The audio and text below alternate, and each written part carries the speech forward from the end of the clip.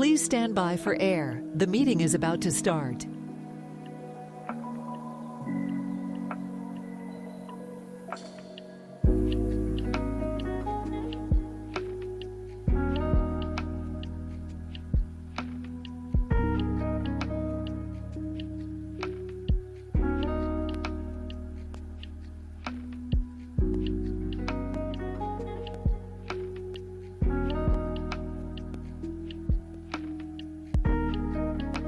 Please stand by. We're going on air in 5, 4, 3, 2.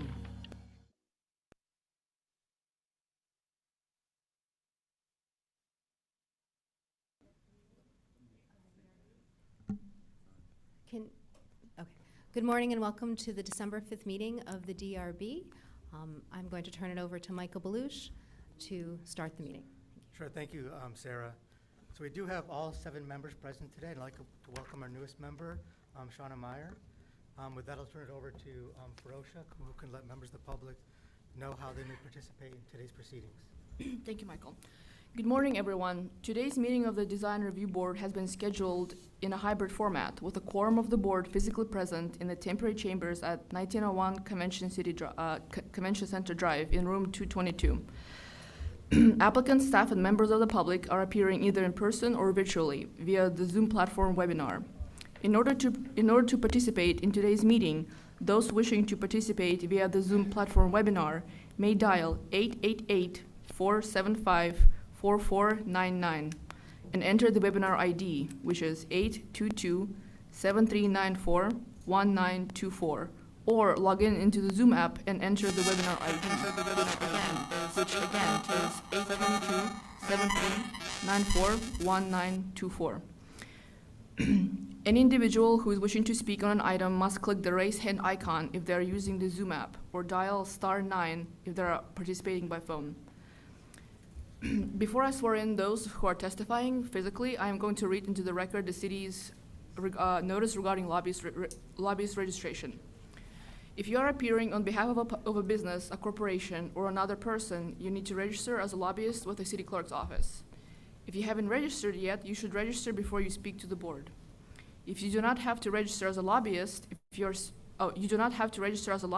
are speaking only on behalf of yourself and not any other party, or if you are testifying as an expert witness, providing only scientific, technical, or other specialized information or testimony in this public meeting, or if you are appearing as a representative of a neighborhood association without any compensation or reimbursement for your appearance, to express support of or opposition to any item.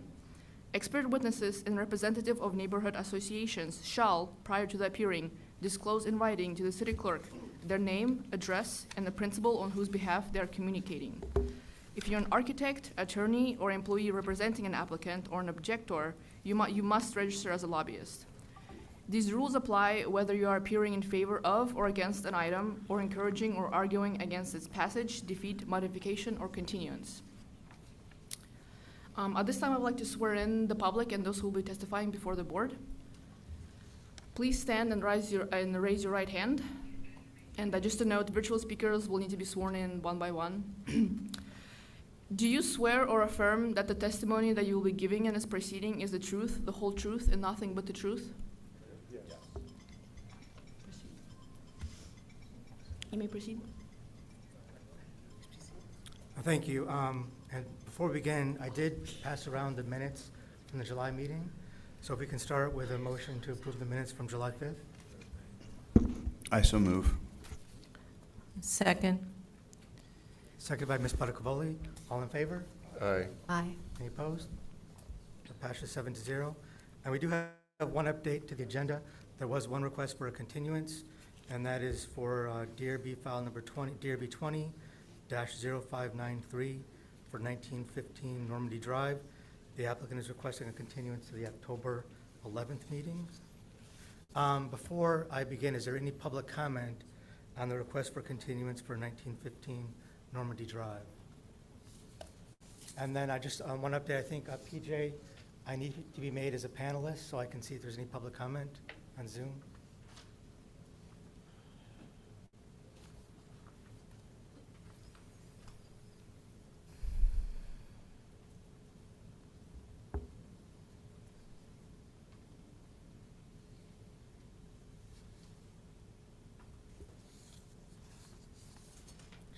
Just 1 second.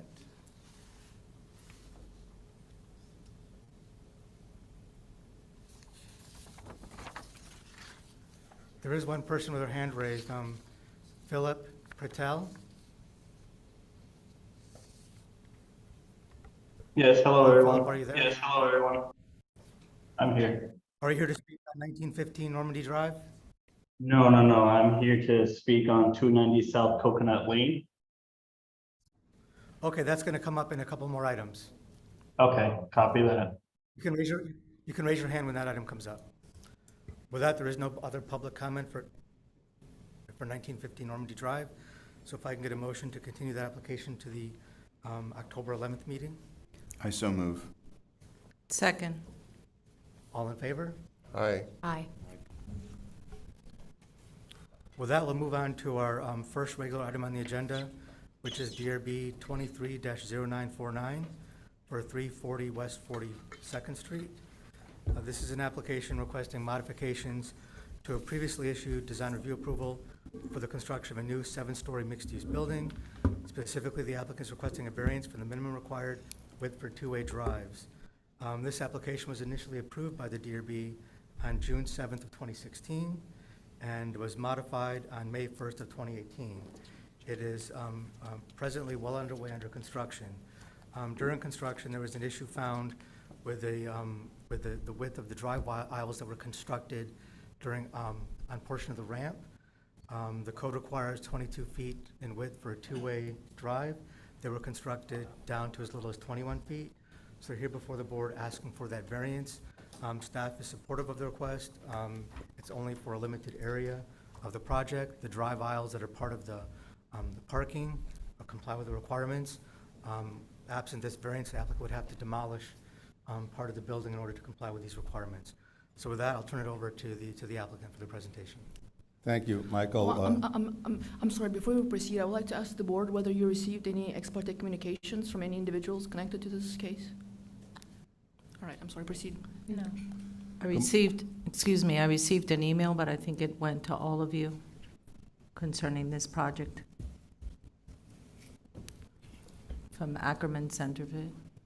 Okay.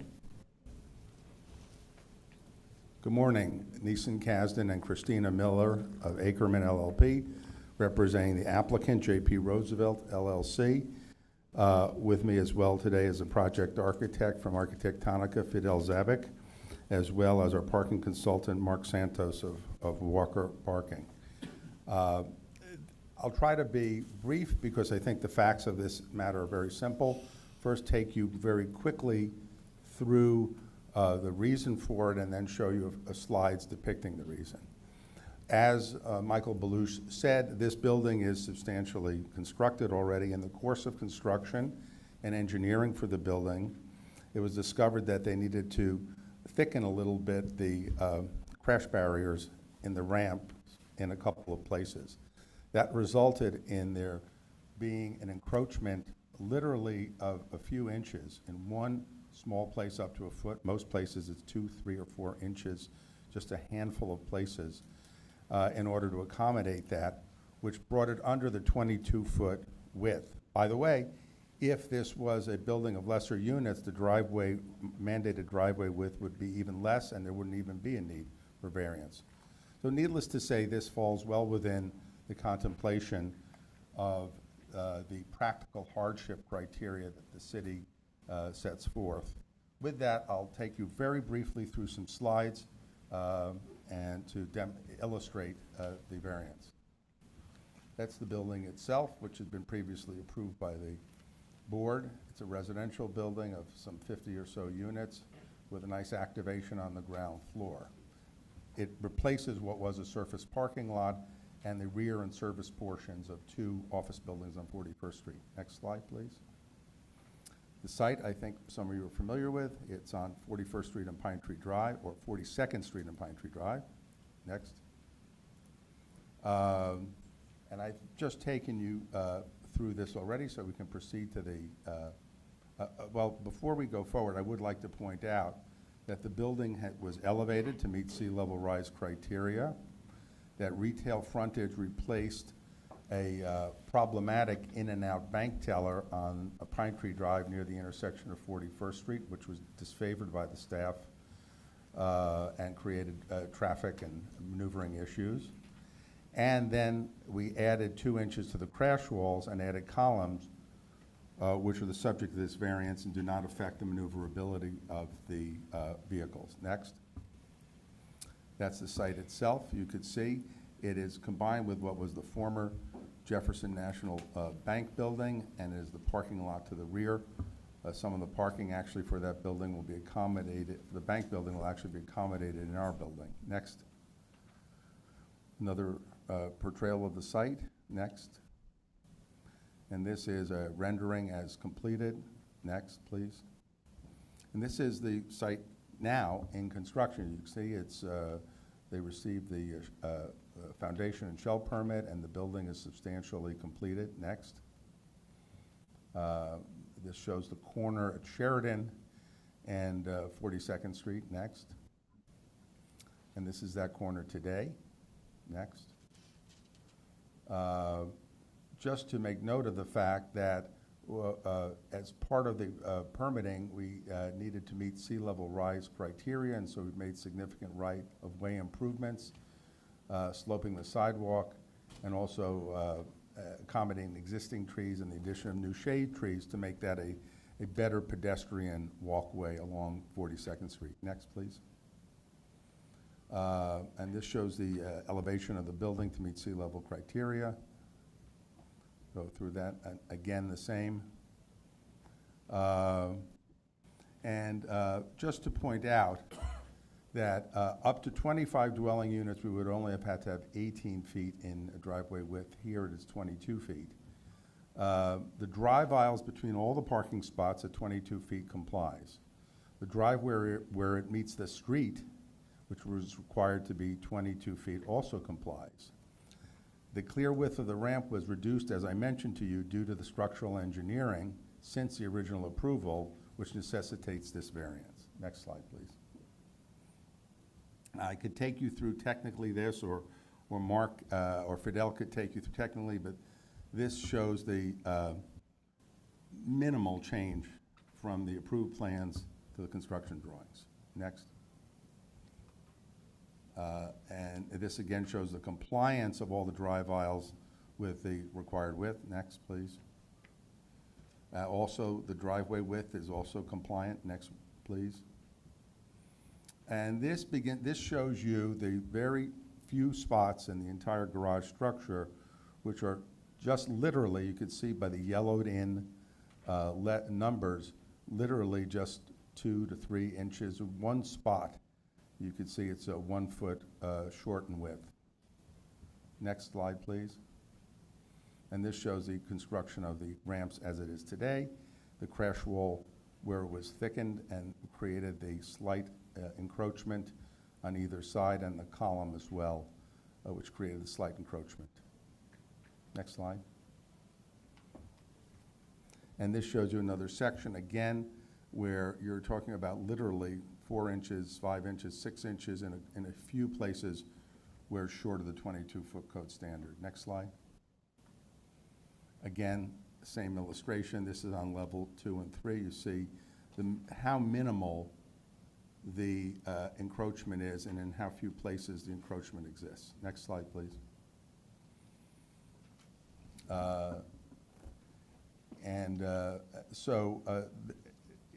Walker Parking has looked at this. This does not in any way alter the functioning of the ramp, and they can talk to that if you have questions. Next slide, please. And so therefore we ask for, since it doesn't impact the building facade or the public realm, doesn't impact the ramp function, and needless to say, the time, cost, noise, and financial cost to demolish and reconstruct would result in significant hardships for the applicant as well as the neighborhood, without in any way changing the function or design of the building. So with that, we would request your approval of this very, very minor variance. Thank you.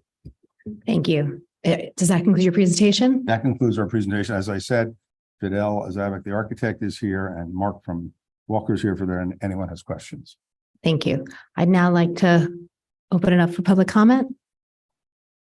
Anyone? Okay, I'm now going to close the public comment portion of the presentation and open it up to the board. Does anybody have any thoughts or would like to make a motion?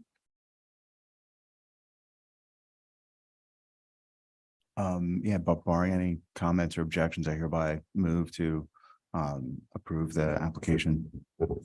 Second. All in favor? Aye. Hi, Any opposed? Thank you very much. thank you. Okay,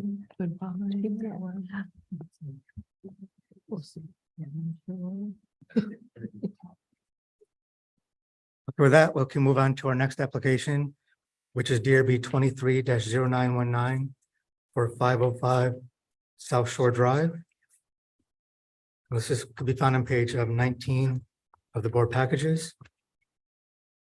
This is an application requesting design review approval for the construction of a new two-story residence with an understory on a vacant lot.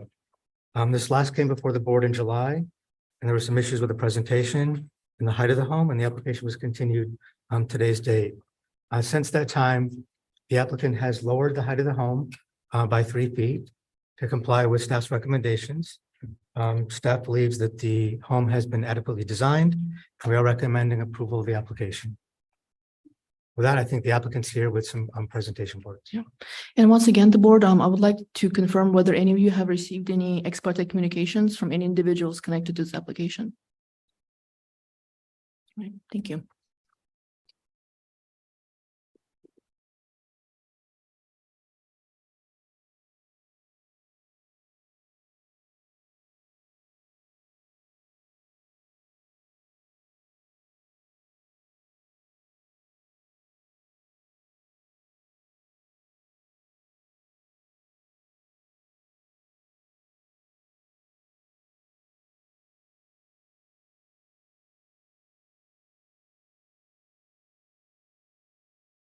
Good morning, everybody. Thank you for your time today. My name is Jack Vincent Zara. I'm the owner of the property, and I'm building this home as dream home for me and my family in Miami. Just wanted to share that with you guys. I'm not a developer. I'm not building this home on spec. I bought the property 2 years ago, and we've been in the design process for some time, and hoping today to have some success and move forward with my project. And I'll turn it over to Jose Hernandez from Florida International Engineering. Good morning. Good morning. How are you? So this is our second time in here already. We designed this property, everything. So just maybe Stand in speak front of a one little of closer the- to the mic. Yes, stand to one side. Yeah, thank you. My name is Jose Hernandez. Good morning. We designed the property, everything's within the inside, the building code, setbacks, heights. It's a 300 square feet home, 3,600, excuse me, square feet home. And right now it's on a vacant lot.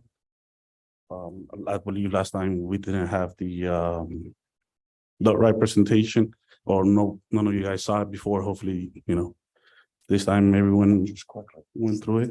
latest version. No. No, the one that had on the website was.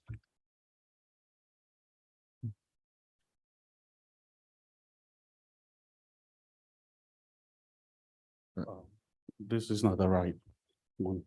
I'm sorry. No, we uploaded one on that is dated page 7. Mhm.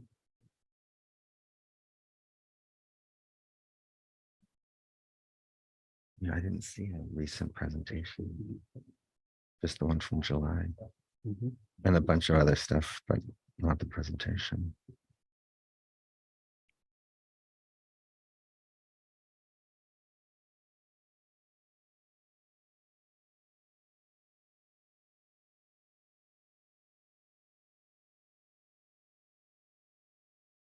We take a break for a second.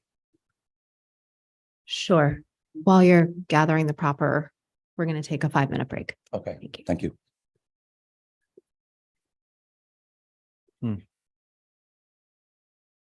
Yeah, Yeah, 080723. That's the same.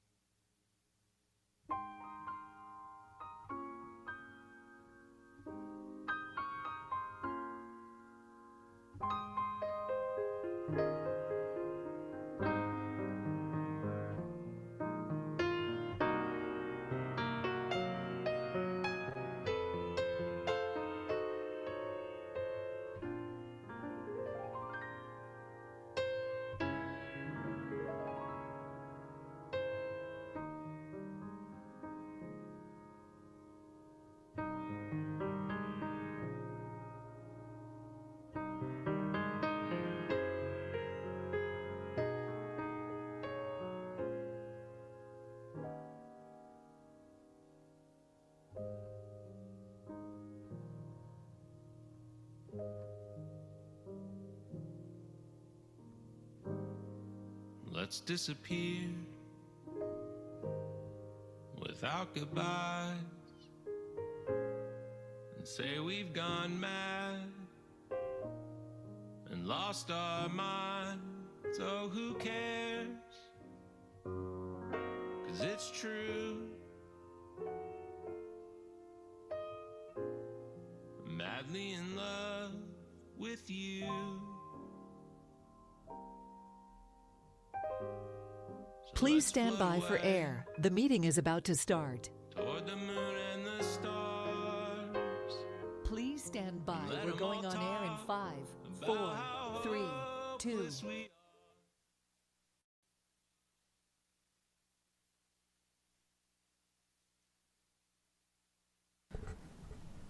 Can you hear me? Yes. Yeah, welcome back. Sorry for the technical difficulty, and we're ready to begin again with a presentation for 505 South Shore Drive. Okay. So again, good morning. Jose Hernandez here from Flow International Engineering. Designed the property for Mr. Jack here, property owner. He wants to move into Miami Beach. This is a two-story property, modern, tropical, with little understory to prevent floating from the future. So, you know, our first floor, it's higher than flood zone. Property, it's facing a golf course in the back with an infinity pool. This is a, oh, you guys are not seeing the rendering? So this is our front elevation rendering presentation. First, you know, just how the property would look after it's constructed. We put the landscaping. I don't know, remember last time we didn't have landscaping on our renderings. We have the landscaping now. Again, the property, it's 3,600 square feet, 4 bedrooms, golf course, and infinity pool in the back. These are renderings of elevations, front and rear elevations, southeast, northeast, rear elevations on both sides. Again, same renderings, just different locations of the property with an understory, infinity pool facing the golf course. Well, again, different views of the property. Site location, property is located on 505 South Shore Drive, again, facing the golf course towards in the back. Right now, it's a empty lot property. We want to do a 3,600 square feet. This is just photos of the neighborhood. As current photos were taken no more than 3 months ago. Same, more photos of the neighborhood.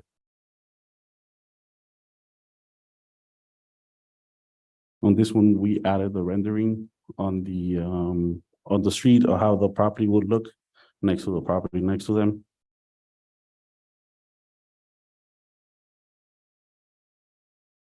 Surveyed vacant lot, so survey tree there.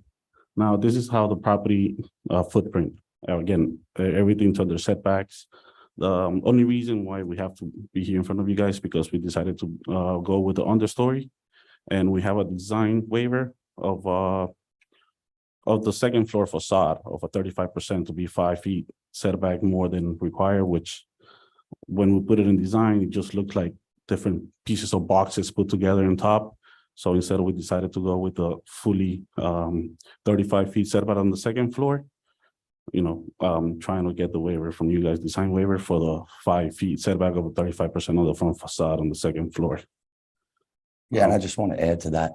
You know, we decided to build the home with an understory, you know, proactively with rising sea levels. There's a lot of flooding, especially in this area with the golf course being directly in back of my property. There is a lot of flooding that does occur in that area.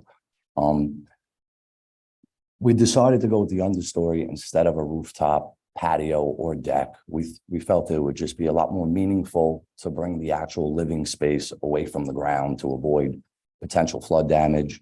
And again, like Jose said, the design review board meeting is required for understory homes. However, we're all aware of the flooding issues that we have here in Miami. So I think this is a very proactive design for you know, a lot of future developments in Miami. And the second floor facade, we'd like to maximize some space inside the home too. I have 2 children with another one on the way.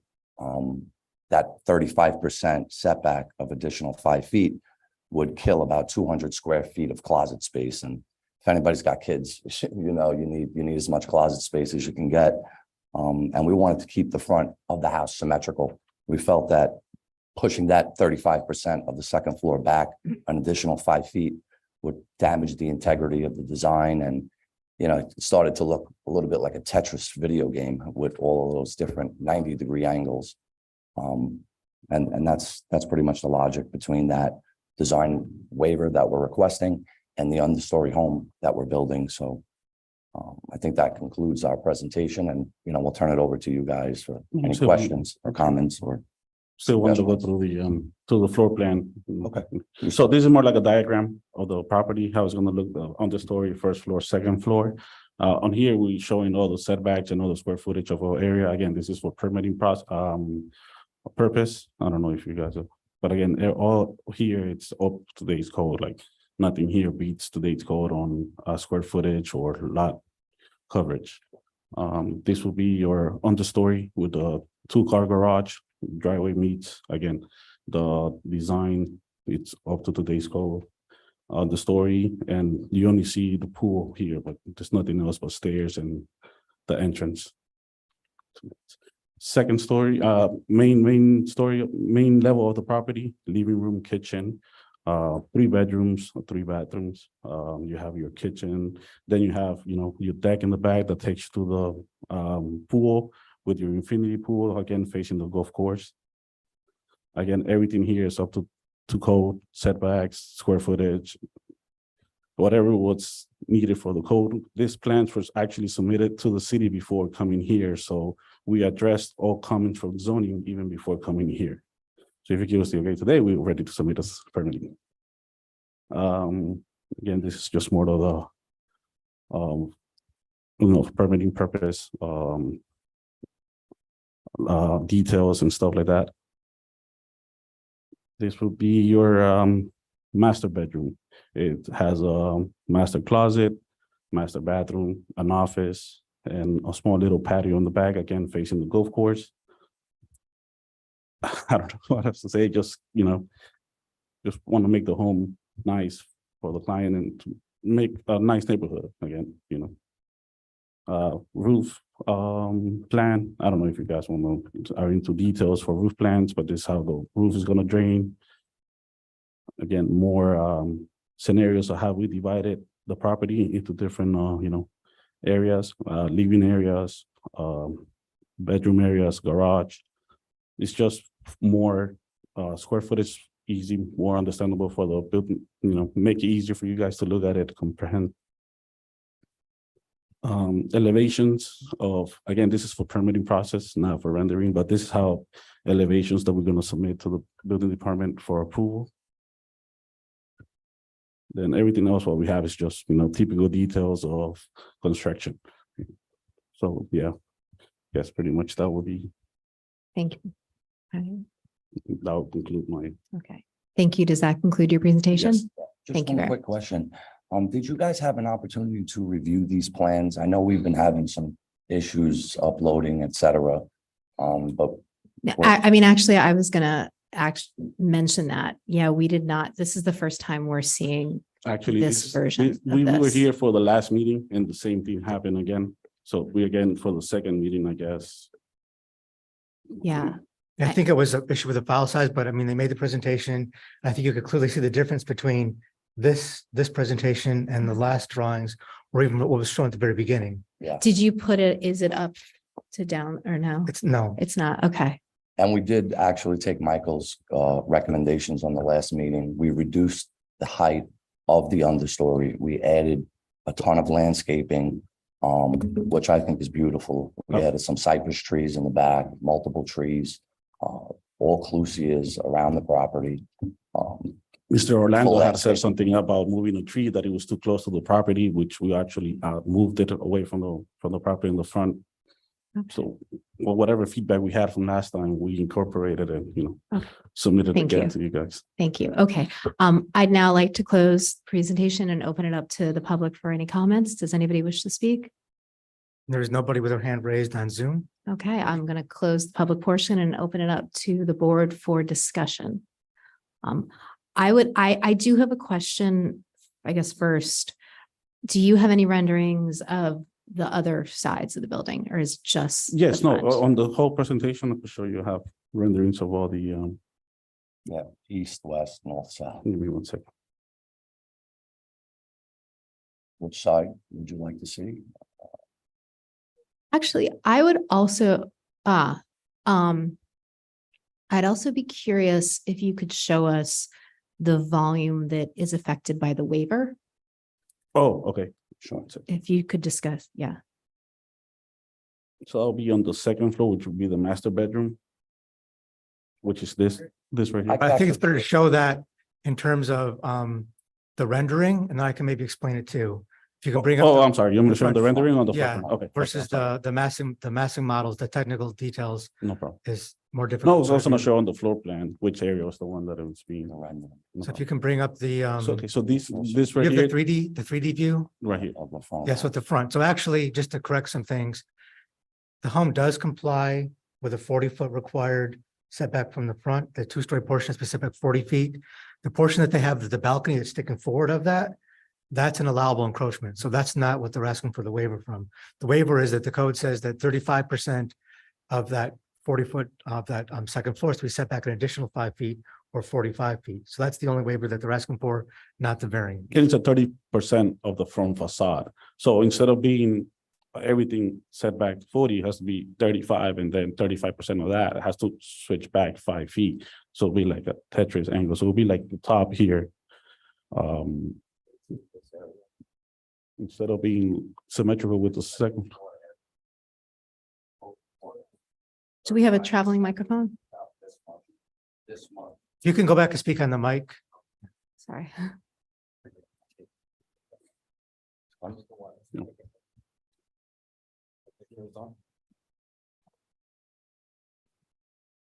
Sorry. So the second floor, the entire facade is set back 40 feet, which is per the code. 35% of this space would have to be set back an additional 5 feet, which would kind of damage the integrity of this. And it starts to get a little Tetris-y looking. So that's the design waiver that we're requesting, is to keep the facade, at the 40-foot setback. The first level is at the 20-foot setback, which is required. So that's really all we're asking for. And then obviously the understory requirement of your guys' approval. Does that make sense? Yeah, as opposed to just moving the whole thing back and being able to maintain the integrity of the design. Correct. And I think Okay. they're also, this is not a large lot. It's a relatively small lot in the golf course. So they're very restricted in terms of, moving the whole thing back. One of the things I just want to add as a benefit, because I know the board has brought up a concern regarding the elevations of like higher pools.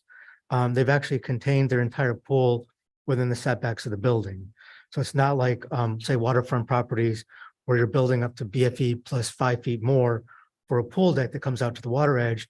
They have their entire rear setback as the buffer between 20 the feet. house and the golf course. We have a 20-foot setback from the actual pool infinity edge where it spills over to the actual property line. There's a 20-foot setback. And then again, a ton of landscaping that we've added to really make the property look beautiful from the golf course. Okay, thank you. Does any other comments from the board? Yes. Yeah, sure. Oh, I'm sorry. Jason? Could I? Well, no, thank you for, and I'm glad we got to see the new presentation, although it's always good if we can get it in advance. Of course, some of your stuff was uploaded, like the new landscaping plan, which I was able to review, and I'm sure our landscape expert will have some things to say, but I'm happy to see that you kind of create a little bit more of, I guess it would be kind of like a visual buffer between like this wall that's the pool and the golf course. So you planted like this row of trees, which I think will look really nice with the water coming down.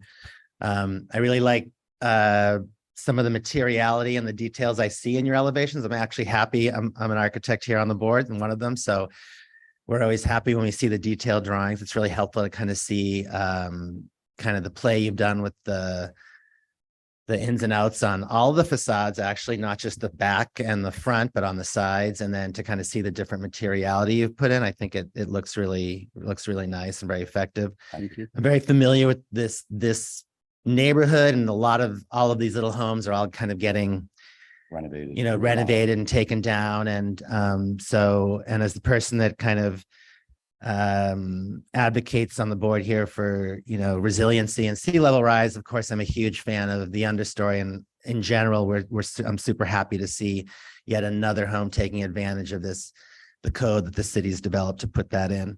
And I'm really happy to hear that you brought your building height down. I don't think I think it makes it at least a little bit more in proportion to the size of the home, I think.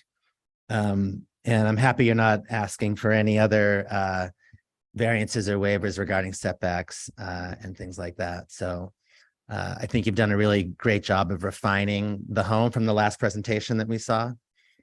Thank you. Yeah. Thank you, Jason. Shauna? Thank you. Yeah, I just wanted to ask a clarification on the landscape plan and the landscape comment. So I see that a comment says to have a revised landscape plan, but I see it also uploaded. So That's just a general, so all the final orders has a general condition regarding revised landscape plan at time of building permit, because there's always invariably changes, and probably the landscape plan changes more than any other aspect of a project. So it just gives more flexibility in terms of staff and for them to review the final details for landscaping. If there's a specific condition regarding landscaping that the board wants to include, then that can be included in sort of any condition of approval. Okay, thank you for that clarification. So I just wanted to make sure. I also appreciate the thought in the landscape plan and how maybe thinking about as you move through the site, the landscape, the relationship of the trees with the outdoor spaces, the pool, if you shade, whatnot, and what those relationships are going to be to the adjacent water. And I also appreciate the understory and the approach that you've taken. And I know coming here causes a process, but it looks like you're trying to design responsibly. So thank you. I want to build the best home that I can for my family, and Thank you. Does anybody want to go up and look at the revised drawings? Anyone else? No. I'd like to take a moment to take a look just to comment. I don't know if anybody else would like to.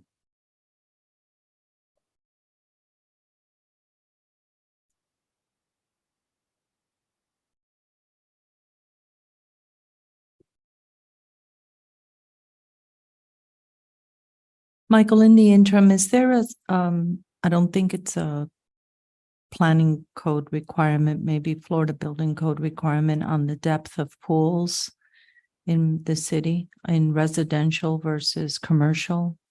It's not a code requirement to not exceed a certain, it's not a city issue.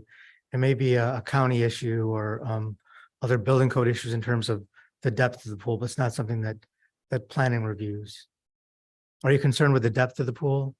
Yeah, I'm just asking, what is the requirement? If it's county, then what is the county requirement for depth of I haven't pools? seen a residential pool more than 5 feet deep in years. And this one is coming in, I guess, at 5 feet as well. Do you If guys they've know? gotten to that point, I don't know. But if it was 5 feet, that'd be typical for a pool. We've seen swim spas like 3 feet, 3.5 feet.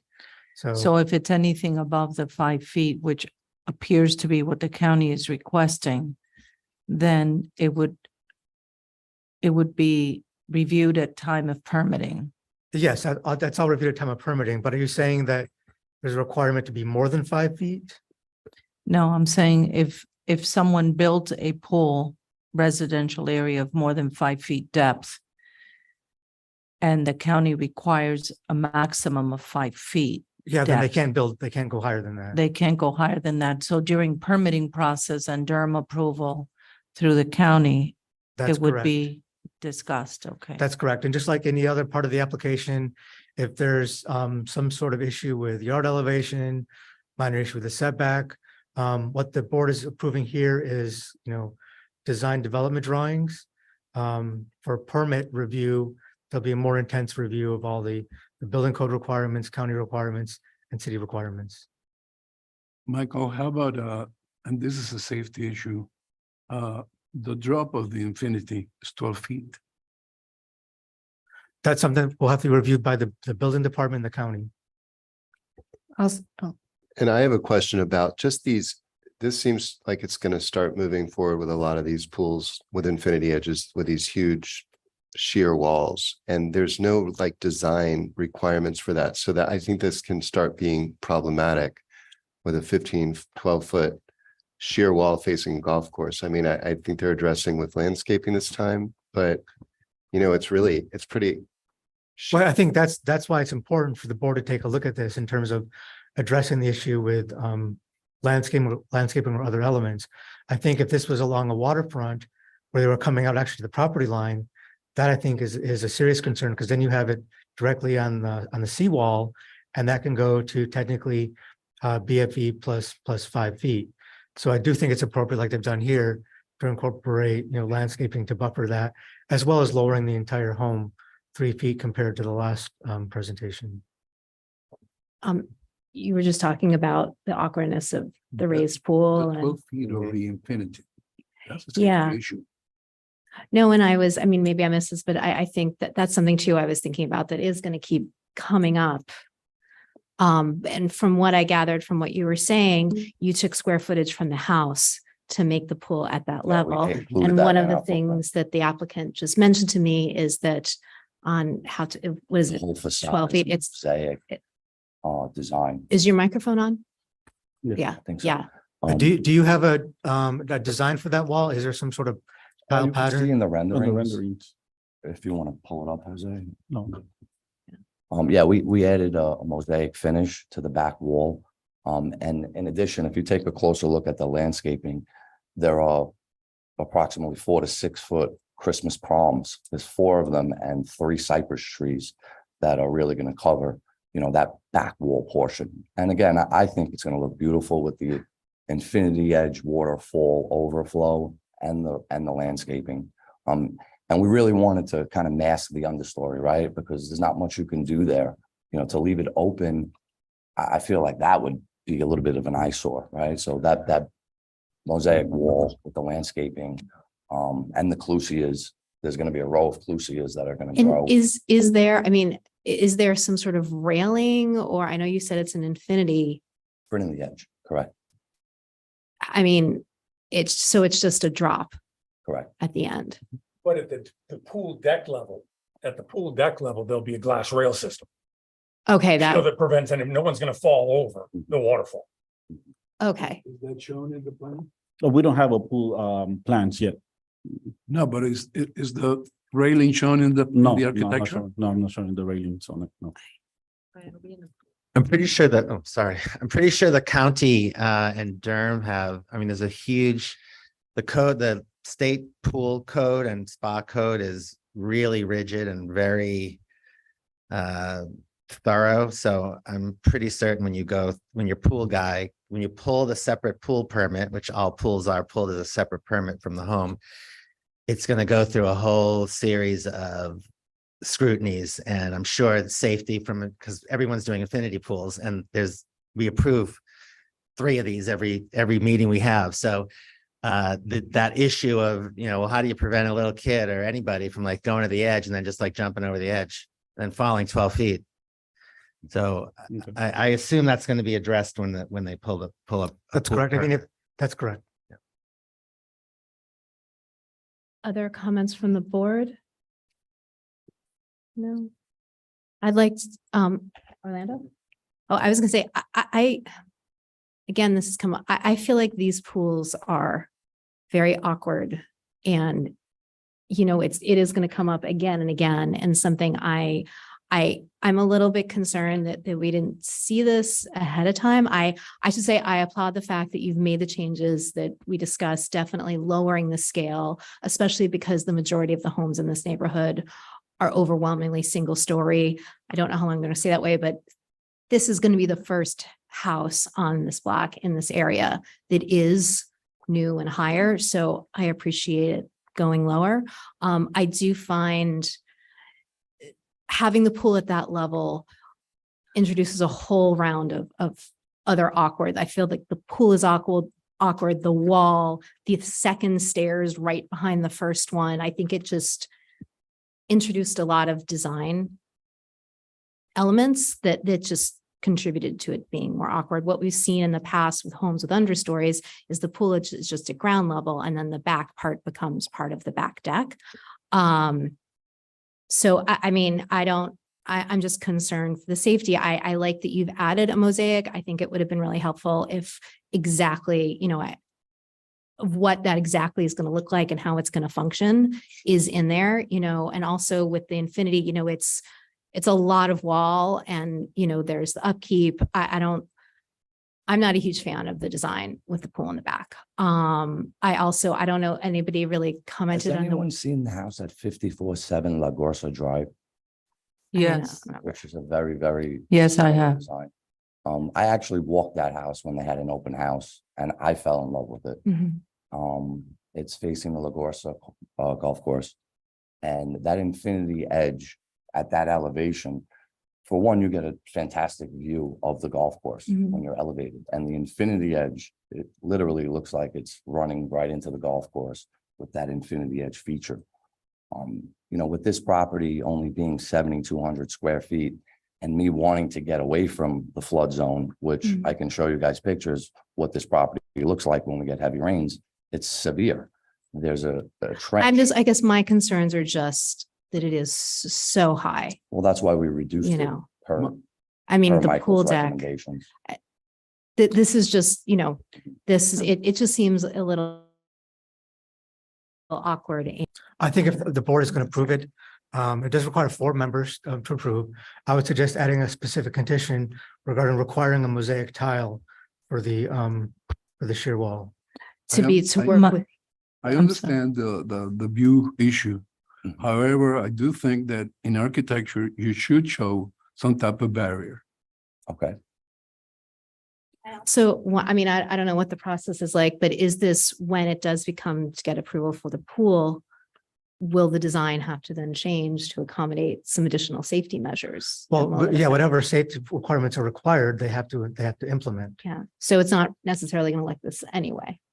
Yes, if they're not showing railings and the railings are required, then of course it's going to look different. Yeah. Well, I'm asking that in architecture, when it's shown to staff, some type of barrier be shown so that is carried on to the pool engineer. Michael, I think. We could make a requirement that all, basically as part of the building permit process, all required safety implementation be shown on the building permit plans, even though there may be a separate permit for the pool, so that staff is reviewing all required safety issues when the home is approved. That I think what you're also hearing, and that would suffice for this project, but what you're hearing is that there's a concern with safety on these infinity pools and the drop that they take, and where there may be a home that today has 3 children, tomorrow may have 5, tomorrow may have no children. It still is a safety concern.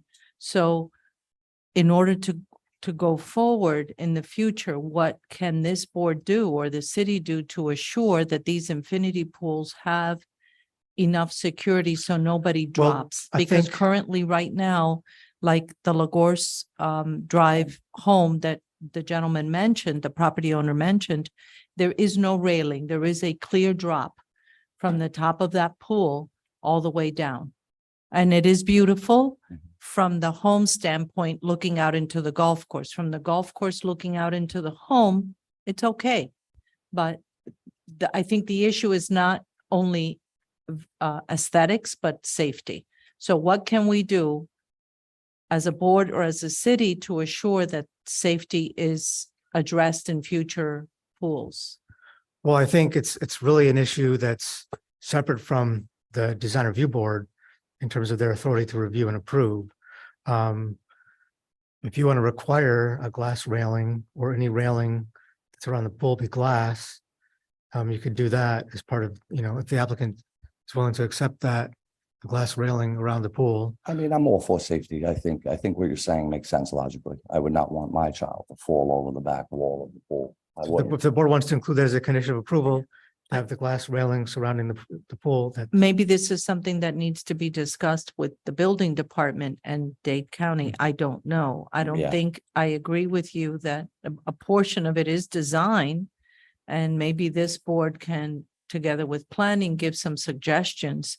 But I think it needs to be brought up to the attention of building and planning, building and Dade County. I don't think it can be enforced on this applicant because there's nothing in place right now. We could insist they put a railing. I mean, it's sort of, Some sort of protective guard. Yeah, but you know, I don't know, the infinity. There's part of the- probably, there's also, you know, when you actually look at how an infinity edge is many times is detailed, it goes over and then there's actually another, there's like there's a ledge, then it goes down because that's the whole, that's. There's a you know, French if you go to drain any that catches hotel, the you go wall. look at it, there's a faux. It's meant, you know, because they Yeah, know, like so- people, they put infinity edges on the tops of, you know, skyscrapers. So there's always a safety issue about how these are detailed. So I'm 100% certain that when this goes to get, when they go to permit this, you're going to be required to detail that in a certain way. Yeah, we're Especially gonna when they meet- see there's a certain drop. We have to do it when we detail. We're gonna meet all the jacuzzis and requirements spas, of the. so- you're exactly right, Jason. So for example, one thing that could work is no railing at that level. There's a drop that's sufficient, so the railing is below. So Yeah, that there's like anybody- another. Anybody falling off Mhm. would be protected with another railing below. So that's something that detail that could be worked out. So I don't want to for the building. I don't want to design that for them because there's probably 3 different ways they can do it. For me, I'm just more concerned, and I agree with Sarah, like these walls, right? Like we just want to make sure if anything, if we approve that there's a condition here that you definitely, I want. you need to present, you know, I mean, I see you've done some with the landscaping, the mosaic, the water is going to be nice, it's going to be flowing, it's going to make this nice sound. I mean, no doubt it's going to be beautiful. And remember, this could be the edge of the house going up another 3 stories, right? So, and we know how bad that could look. Well, So, one thing I just want to add, there is no public access to the back of this property. The only people that'll be seeing the back of my house will be golfers. There's no driving. Well, there's but no that's still pedestrian considered walking. public I property, understand. you know, so we have In the to look at, public you drive. know, They'll yeah. be very minimal. Yeah. So I guess, I guess the question is, can we approve with conditions? Or do they need to come back? I would suggest approving conditions, including a mosaic design for the whatever is the ultimate design that comes up for the pool, for That's there. that wall. I think that's been the concern. And then what about with the waivers? Did anybody I have think any a concerns? condition of them showing architecture before permit. Yeah, I included that. Any safe, About the barrier. yes, any safety, or any That's enough. Then let the pool engineer worry Yeah. about how he's going to do it. Sure. I can make sure that as part of their drawings for the home, all safety requirements and mechanisms required are shown for the building permit plans. So it's not a separate permit just for the pool, that it's all shown, because it really is integral. This is integral to the house, not just a separate, you know, pool on the lot. So we can add that condition, you know, for sure. I just want to make one more comment before we vote. Returning to the landscape and less safety and more aesthetic, right? So understanding that the pool has a relationship to your main floor, but what about when you are in that rear yard, you know, now that you have the trees sort of planted in the middle and then you have some low vegetation at the edge, like how do you imagine using that space where your children play in there? I mean, to me, it doesn't feel like a space. It's a pretty big space. It's 20 feet from the Yeah. actual infinity edge to the property line is 20 feet by 60 feet. So we have 4 trees and then 3 cypress. We have 4 Christmas palms, which are going to be spread out about 12 feet each. And then we Maybe have, I'm not looking at the current I believe landscape what plan. she's referring to is that with the Italian Protect. cypresses, you're splitting the area into. Come again? It shows 6 The- trees that are in the Italian center of cypresses that. Split the area into. well, there'll be 3. They're actually grouped in the left corner. This is a better, They're shown exactly in the center of the yard. those are not the, No. Do you guys have a landscape plan that you can Yeah, share? Shown in Chris? the landscape plan. okay. Yeah, let's show them the updated landscape plan so they could get it. Someone can. This is actually. I guess I know we're trying to move on, so I guess I want to make sure, my comment is that should feel like a space, you know, and be designed as a space, so the vegetation. That's not the plan. That's, yeah, so on that one, That is not the plan. Look at the landscape plan. You need to be on the mic, you need to be on the mic, but I think this is a minor issue, so that. I no, wouldn't but wanna- actually, I'm sorry, to cut you. Go ahead. We do have the 3 ficuses on one side of the pool towards the, I don't know if you could open this and I could show you where it's located. So if you look at the, Yes. so that's how it's gonna look. You see the trees. Oh, Do you have a plan? I think, Orlando wants to see the Don't you plan. have the landscape plan? It should be here. Yeah, we submitted that with everything. You don't have it there? No, it's not on this. There's a landscaping plan. download it from the. Oh, Can okay. you zoom in on that picture you just had? Yeah. That's a You've good. made things really complicated for us by not submitting all the materials. No, I we think we it's- did, it's- we There was submitted a- everything. there was a technical problem with the size of the file, which is why it was put into the system and the system didn't accept it. We didn't know that until today. And we submitted it last. But, night, too, but just- whether they use this as, a grassy area or fill it full of plants, it's not going to impact, anybody else. So I think it's an issue that's not really important enough for the Okay. board to Okay. discuss it. Okay. I just want to say that I think a lot of the conversation was about the awkwardness of the size of that wall. So I do think that landscape is a tool that we use to buffer that. And so being intentional about how you inhabit that space, because I think if we say we're not going to inhabit that space and it's a leftover space, it becomes more awkward, right? So that's my only No, comment. we are putting trees. like, Yeah, there's uh, actually a row of clusias on the property line. There's 4 Christmas palms that you could see that are directly in front of the mosaic infinity edge pool. And then there's 3 cypress trees, Italian cypress trees in the right corner that you can see in the renderings, which are all incorporated in the landscape architect plans that we submitted. Again, I don't know why Okay. there was technical issues. Thank you. My final question, and this is directed at the board, is does anybody have any final comments about the waiver to discuss? Yay, The nay. understory. I've now closed we're just going to discuss. Thank you. Any other thoughts? I support the waivers. I support the waiver. I do as well. I just want to make sure that everything was addressed. Okay. Can anybody ready to make a motion? I move to approve the application inclusive of waivers, subject to the condition articulated by Mr. Belush. That's regarding the mosaic tile, as well as having all, safety requirements for the pool shown in the building permit plans. Second. Seconded by Ms. Buttercovoli. All in favor? Aye. Any opposed? Congratulations. Congratulations. Thank you, guys.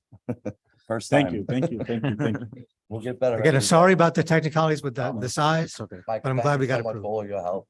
You guys got me sweating here. Support. You can always go onto the city website agenda and make sure everything is there that we're supposed to see. That would have been for the first, but you'd be able to see if it was there or not. I saw that we were second. I didn't click on it to see all the files, whether that was my mistake. I'm sorry. Next But time. I did see that we were second on the list, so I thought, Next time. Thank you very much. thank you. Okay, with that, we'll move on to our next application, which is DRB 23-0927 for 290 South Coconut Lane. This application actually was for a construction of a new 2-story residence with an understory, including waivers. This application was approved on July 5th of this year, with the exception of landscape plan. The landscape plan was not submitted as part of their presentation, so the application was continued to allow the applicant to submit the landscape plan for the board to review, which they have, and staff is recommending that the board review and approve the landscape plan that was submitted. With that, do we have the applicant here for 290 South Coconut Lane? Oh, we do have, on Zoom, we have Philip Patel. Are you here as the applicant or for public comment? Hey, everybody, this is Chris Colley, the landscape architect. I'm here with Philip. We're here if there's any questions regarding 290. Sorry, guys. Yeah, go ahead. I swear them. Okay, all right. Hi, good morning, Philip. Before we proceed, I'd like to swear you in, please. Okay, This is Christopher Colley, the landscape architect, Phillips next to you. So go ahead, we both have our hands raised. Thank you. Okay, thank you. Do you swear or affirm that the testimony that you will be giving in this proceeding is the truth, the whole truth, and nothing but the truth? Absolutely, yes. All right, thank you. And also, before we proceed, once again, I would like to confirm whether the board has received any ex parte communications with any individuals connected to this application. All right, thank you. Please proceed. Okay, well, again, good morning, everyone. Christopher Colley, Landscape Architecture. For whatever reason, last 2 months ago, the landscape plans weren't uploaded along with the architectural design. So they've been uploaded now. Hopefully everybody's had a chance to review. And we're here to answer any questions or provide any other narrative that may be required for the project, for the landscape. Thanks. Happy to, yes. So, you know, too, we did pass around hard copies, so the board members do all have hard copies of the landscape plan in front of them. Oh, wonderful. Okay. Well, just in terms of a brief summary, you know, we're very familiar with this little portion of Miami Beach, right? And the streetscapes and the right-of-way areas are very narrow. There's power line. We've paid particular attention to the existing conditions of the site. When we started the project, there was an existing residence foundation that was still there. And then it was adapted to the new design. Our design is very simple and clean. We have one small Simpson stopper street tree in the right of way because of the power lines. Then we have 2 native Clusia rosea trees right inside the front area. So those 3 trees we're counting as our street trees. And then we have the architectural massing of the residence softened by 2 large coconut palms in the front. The side yard areas are very narrow. There's a lot of existing vegetation to the south of us. And so our strategy for the side yards is native shrubs, small columnar native trees, and then a mixture of some palms, some Alexander palms. And then in the rear yard area, there's a pool, really nice pool with a beautiful view of the water, and we have 3 large coconut palms back there. And the whole design is very simple tropical modern landscape architecture. There's one built-in planter as you go up to the first floor level. And in that planter, we have a mixture of tropical plantings, just some lady palms, some Confederate jasmine, and some other items like that. One more thing I'll mention, there is a large existing royal palm on the property that we would like to preserve if possible. And that was a recommendation from the owner. Other than that, there's no other vegetation of any substance. So thanks very much to everyone. And if you have any questions, please let us know. Thank you very much. Does that conclude your presentation? Yes, thank you. Okay. I'd like to open it up for public comment. Does anybody wish to speak? I don't see anyone. There's nobody with Nobody their hand online. raised, Okay, so- I'm now closing the public comment portion, opening it up for the board. Any comments? Orlando, would you like to start? Yes, I have no problem with the plan, except that I would like to see a section of the planter in the second floor. There's no information about how deep it is, how they're dealing with the drainage.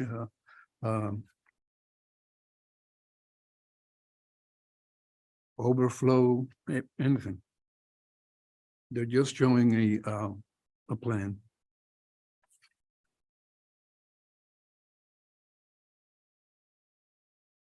I mean, Orlando, if you want to add a condition as part of any approval, that they include, you know, irrigation and the full details of the planters, and that those planters are actually implemented as part of No, the. not irrigation. It's about drainage and overflow. Okay,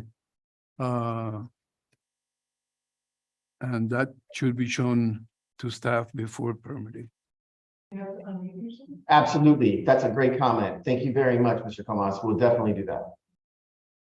And then because the tree selection, the landscaping is such an integral part of the design, should we also, you know, have these have to be, it's these types of trees and shrubs that have to be included, especially in that second floor planter?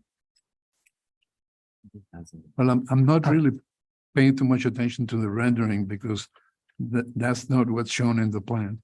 Yeah, I So- noticed that. So you're not gonna have palms going up the roof.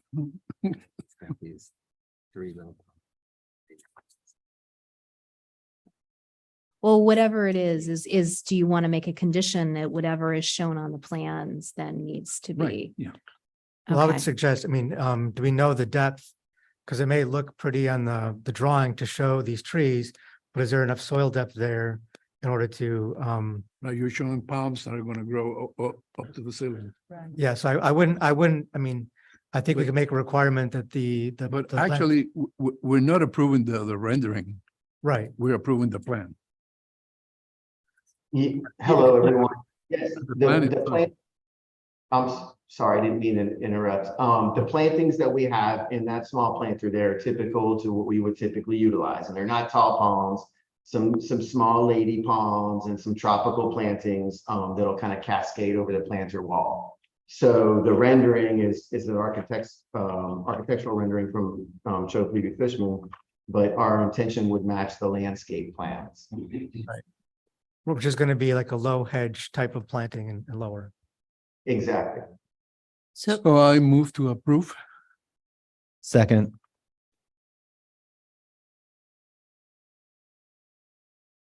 Motion Thank made you. by Mr. Comas, seconded by Mr. Agopian. All in favor? Aye. aye. Aye. Any opposed? And just to note that Mr. Sheldon is absent at the present moment. Thank you very much, everyone. We really appreciate it. Thank you. Michael, one question for clarification. On a project like this or any residential home, what part of the front of the property has to be green? So it's going to be between 20 feet and 30 feet, depending on where they place the first floor. For example, if somebody's able to do a 2-story home with a setback of 30 feet, then the entire 30 feet within the front yard has to have the 50% pervious landscape requirement. 50%? 50%, yes. And this, I guess, meets at all these projects that are coming before us? Unless they ask for a variance, they will comply at the time of building permit. Okay. Just to confirm, Mr. Sheldon, on the last application for the landscape plan, was your vote for approval? It was. Okay, thank you. I'd actually, before we begin our next application, I would like to take a short break. 5 minutes? Okay, 5 minutes should be enough. Quick break. Thank you.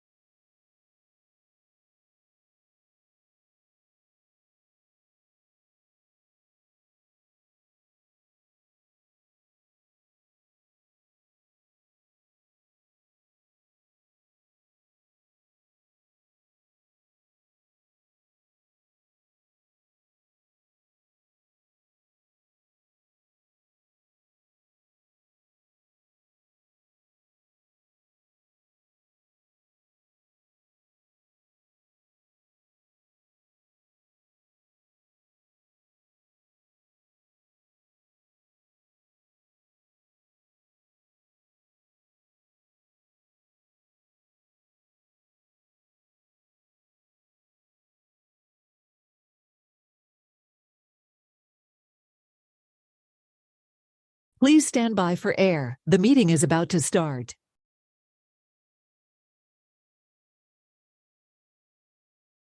Please stand by. We're going on air in 5, 4, 3, 2.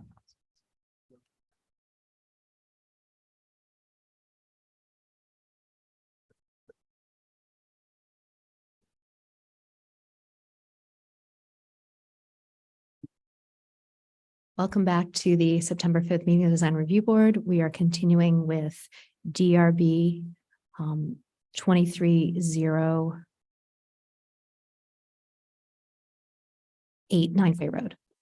Thank you, Sarah. Again, this is DRB 22-0894 for 6020 North Bay Road. An application has been filed requesting design review approval for the construction of a new two-story residence with an understory to replace 2 existing homes. As staff noted in our report, this is a very large lot at almost an acre and a half. Just one correction to note in our staff report on page 59. The lot coverage is actually, the proposed lot coverage should be 17.2%. The maximum is 30%. So they're well under the maximum lot coverage that could be approved for the site. We are supportive of the application. It is a very large home, although it is under the lot coverage and unit size. It has been set back approximately 75 feet from the street elevation. It does have some minor outbuildings as that meet the required accessory structure requirements located in the required rear yard. And we are supportive of the application and are recommending approval in accordance with the conditions outlined starting on page 66 of the board packages. Then I'll turn it over to the applicant for the presentation. Yeah. And then, Thank you. I'm sorry, before we start, I would like to confirm with the board whether you received any ex parte communications regarding this application. No. All right, please proceed. Thank you. Thank you. Good morning. Leanna Kozlowski with Bills and Sundberg Law Offices at 1450 Brickell Avenue. I am here this morning on behalf of the homeowner, who I believe is also on Zoom, Patrick Marcourt. He has lived with his family at this home since 2014. Unfortunately, the existing structures were built below base flood elevation. So over the years, there have been significant moisture issues, structural deterioration, and the family has worked to resolve some of these issues, but ultimately, the best option is to redesign the home and build something that is more sustainable. So we are here before you today requesting design approval of a 2-story single-family home. We are not asking for any waivers. We're not asking for any variances. And as you'll see from the contextual elevations that we have, I believe on slide 11, this home is in keeping with the neighborhood as it has been evolving over the years. We are actually sandwiched between 2 other 2-story single-family homes. One to the south that was built in 2017, and a rather large home that's currently under construction to the north. What we're proposing is a much more significant setback. It's rather extraordinary, actually. We are pushing the house 75 feet back from the property line and over 90 feet from the street front. The only thing that you have along the street side is a low-scale entry court and landscaping. So before I eat into too much of the time and turn it over to Juan Carlos, I do want to properly introduce the team. They have worked extremely hard over the last year, and they have incorporated feedback from staff and thought really deeply about every aspect of the design. Here today is Juan Carlos Menendez from Peter Marino Architect. We're also joined by Raymond Jungles, our landscape architect, and Cassandra Strauss from Urban Robot Associates. These names don't need much of an introduction, but because Peter Marino Architect is based in New York, I will give a little bit of background about some of their award-winning projects. We will. You may know them best for their work in Miami Beach as part of the redevelopment of the Raleigh Hotel, which Raymond was also a part of. They've also had longstanding collaborations with a number of high-end fashion houses, Chanel and Dior, to name a few. And of course, they have designed many single-family homes around the world, including in Miami Beach and Southampton. We have two examples of these homes, if we could pull up the presentation. Next slide, please. So with that, I'll turn it over to Juan Carlos to formally introduce the project. Thank you, Liana, and thank everyone for giving us the opportunity to present this really exciting project to you. When the client came to us, he was telling us that he had been living on one of the two properties that make up what is now the site of our project. But as Liana said, unfortunately, his family started to outgrow the house. The house itself was starting to deteriorate, and it just wasn't up to South Florida building code. So here's the site. And the client thought, oh my God, this is a great place where he could design his dream home. And the site, it would be large enough to both have a house that would satisfy all of his family's requirements and at the same time have a really incredible landscape surrounding it. The following slides are pictures of the existing residences on the site, of which none have any historical significance. These slides are of the surrounding residences.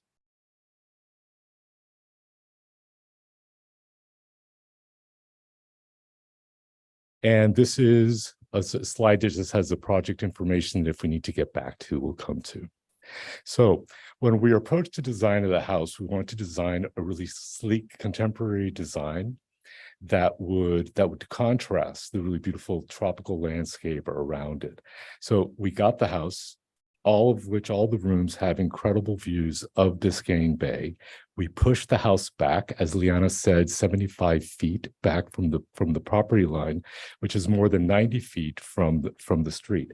We elevated the house in order to comply with the current building code. And this gave us the opportunity to create an understory where we could tuck away cars, any type of boat equipment, any type of pool equipment, anything unsightly. In the front of the house, in that 75-foot setback, what we created were landscape terraces that came up to the front of the house, and in the rear, as soon as you come out of the house, there's a nice sized landscape terrace, and then it descends down to a pool terrace where you can find the pool, a guest house, and then you descend further down to where on one side you have a modest sized gym and a pool cabana. All of this is nestled within this incredible organic tropical landscape that Raymond Jungles has helped us design. So in the front of the house, here you can see what 75 feet gives you. It gives you the opportunity to create a really beautiful, profuse landscape in front of the house. The house itself has extended roof lines, and the end walls are extended to help create some shade for the front of the house. And in the rear of the house, we extend the roof line and the walls even further to create some shadow to help shadow the large expanse of glass in the back. We use the same vocabulary from the house into the guest house, the gym pavilion, and the cabana.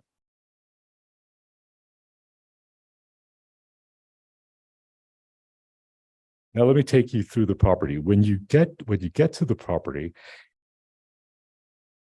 you can experience that 75 feet of tropical landscape, and you're able to get just small little peeks through the landscape to see the house. Then you drive in, you go up a gentle ramp up to the drop-off, and at that drop-off, you're a few feet below the main level of the house. You take a few steps up to the front door. The door opens and you have a two-story breezeway that goes through the entire house. it leads you to the back terrace. What you're seeing here is the family part of the house. Over to the right is the guest house that has a wellness area on the ground floor and a guest house and a guest bedroom upstairs. And here you can see all the elements: the main house, the guest house, the gym, and the pool cabana. At the underside, wherever we have large openings, we've integrated a decorative metal grille that both blocks the view into the understory and also allows breeze and light, and in case of flood, water to go through it. This is the material board, but here we have the actual materials over to the side. And it's a very simple but elegant palette. In the front elevation at the top, you can see that we create a frame of the extended roof and the extended sides that are stucco. In between that frame, you have an expanse of impact glass interrupted by panels of white Civich marble. We use that same vocabulary in the back. Up in the front elevation, you can see that it's sitting on a plinth, and that plinth, where the understory is beneath, the surface of the plinth is made, the sides, and the inside of the understory are all in various textures of coquina stone. There's the side elevation, the rear elevation, the guest house and gym elevations. And we think that together with this architecture, surrounded by this incredible organic landscape and the views of Biscayne Bay, we hope to create just a little bit of magic for the client. Thank you very much. There you go.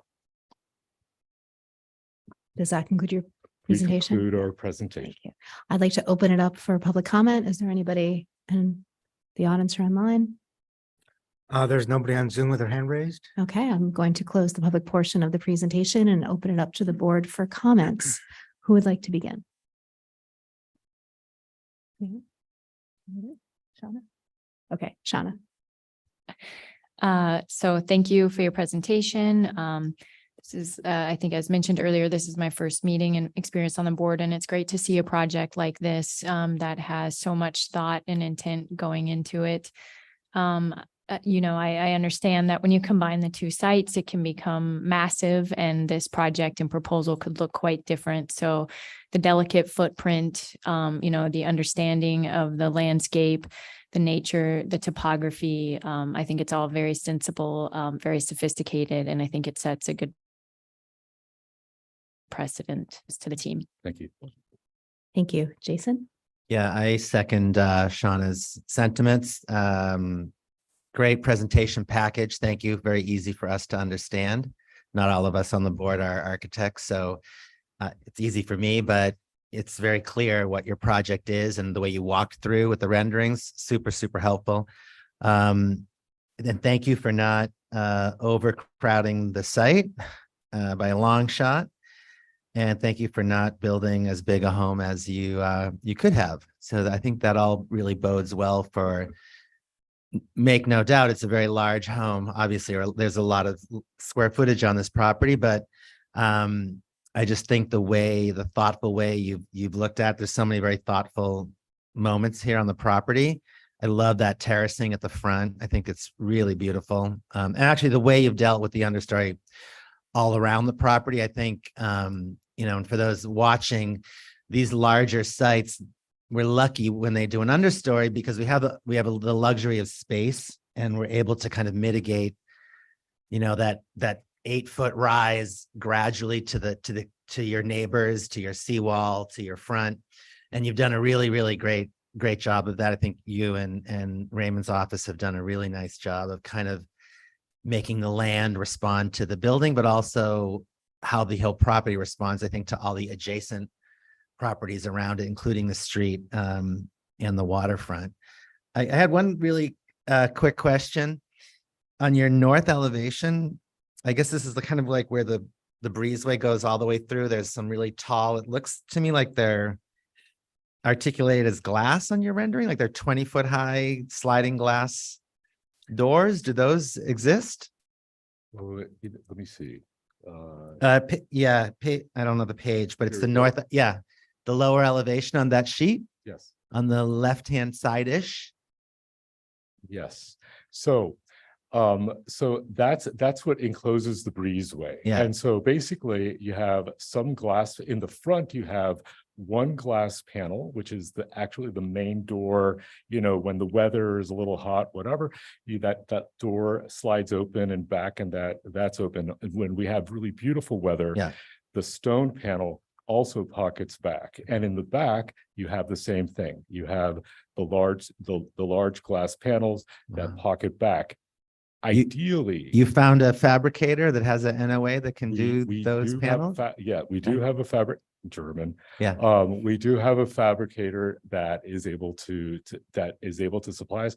And when it comes to the whole sort of hurricane high impact, what we do have is we're going to have roll down shutters hidden up in the roof that sort of comes down and then seals off the house completely. No, it's great. It's beautiful. I mean, I was like, what manufacturers making those now? I thought maybe you can probably try to get your own certification for it if you can find someone that can, you know, because I see this one here obviously is an approved NOA. The glass is thick, but there are companies here that will do a custom NOA for you, and if you really want to do it without the roll down shutter, you might be able to, since it's gonna cost a lot to do that anyway. But yeah, so that's all. Thank you. Really nice project. Beautiful. Thank you. I congratulate you on a very nice project, very well balanced between the hardscape and landscape, and a very nice site composition. It's excellent with very few minor tweaks as far as elevations between planters. Some of them, to prevent railings, could be adjusted to no more than 30 inches, which now some of them have 3 feet in the front. Between the terrace and the drive, there are areas that have 4 feet. But that can be very easily resolved. So congratulations. Thank you very much. Myra? So Michael, this being such a wonderful project and so beautifully done, why is it coming to us? Simply because of the understory? Because there's no variances, obviously. That's correct. It's because of the understory. I'll just add another comment too, is that we did work with the applicant. Yes, they've made it look all polished and a great job you guys did. But we worked with them for several months to get to this point. So you guys are seeing the final result, but they were really responsive to us and not taking this application to the board prematurely, and to get it to the point where we could fully recommend approval. And we had concerns regarding the front elevation initially, and we had suggested the breezeway to sort of break up sort of this massiveness of the front. So they've been very receptive to our recommendations. And I think it's resulted in a really great project, which the board has echoed here. We agree, and we thank you for all that feedback. Thank you. Scott, do you have any comments or? No, just to say it's gorgeous. I like every part of it, and the landscaping. As always. Thank you. I have a couple of questions for Mr. Jungles.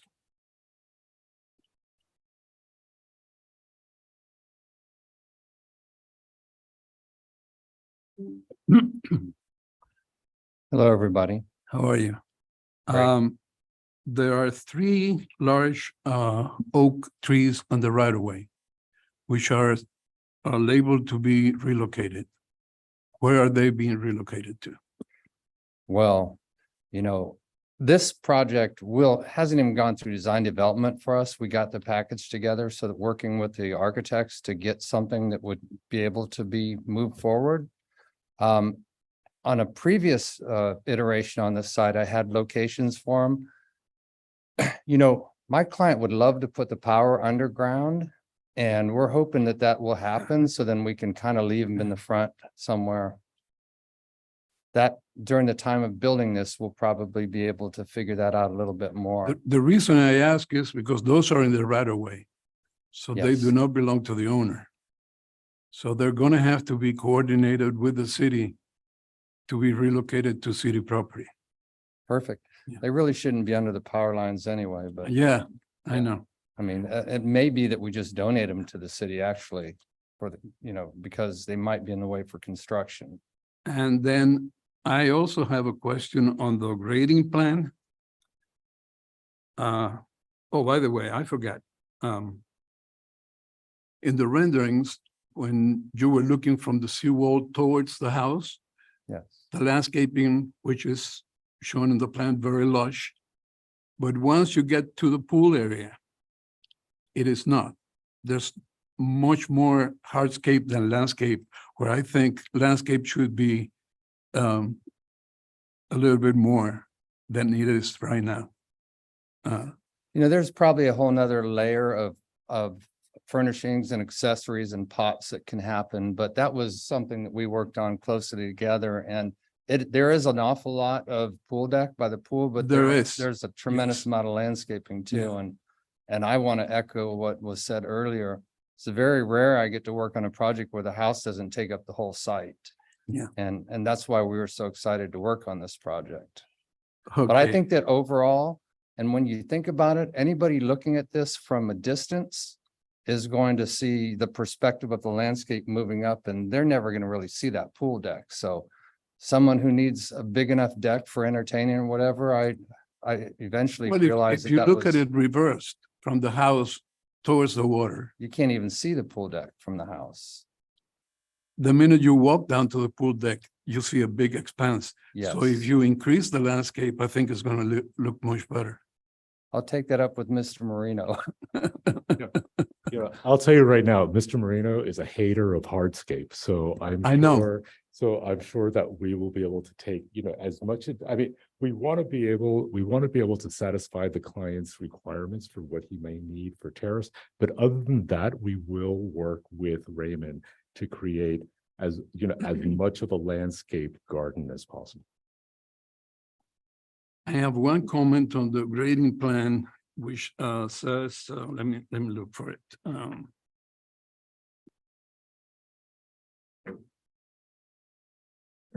In other words, you're referring this plan to a civil plan, right? The civil we designed the grading with Marino, and then the civil will do the final permittable drawings. Right, so, we cannot have two grading plans. Right, We the need one. civil will follow our direction. Okay. That's it. Congratulations. Well, thank you very much. Any other questions? Thank you. Thank you. Thank you so much. I too think that this is just beautiful. And as you were doing your presentation, the running dialogue in my head was that it was just so beautifully designed. I echo Jason's comments about how you handled the understory really masterfully. And I do hope that this becomes a model that other architects look like as they're developed. I know that this site is very large, but it's one thing that as a board, we're always concerned with these understories, that it makes it look like a 3-story house as opposed to a 2-story house with an understory. And that, was really beautifully handled here. I didn't even really notice that there was an understory. And I also really appreciate the idea that open space connotes luxury, which I feel like doesn't always happen.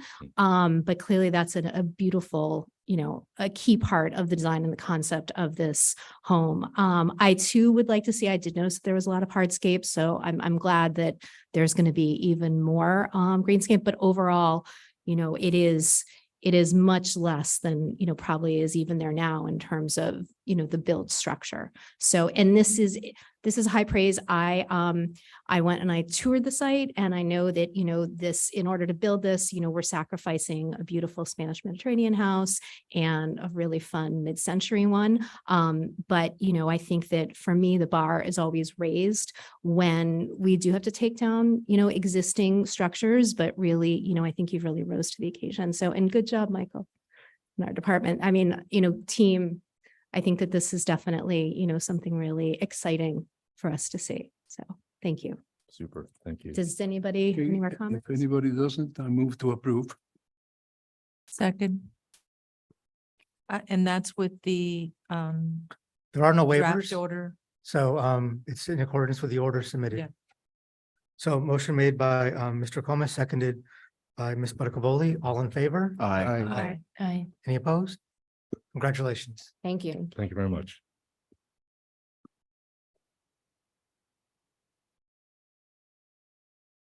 With that, our next application is DRB 23-0926 for 340 South Hibiscus Drive.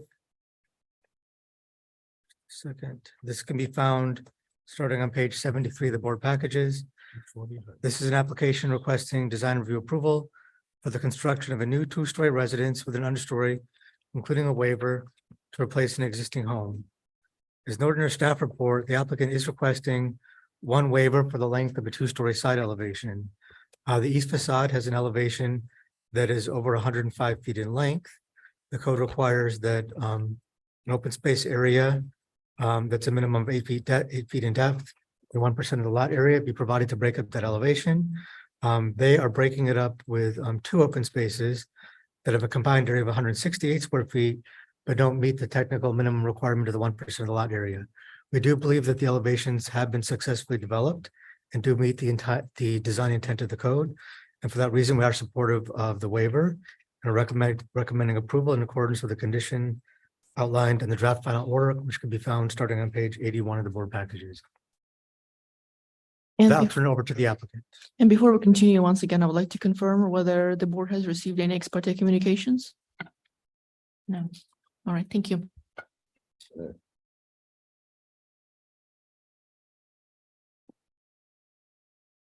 Good morning. Well, that's a tough act to follow.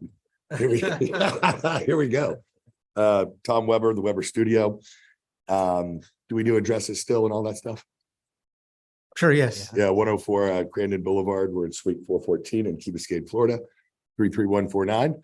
I'm here representing the owner of our property and the end user, not a developer home. This is Mr. David Shore, and I believe he's online with us as well too.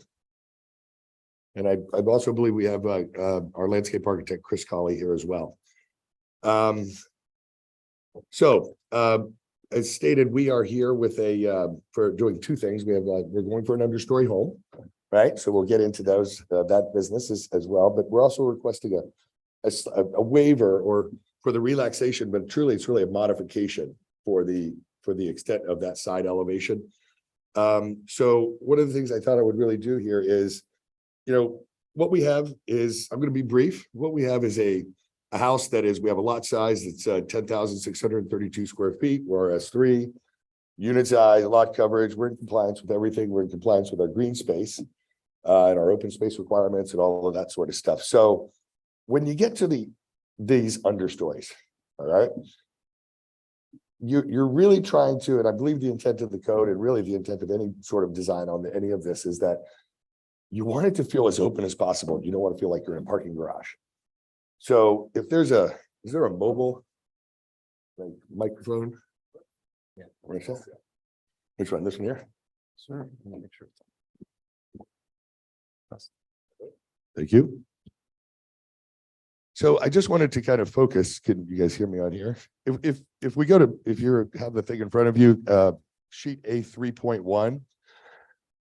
Something that I just didn't want this place to feel dark. So I just wanted to convey that from the front property line, our understory really starts over 70 feet back from the front property line. Okay. And then from the rear property line of the 26.9 feet, which is our rear property line as well too, it really stops at that point. So only really 80 feet of the 180 foot or 177 foot lot size is really the understory part. Now, granted, the pool does stick out a bit from that point. I know we're going to talk about that pool wall here in a little bit too. So coming all the way up to the space and coming into the carport, that's all open to the sky, completely open to the sky. Then you begin to drive under the house. And we have put in these multiple open areas in the deck. Big open areas in the deck that landscape can really protrude all the way through, which you could see on the first floor plan, if you will. Big pockets of landscape that really pop up to really make sure that that light protrudes through. So with that said, our big presentation here, or the big idea, the design intent of this understory is openness and light coming all the way through. Even all the way when you get back towards the pool, this entire space is just completely open to the sky as well. So we've worked a lot with, Michael Blush and his team, and really appreciate that, Michael, for this understory. It's a modern tropical home. We're trying to use, materials such as, rough face keystone and the warmth of some wood. And that's the overall design intent of the understory, if you will, for the whole. As for the length of the side elevation, perhaps I can jump back up with that as well too. We've created a diagram.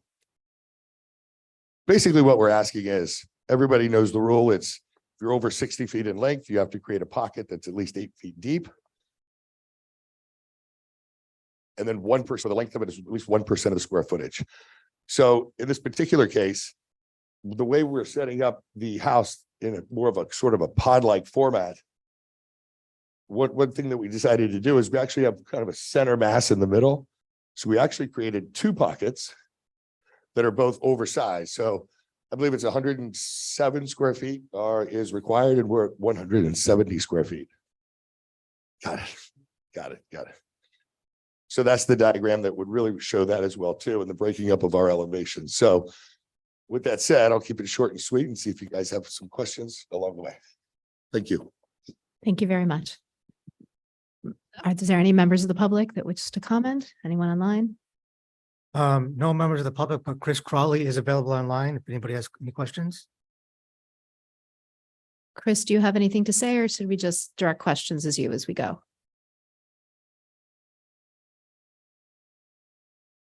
Chris? Hello, everyone. It's I'm here to answer any questions if there are any. Thank you very much. I'll now close the public portion of the presentation and open it up to the board for comment.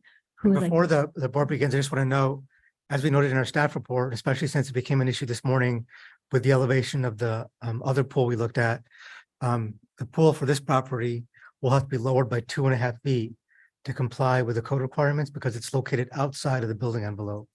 And so the maximum elevation is BFE plus 5 feet. That's correct.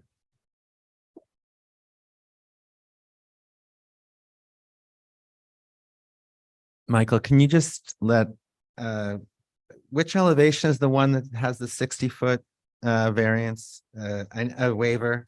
I know you on your sheets, you call them both side elevations, so I'm just trying to It confirm. would be the elevation that's on the bottom on that sheet. Gotcha. Thank you.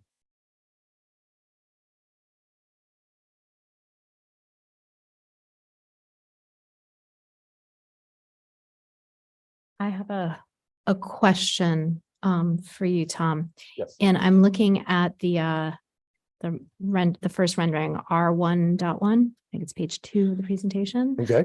Are these the wood, are those movable shutters, or are those fixed sort of wings sticking out? They're both. The wings that are sticking out are the operable ones.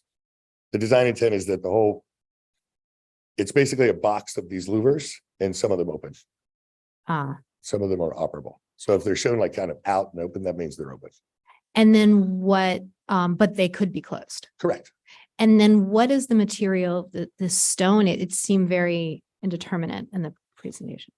I prefer a rough face keystone. Uh-huh. We always go down that road. So that's really what I was after, with kind of the juxtaposed of something smooth behind it with the rough material. It comes out a little smooth on these renderings, but that's more the design intent. Okay.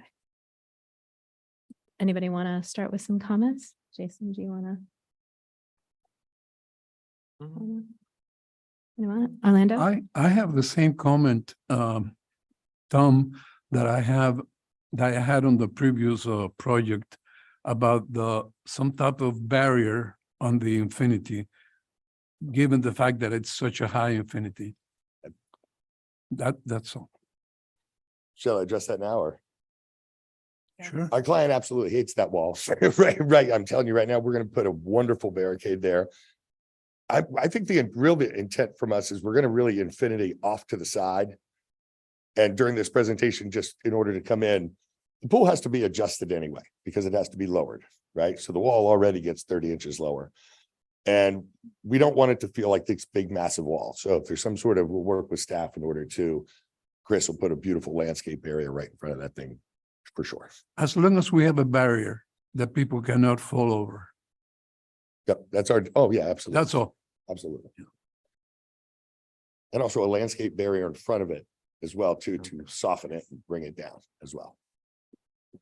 Yeah, I think these, as Sarah had said in one of the previous applications, this wall is, whether it's, going to end up finally being 6 feet tall, 7 feet tall, we're not, that's going to be code driven because of the pool height, but like, just what does that, end up really looking like, I think is our concern. So I think for these in general, we probably want to make sure in future application packages, we want to see a little bit more detail. And if anything, we put a condition. I think definitely, Jason, going forward, when we meet with applicants and we see these types of pools, we will ask them to give us these details and especially verify the code requirements regarding safety.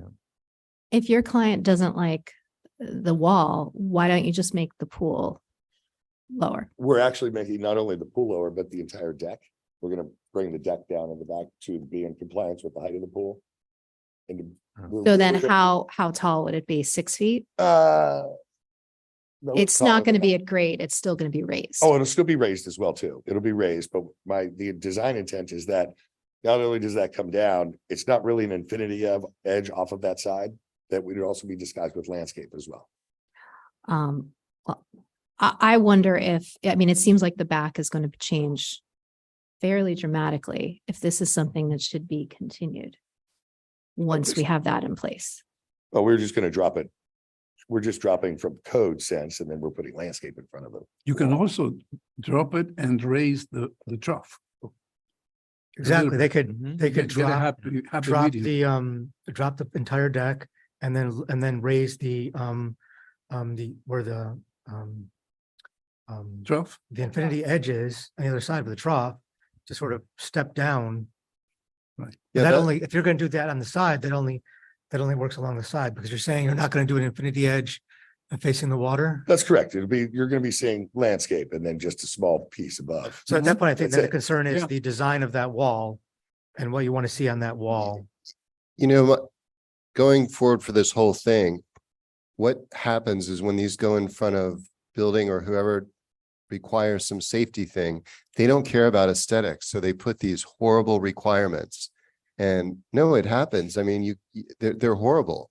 We have a lot of examples of somebody who's come in afterwards and just completely destroyed the design of what you have. So, it's kind of weird that there's nothing in the code or for these big wall. I mean, this is just not, I know there's going to be a catch to it, and it's not going to look anything like a sheer wall when it's done, going through safety I think stuff. especially this is sort of, we're getting to the point where until a couple of years ago, when we had, before the understory concept, we didn't have these, high pools. And now that we do allow these understory homes and actually allow you to build up your yard up to BFE plus maximum freeboard out to the water's edge, then especially until other properties are raised up around it or until a seawall is elevated, you're going to have this high element existing now. So you're right that especially when you have the structure so close to the neighbors or to the water, the design of that is critical. At the very least, I think staff has to review these things, if they don't come back to us fully, so that they can do their magic and make sure that it's not an awful. Yeah, I think we want to see probably if you're going to have, a wall like this for the structure to support the pool on the water side, and it's not an infinity edge with water, then you probably want to have some sort of material if you want to continue your stone around to that elevation. If you want to do, a mosaic tile on the infinity edge side where the water is, I think we could work with the applicant on that. Absolutely. And honestly, at the end of the day, there's, a beautiful stone, it gets lowered, but it's also work with Chris and really get landscape to make it feel much lower. It's the intent of our client. That's what he wants. Yeah, you want a At the end of the transition day. area from this higher elevation. Right.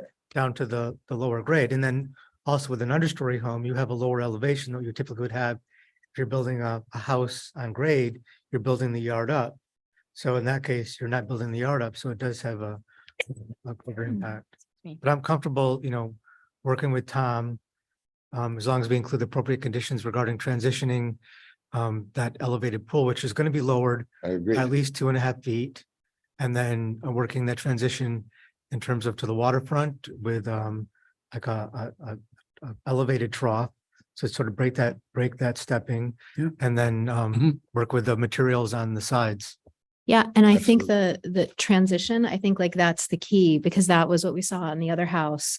The transition was so smooth, and we are definitely going to keep seeing these raised pools, and it seems awkward in all these different designs because it is so abrupt.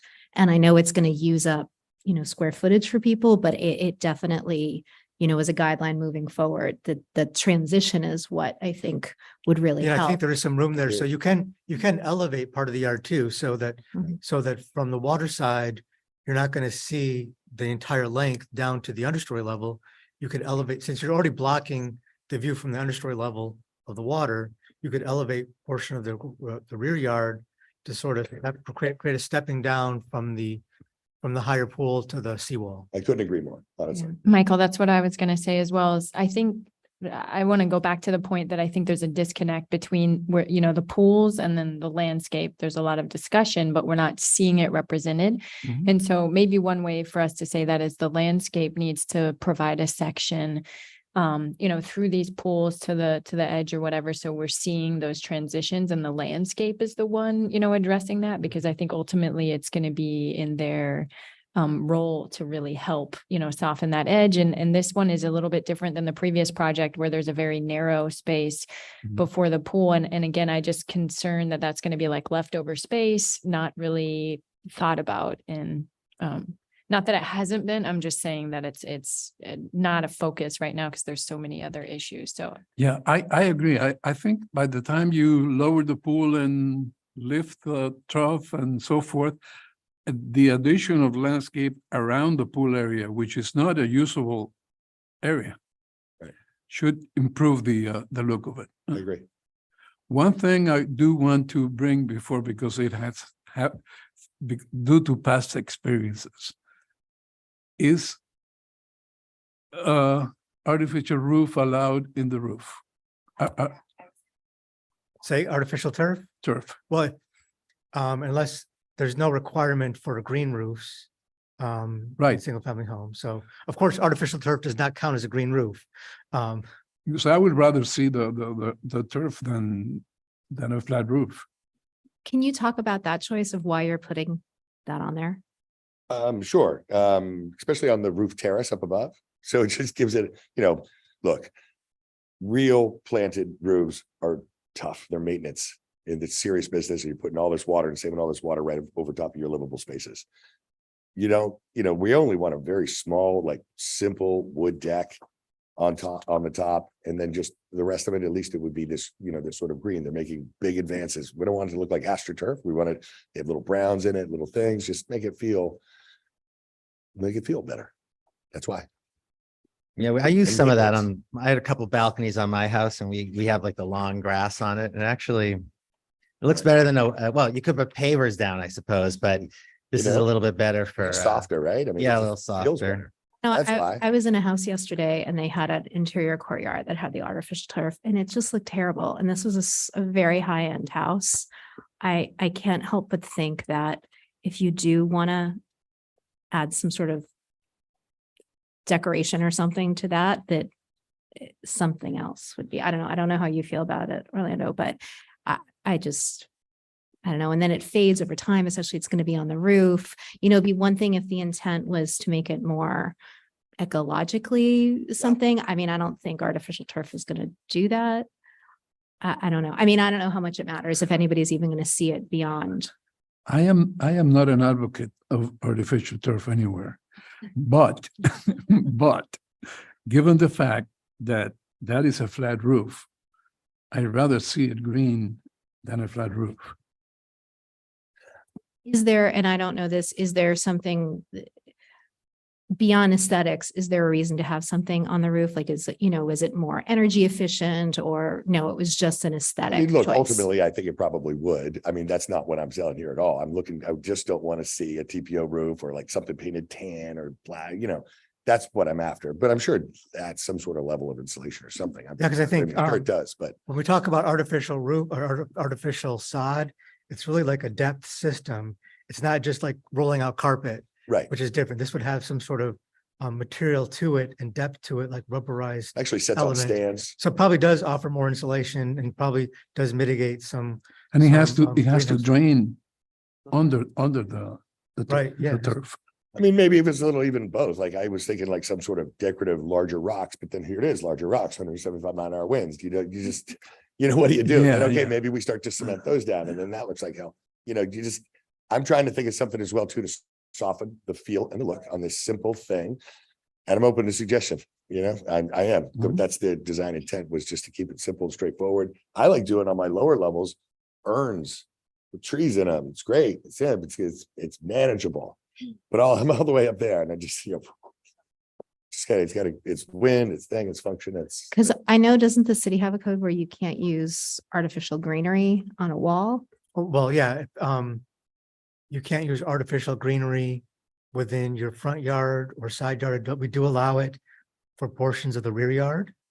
But definitely, if anybody were to come forward and propose it on the exterior of a building, we would say we can't approve it unless you come to the DRB, and a recommendation would always be, against it. And that is true too for the roof. Or The not roof- No, so necessarily. you can do artificial turf anywhere where you could do like a concrete paver. So it's no worse, maybe better, but it's no worse than a concrete paver or concrete roof. And it probably offers some aesthetic for the user of the roof to look at that versus a typical built-up roofing system. I also had a thought, Please. either way, it's not, for me, it's not a deal breaker, but I just did want to say that, my concern though is, the wall in the front. Okay. Because it is, it seems like, you have these two walls bookending the property. And we already have talked about, the one in the rear being problematic and how we're gonna, refine that. And, it is a sheer wall in the front of the property. So I don't, and that's typically something that we don't encourage. And I would also say too, it would be really important to have the materiality specifically spelled out and included in the order. Okay. It also seems to me a little busy with all of these louvers. You've got a lot going on here. Yeah. In terms of materiality, and that was just the wall is a little. Well, I think we would require the stone material, as you're showing, some type of stone. Right. And it is limited to that area. And I think it's offset. You're not going to be looking at this house dead on anyway. And you have this limited to the front portion, and then you have the openness of the rest. So for that reason, yeah, typically we also have a concern with having large, blank walls along the front. But I think in this case, it's balanced by. This the isn't openness. along the, that's not the front facade. This, It is. which, I'm on page 2. yeah, it's limited for part of the front. Can you pull up the, I guess can you point to the Can I- wall on the site plan here? Can I go It's here? before. This Can I is the say something rear. really quick? This is the rear. I couldn't agree with you more, by the way. Look, the way you put together these design review board presentations is, it's the beginning. The pool's always kind of lack. You want your building to be right. Then you're like, it's kind of like, you're working with the clients, you want to get in as soon as possible. That front wall, okay, it has a lot of potential. I even did a fast sketch. It's going to come down and feel horizontal, like on those renderings. It's coming up and it's coming down. So I know that it's not right at the moment. If we could just work with staff on that, in the shot of the elevation of that rendering, which I have. Tom, I think Sarah's referring now to the front elevation, Yeah. not the waterfront. The Yeah, front. exactly. Yes, Yeah, that, exactly, yeah. Well, I tell Okay, you, Mike. with the 3 bedrooms that they have in front of them, you're not gonna see much of that. I don't want to see much of it anyway. And I've even sketched it to a point because it comes up to the floor level and it comes way down because that isn't our barrier. There's a landscape beyond it that I want it to come to the floor level. It's coming way down and way up. And it's becoming smaller, much more horizontal. So I'm right with you. You're welcome. Do And you I have want landscape in to front of it. recommend you lower the wall to the roof height. If you want to include some, what is behind the wall in plan? There's a balcony behind it, but there's a buffer space of landscape where we're gonna have urns. It's not like a, what do you call it? It's not a roof garden, but it's urns and things coming over with landscape. Well, you have a bedroom right behind it. That's correct. So there's a bedroom right behind it. Could you do some some like a Like a clear ribbon story window, yeah. horizontal window at I, The the story, bedroom? oh, sure, we can do something along those lines. I mean, I would be comfortable, having the condition to work with staff to refine some of the, these wall issues.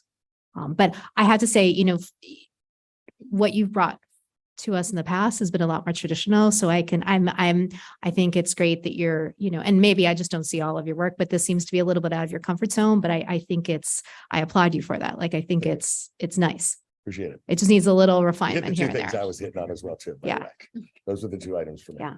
Does We'll get it anybody, oh yeah, I have a question. I'm wondering, I guess it would be southeast, kind of the lot that's under construction, adjacent to this property, which is very large and higher, if you've taken any of that into consideration. I mean, I know that this whole city is changing, so you can't, necessarily design to what was, but what will be, but this is getting built right now. So it's going to feel very cavernous, maybe, along that side. And I'm just wondering how you guys have thought about that.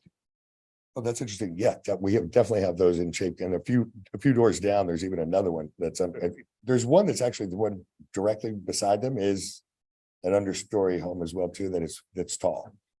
One of the reasons why we're going up isn't just for this sort of thing. We just want to be able to, the view is actually, when I'm looking at the back, really towards the right. That's what feels very nice. So we took the immediate neighbor into consideration, which we're matching those heights as well too. And the one that's down, the one that's down with them too, where it's comparable in heights of elevations and slabs and overall height of the building. So our site, walking through there, ours is very open on the bottom. We take our pool terrace and really look, we take the whole pool terrace up on the upper level, bring it in another 8 feet.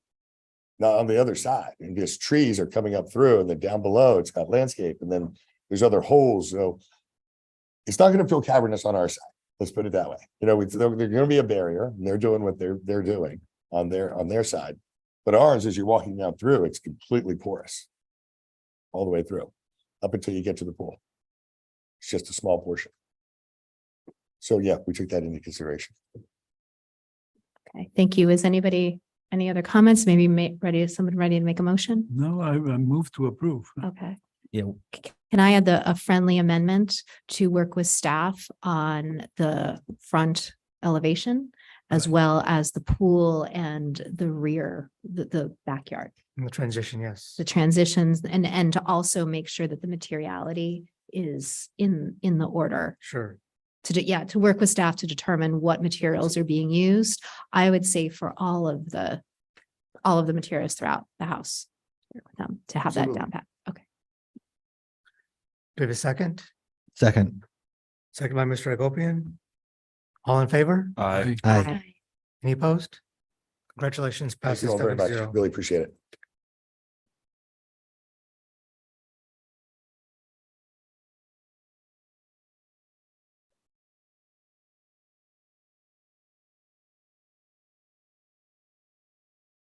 What's with the variance?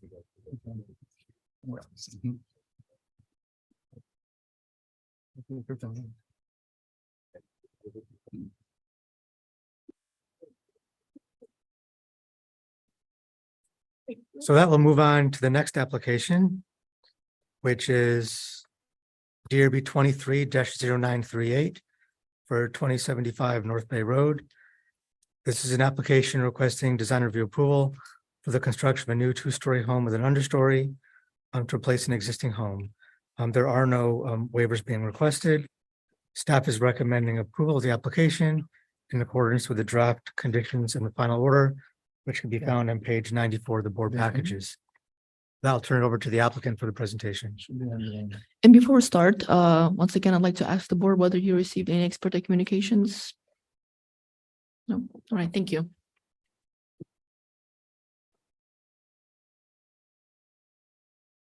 Yeah.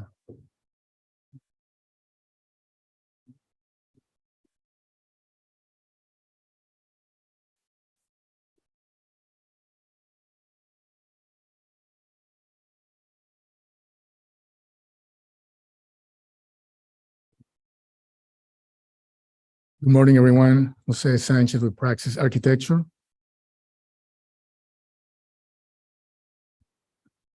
If you could please set up okay. Yeah, this property is the beginning of North Bay Road, one of the dry lots. Getting in the area where you can get into walking distance of Lincoln Road. It's a little bit more dense. And it has a mixture of houses next to it in the existing 1 or 1.5 stories and some of the new ones, especially to the south. That's the context, 1 block away from Alton Road and the golf course. These are some of the houses. Some of the adjacent houses. The one 2065 is on the right side, and it's 2-story, and it's rather large on next to our property. It's a long elevation, let's say. And some of the other properties in the area. Of course, the ones across the street are larger. This is the project we're proposing. It's an understory house with a pool on the ground. And the basic concept is to have two volumes, a W-shaped volume in the first floor, and then another volume capping the upper level, so they interlock and offset with the offset to create the entrance. With the upper level recess, so it reduces the mass, and it also has a different treatment. It has a thinner frame that makes it more delicate, let's say, or with less imposing. And with the infill in wood, in Kumaru wood, so it would have to some point the aesthetics of a cabinetry, and it would make it feel more softer to the eye. So that's the project. The materials are cement stucco with lime aggregate and sand aggregate, and the color of the rendering is more accurate, not the one in the material board. A plaster in a darker color for accent that we will see in the back, and the Kumaru wood in the front as an infill material, and also in the back. And here in the back, we follow the aesthetics of the frame and the infill. I mean, the frame and infill with the material inside darker, so it minimizes the impact of the volume. These views can help you visualize the volumes in general from different angles and higher view. Contextual elevations. I'm gonna go pass through some of the technical. It's stuck here now.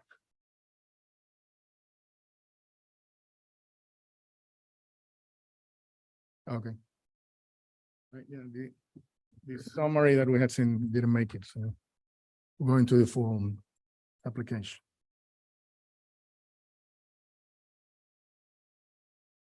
Okay, here's the second part. Site plan. With the property, it's the plan is L-shaped in configuration, facing north. That's due to the fact that we have a larger house on the south and a smaller house on the north. So it's facing that direction and recessed from that house. And we would get some of the golf course view in the distance from the upper levels. So that's the thinking behind some of the technical. In the ground floor plan, you can see this more like the typical understory floor plan with only the garage and storage enclosed. And the rest is open for casual living, and the pool is on the ground. The access through the main stair in the front is L-shaped. So it's just easy and easier to access. You have a landing and you don't see the stair so steep from the street. And we also have an elevator and an access more for everyday communication through the house on the rear. The second floor, it is a small house, relatively speaking. It's an open plan, sort of L-shaped, relatively open, but with the kitchen in its sort of its own alcove, and a typical guest bedroom or office in the front side of the house, and two terraces to the rear and also to the front, where you can see the tree canopy of some of the larger houses in the front.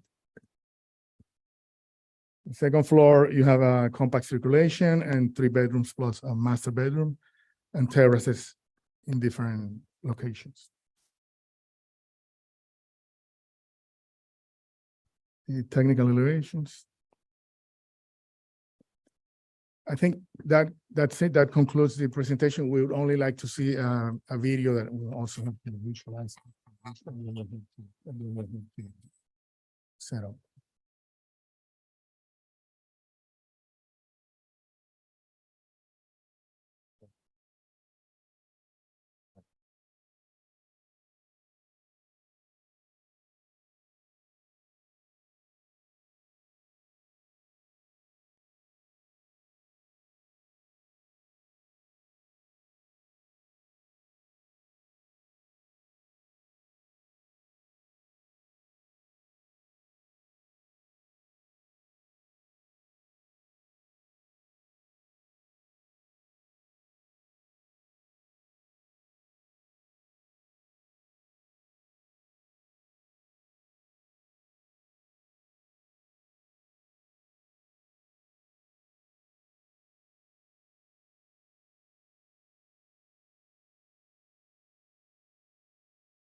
Short video, no music. That's it. That concludes the presentation.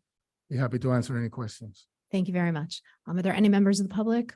Any comments? Any on Zoom? There is one person with their hand raised, Steve Blimbaum. Good morning, board members. Thank you. Board members, thank you. Okay, I have a couple questions. I have a couple concerns. Just a second, Steve. Just a second, Steve. We need to swear you in. Just a minute. Sure. Yes. Do you swear or affirm that the testimony that you will be giving in this proceeding is the truth, the whole truth, and nothing but the truth? I do. Thank you. I do. Oh, and you have 2 minutes. Thank you. Okay, two concerns. One, the five houses that this a new property borders. 2 of them are what the one of them just to the south or to the north is a single-story home, and this is going to tower it. And the one to the south is a 2-story home, and with the under build there, it's going to tower that one. And then the 3 houses on Alton Road, it's going to completely overshadow those. And my main concern is the water drainage and water retention plan for the 3 houses on Alton Road, because the 2 houses that they previously built on North Bay, 3 houses to the south, have created a lot of drainage problems for all the surrounding houses. During the heavy rains, we're getting a lot of flooding in our yards, and I happen to be one of those houses.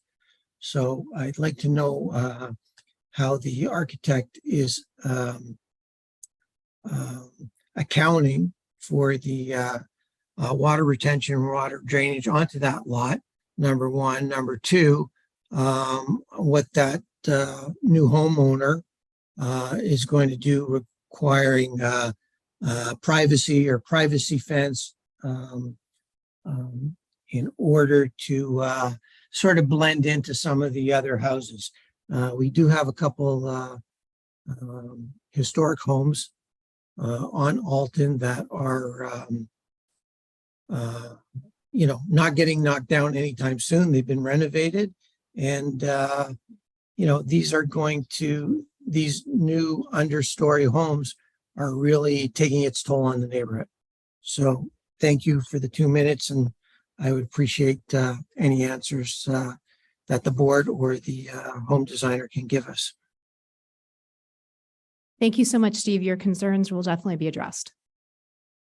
Thank you for your question. As far as the site drainage, in these properties, there is a civil engineer that's retained to do calculations of the storms of record. And they need to design a system, exfiltration trenches that will hold the water better to any existing house.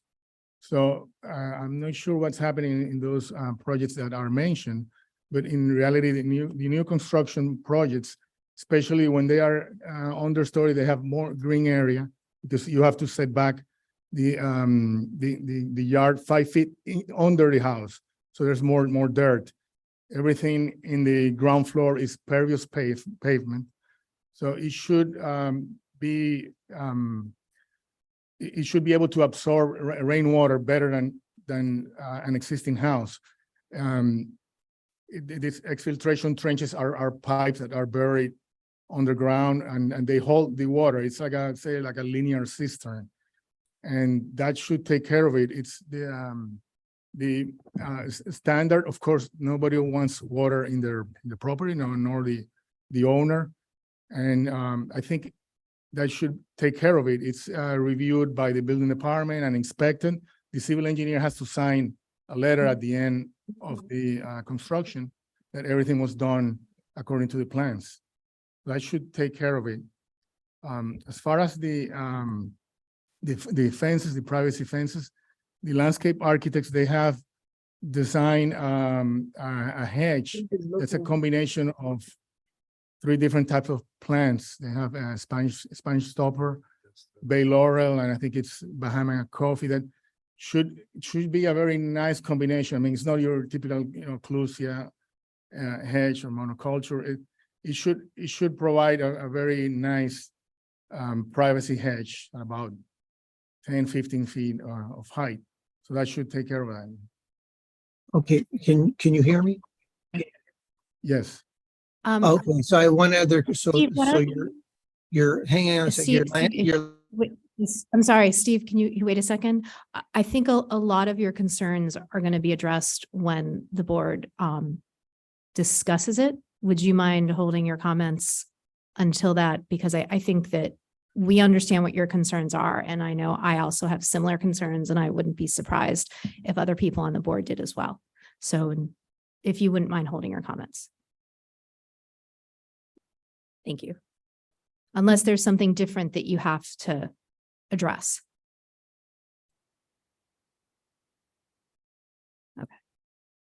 Okay. So I'm now going to close the public portion of the meeting and open it up to the board to make comments on the design, whether it's the architecture or the landscape.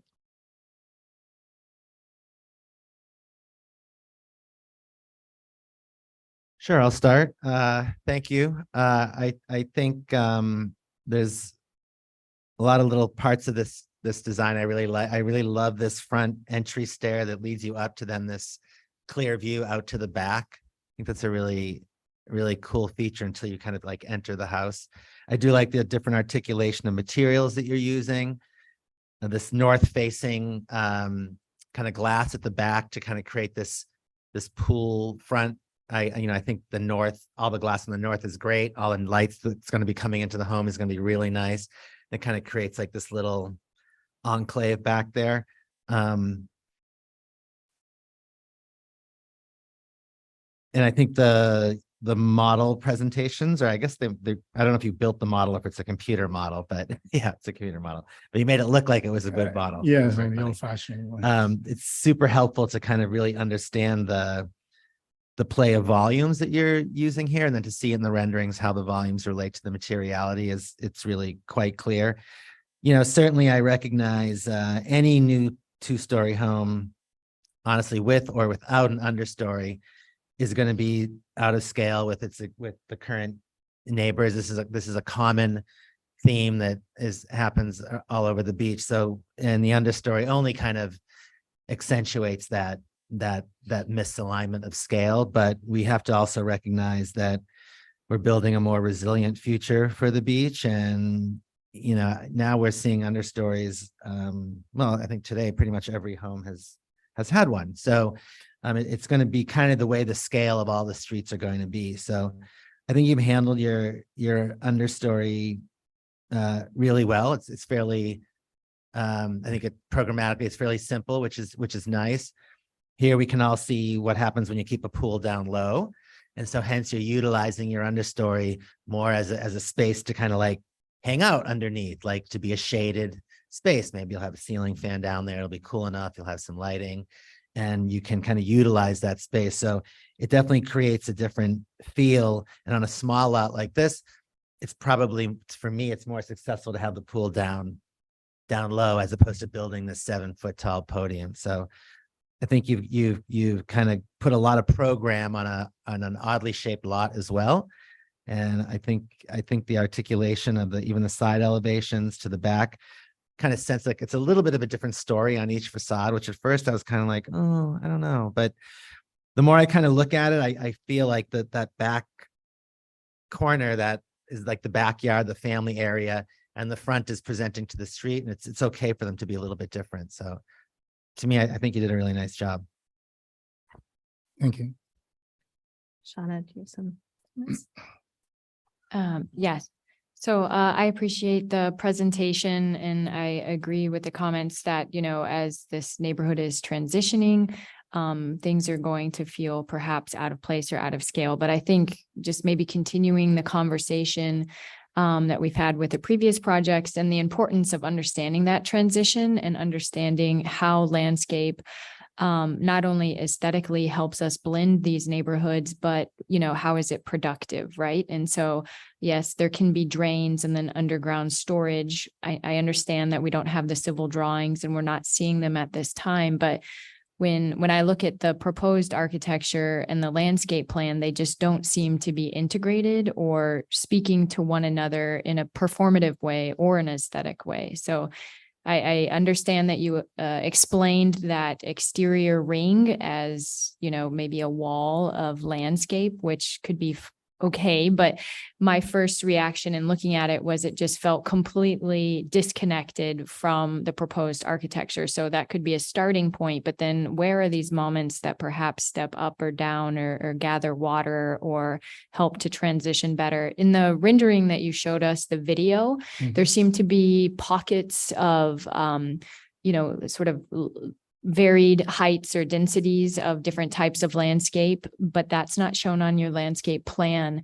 It's really just all this green, grass. So, and I know, again, that may be good in terms of open space, but I think we also know how grass can perform in certain areas when it doesn't necessarily collect water. So I know that this isn't, it can be thought of as a minor thing, but I guess I would argue and push back that how we treat our grade, our ground and our transition, and really what we demand out of it, instead of just saying we're going to put drains and store it under, but really express through the vegetation, understand how it behaves in those transitions, I think are critical. And so I guess I don't really know,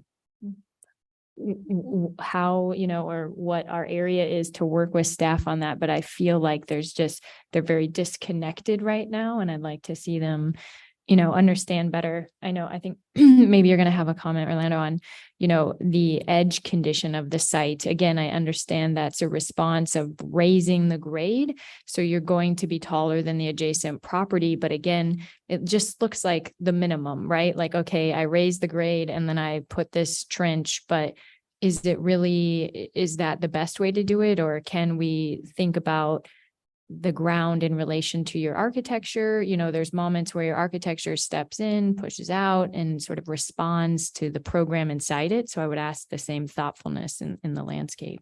And I think we can include a condition, because you're right, looking at the plan, it's like you have this constant perimeter design that has no, that doesn't reflect anything that's happening with the architecture in terms of spaces.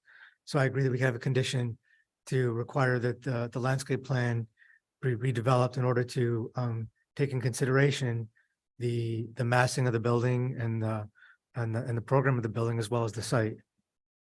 I Yeah. agree. I think there's no articulation between the architecture and the landscape architecture. Even using bougainvillea hedges with the thorns, they don't have kids. Why using silver buttonwood as a street tree when there are no power lines above? These are many issues. This landscape plan needs to be revised. I agree. We could complement it with more And- masses of And also, shrubs and look potting at the palms. front. Yeah. It's one palm. There's one gumbo limbo, I think, and Or one gumbo limbo, I'm sorry. gumbo limbo, yeah. Yeah, yes, we can meet with the landscape architect and add additional plants or reconsider and add palms, I think, in the corners in the back.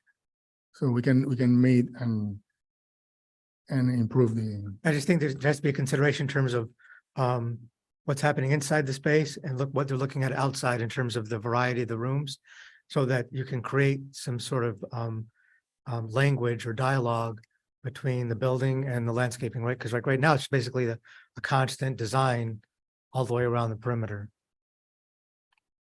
I also want to continue, the points we were also making, and that the neighbor who called in about the drainage issue. I do know that there are a lot of concerns among the community for the people that live in, they live next door to these taller buildings. I couldn't help but notice that not only do you have the grade, but you also have an understory.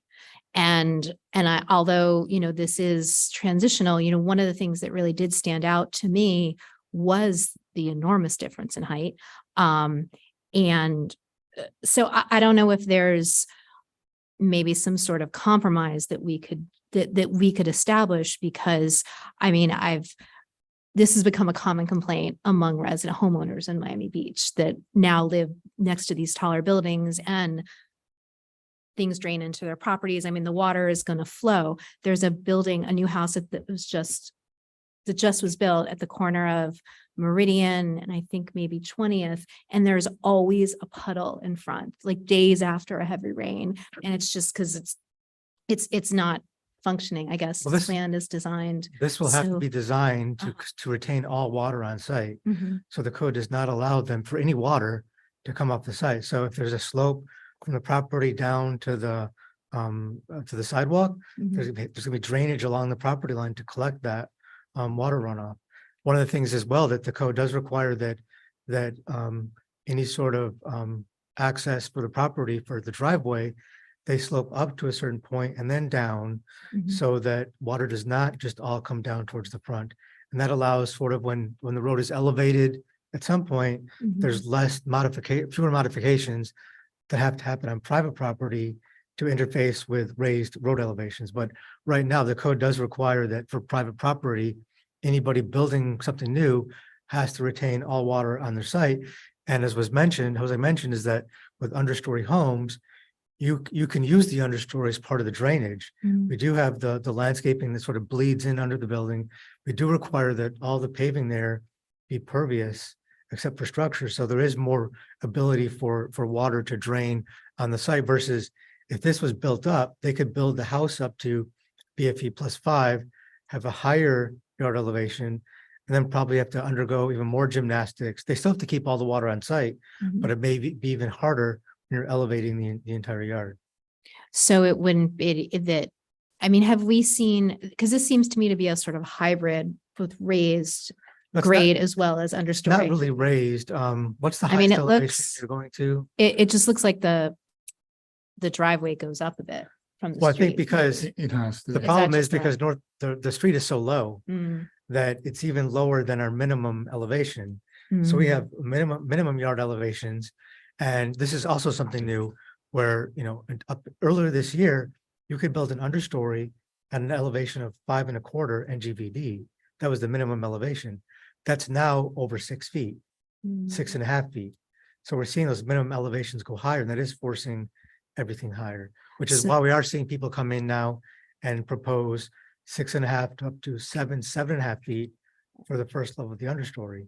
And right now, yes, it is a higher difference, especially when you have a lower road, but eventually roads will have to, be elevated in the next 10, 20, 30 years. And so from what I gather too, I know we talked a little bit about redoing the landscape, but there was also the question, and this might be taken care of when the landscape plan is redone, that the hedge that is proposed is going to provide the privacy, or will it not? I think that the neighbor raised a good. Doesn't provide privacy. Doesn't provide privacy. I think we closed the public, we closed the public comment. So do you think that at least as the landscape plan is described, is this the right type of foliage to provide the privacy that the neighbors are asking for? No. I mean, if I the think board, the whole landscape plan needs to be reworked.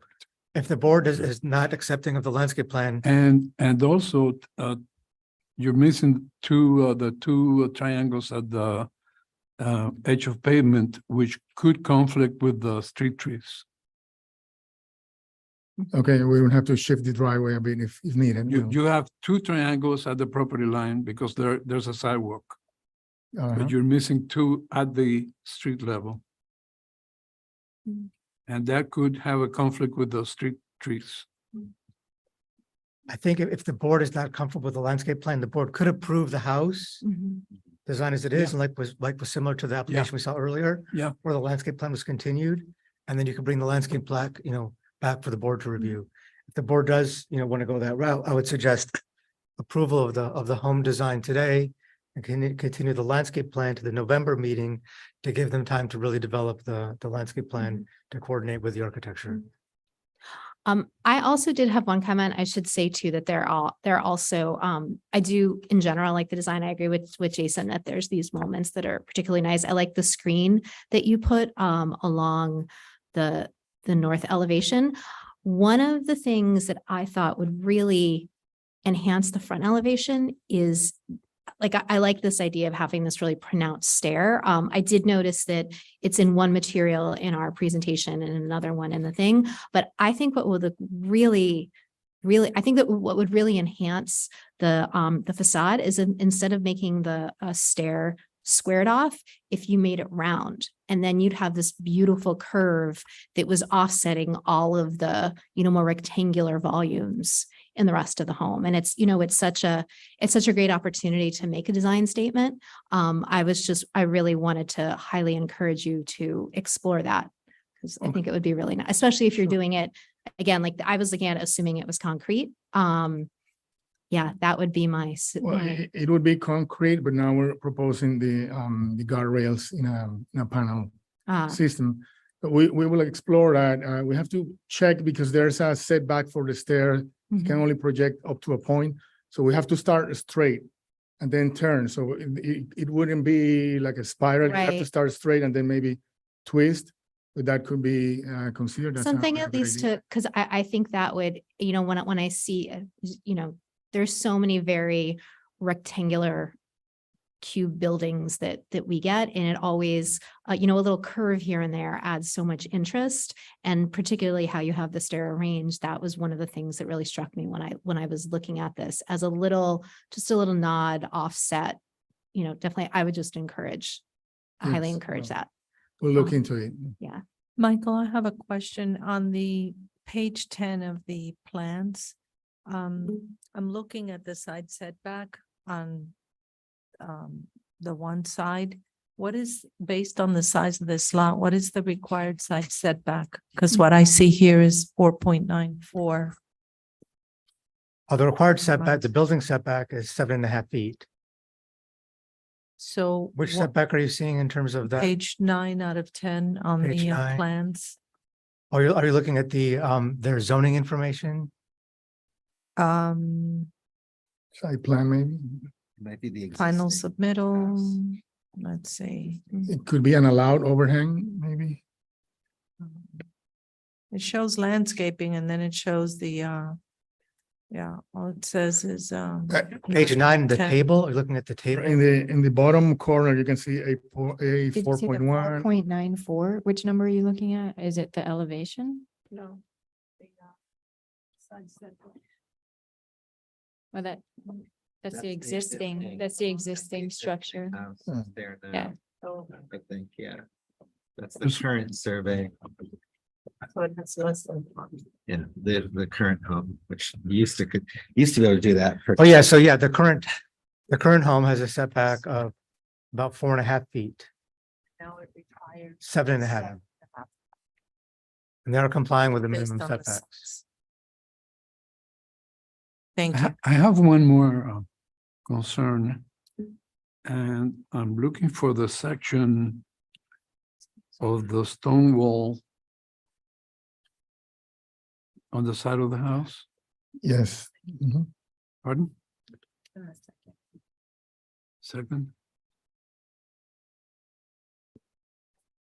Anyways, they have a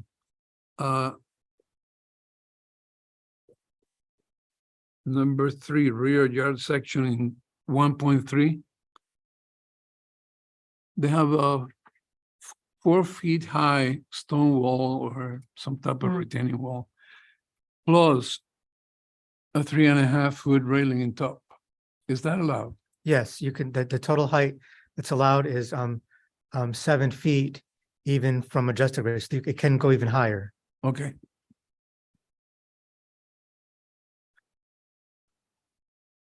Okay, I'll try to make a motion. Yeah, okay. I move to approve DRB file number 23-0938. The design of the home specifically, with the recommendation that the applicant return with the landscape plan at the November meeting. So we'll need 2 motions. The first is to approve the plans and with the exception of the landscape plan. Then we'll do a second motion to continue the landscape plan to November. So can I get a second? Second. Jason, seconded by Mr. Comas. All in favor of that motion? Aye. Hi. That motion passes a 6. Can I add the friendly amendment to explore the stair feature in the front? Yes. Thank you.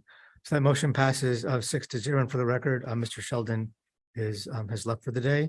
And then can I get a second motion to continue the landscape plan to the November 7th meeting? Yes, I move to continue the landscape plan to the November 2nd. Second. Second by Mr. Diffenderfer. All in favor? Aye. Thank you. Do you have a clear vision of what we're looking for from the landscape plan? I think so, yes. Okay, if you need any other detailed recommendations, let us know. Yes, we'll meet with the landscape architect and, but I think Okay, we'll and in need to- terms of the species and the variety, okay. We will need to have the landscape plans submitted by October 16th. October 16th, okay. For the And of November course, meeting. yes, and of course, you'll want to include the plans again, so the board can see the relationship between the architecture and the landscape. Great. I was going to say that, yeah, Right. as a friendly comment. And I also want to reiterate, that I know that we're seeing these projects because of the understory and, commend you for that. And I think that it is the right thing to do when we look at the longevity of these communities, but the landscape is critical, right, to how we do that. And so I think I just want to reiterate that importance and that integration of it. Thank you, Understood, Mike. yes. Thank you very much. Thank you. With that, Sarah, I would suggest that we take our lunch break now, and probably in consideration of the distances, maybe 30 minutes. I think that'll be sufficient for us to take the lunch and also finish the rest of the agenda. Distance, where are we going? Yeah. Where are we going? We're gonna, yes, the meeting will end at 3:30, and we're gonna be going to a different room for lunch. Okay. I was like, Yeah, I'd like to go on a 30-minute lunch break. oh, yeah. Thank you. Yeah. Okay, nice. Yeah, we're going to Juvia for lunch. The city's really upping their game. Was it? Okay, okay. Oh, restaurant 218? Is that what it's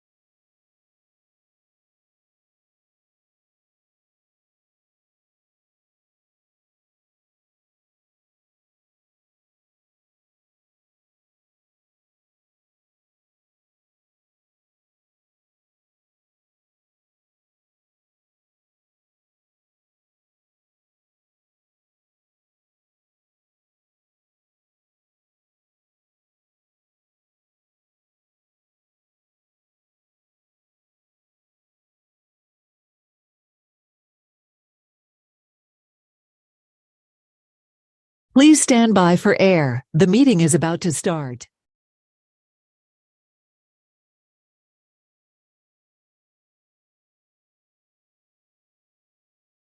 Please stand by. We're going on air in 5, 4, 3, 2. Welcome back to the September 5th meeting of the DRB. We are going to continue our agenda today with DRB 230936, 1634 Alton Road. Yes, thank you, Sarah. This is an application requesting design review approval for the installation of artistic super graphic on the rooftop of a previously approved 5-story building. The board may remember that you approved an artistic mural for the ground floor near the entrance of the hotel several months ago, maybe even last year, for the same site. The applicant is now proposing to do artistic mural on the rooftop element. Because the square footage is over 100 square feet, it will require also city commission approval. We are supportive of the application and recommending approval. To turn it over to Mr. Penn for the applicant's presentation. Oh, and I would like to confirm whether any of you have received any ex parte communications regarding this application? No. All right, thank you. Please proceed. Afternoon, everyone. Graham Penn, Burke, Howard, Fernandez, Larkin, 200 South Biscayne Boulevard. We should have in the meeting Ashley Zorilla and Luis Castillo. And I do have to note that this lighting is very harsh. Does me no favors. Yeah, what are you saying about No, it? you guys look great. This spot, it's not. So as Michael said, we're here for an artistic graphic for the Citizen M Hotel at 1634 Collins, which is phase 2 of the 1212 Lincoln project. This project or this request represents a continuation of this owner's commitment to public art in this project, which started even before they demolished the old bank building. You might remember the old Gallo murals that were on that property. This property owner agreed to their cost to remove them safely so they can be stored and reused. And the application you saw last year was also consistent with that. I'm seeing some kind of thing here. So I'll take you through the slides very briefly. It's a very simple application. Those of you who have been past the site in recent months know that it's nearing completion. It's a phase 2 of the 1212 Lincoln project, Citizen M Hotel plus a retail on Alton Road. As Michael reminded us, we were here last year for a ground level mural by Ana Valdez, a world-renowned artist that will be located at the entrance to the hotel, which is at the northwest corner of the property. And that's what Anna's mural looks like. Today, we're talking about the roof. This is the status quo. Actually, there's probably more trees up there now. The design of the roof, it's got a pool up there. It also has a basically green buffer that goes on the east, the north, and on the west. We're proposing to utilize that central core area, basically where the elevator core is and the mechanical space, and really liven it up with this new mural. This shows you from view from the sky. You can see the 2 facades. So it's on the north side and on the east side. It's not on the west, which would face residential neighbors. There it is again, aerial context.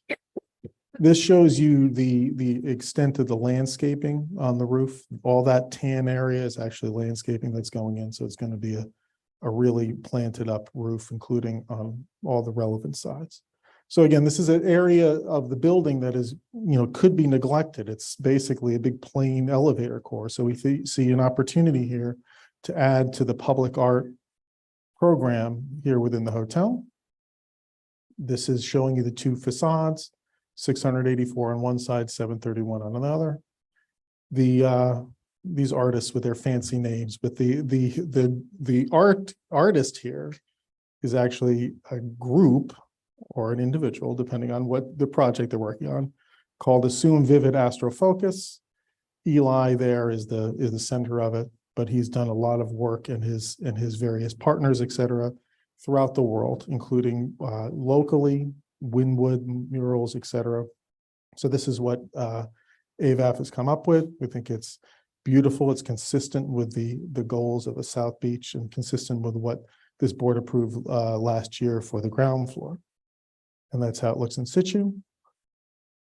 There again, and that's it. So we would ask for your approval of our mural today. And as Michael noted, assuming this board approves it, we will need to proceed to the commission for them to resolve to approve it as well. Thank you very much. Are there any public comments? There's nobody with their hand raised online.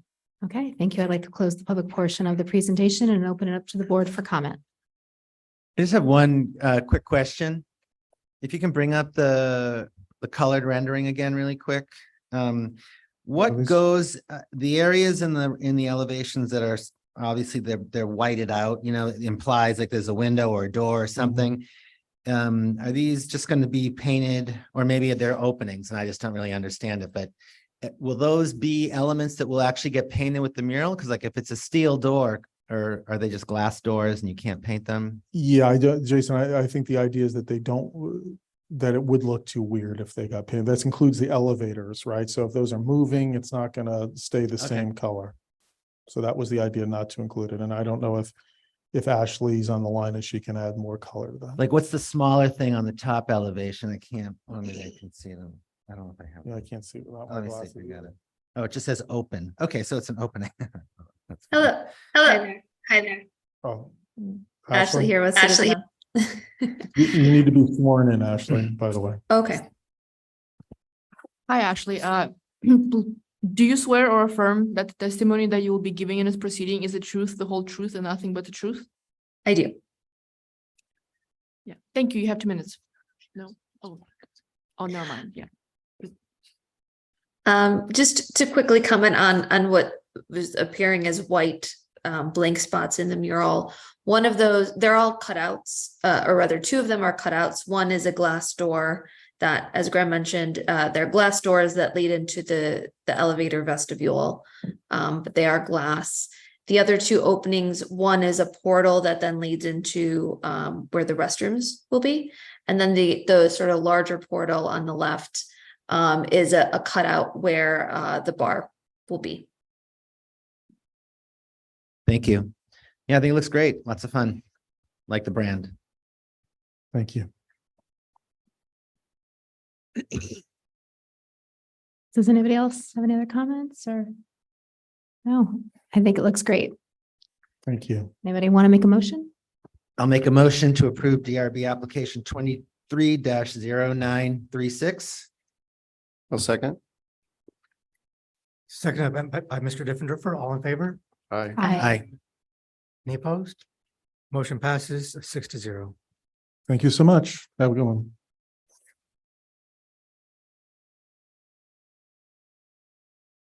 Moving right along, our next application is DRB 23-0933 for 1855 Cleveland Road.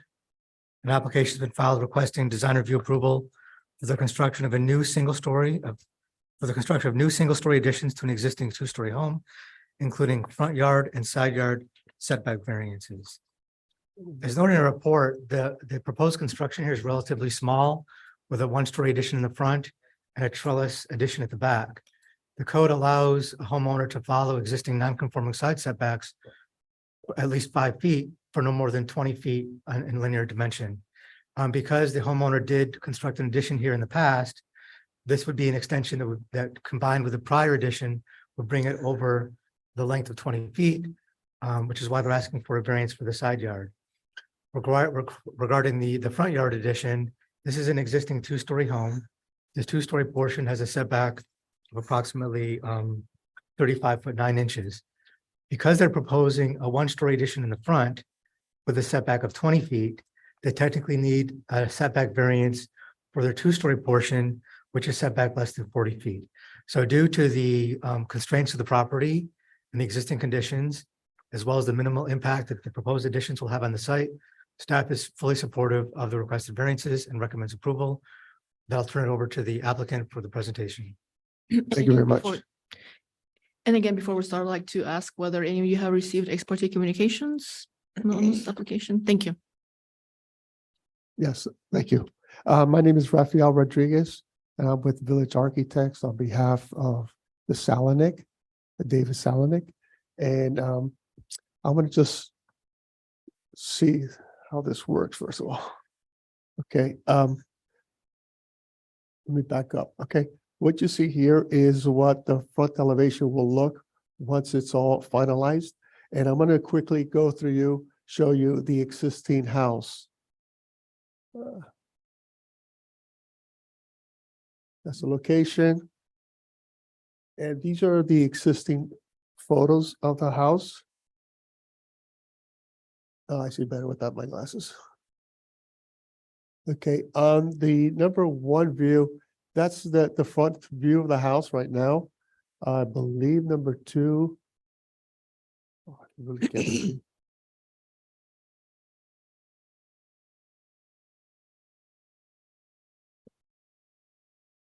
Number two is also the front from a different angle. And number three is the rear view of the side where we're gonna do the trellis addition. And also number four is a different angle of the rear.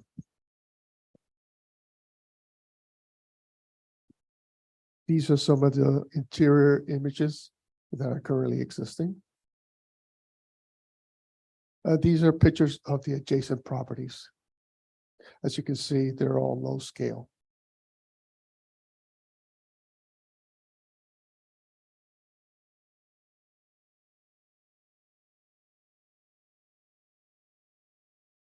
Okay, on this image here, you see what's highlighted in a darker shade are the areas that we're extending towards the front. And we're only adding a small amount of area, about 141 square feet. And in the rear on the same side is where we're adding the trellis for the barbecue area.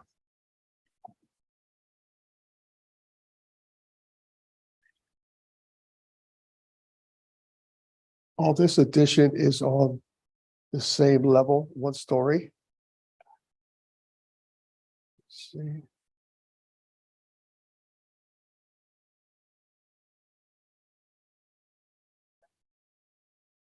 Excuse me, I'm just having difficulty.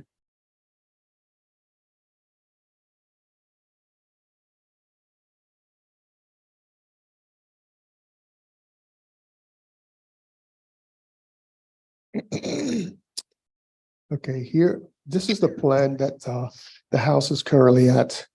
As you can see in the on the left side toward the front is where we want to extend the laundry room area.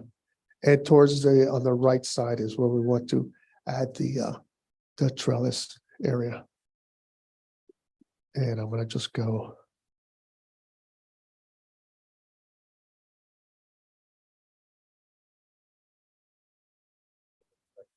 Yeah, I see. Thank you. As you can see, here is the site plan. Once again, showing the areas that we're adding and extending towards the back.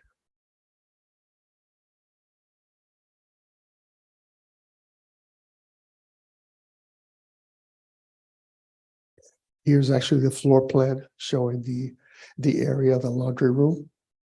And then the existing laundry room, we're converting it into the mud room so that they can come in through the back from the pool for the kids to clean their feet and everything before entering the house.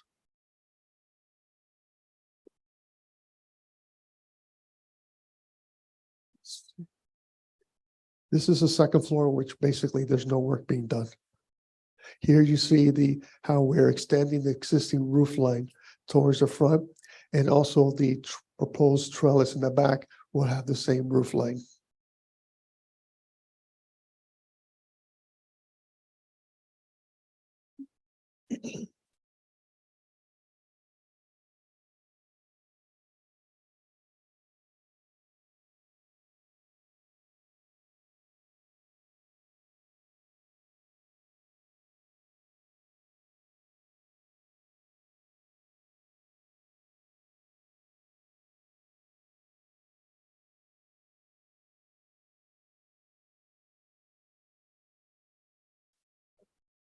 Okay.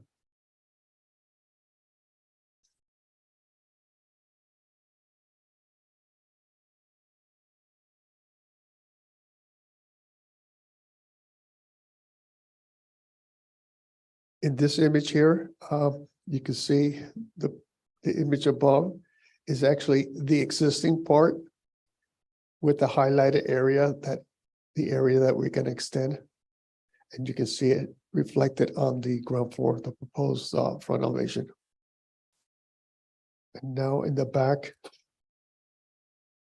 the same thing, where we have the existing breakfast area, and that we're gonna add the barbecue directly adjacent to the space.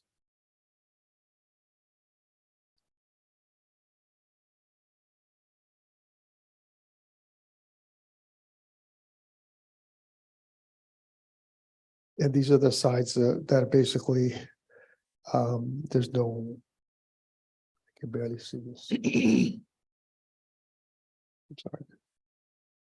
We go back. The resolution is kind of like not very clear right now.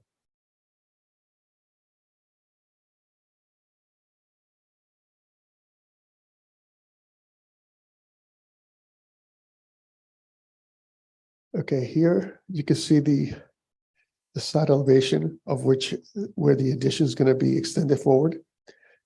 Okay, on the bottom you can actually see where it's being extended, and on the left side you'll see also where the barbecue is also being extended towards the rear.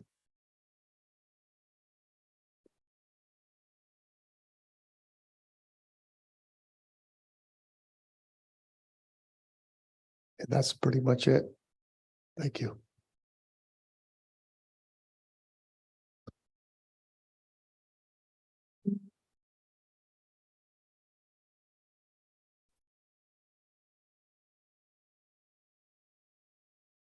And there is no public comment from anybody online.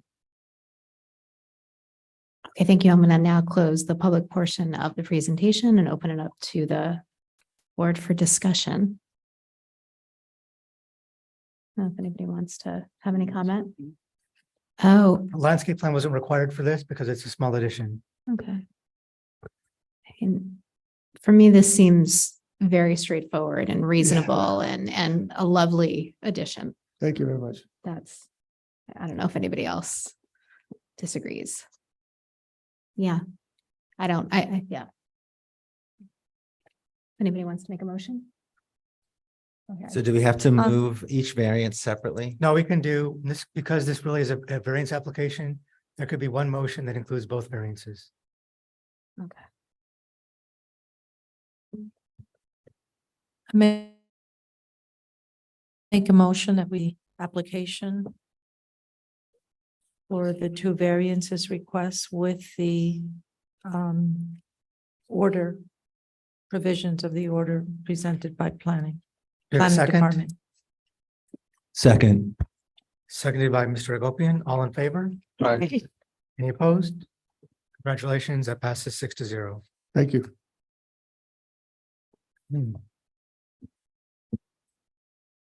Moving right along.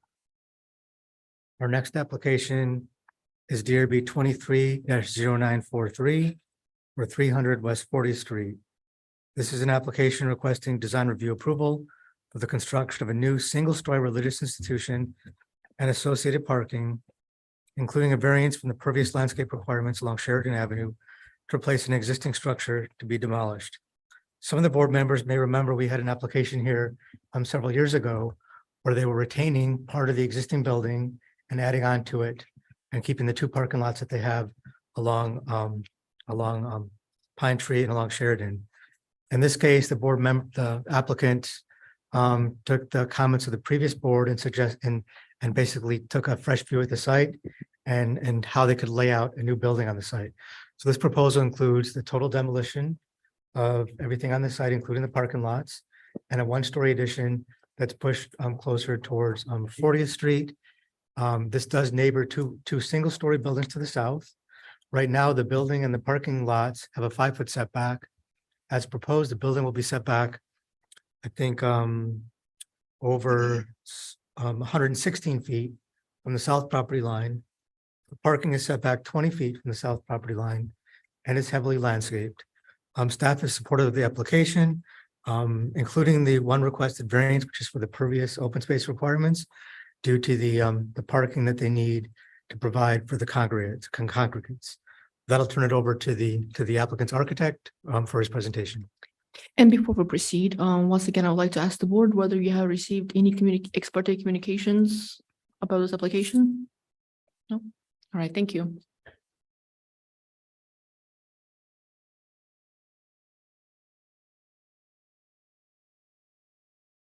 Whenever you're ready to begin your presentation. Thank you.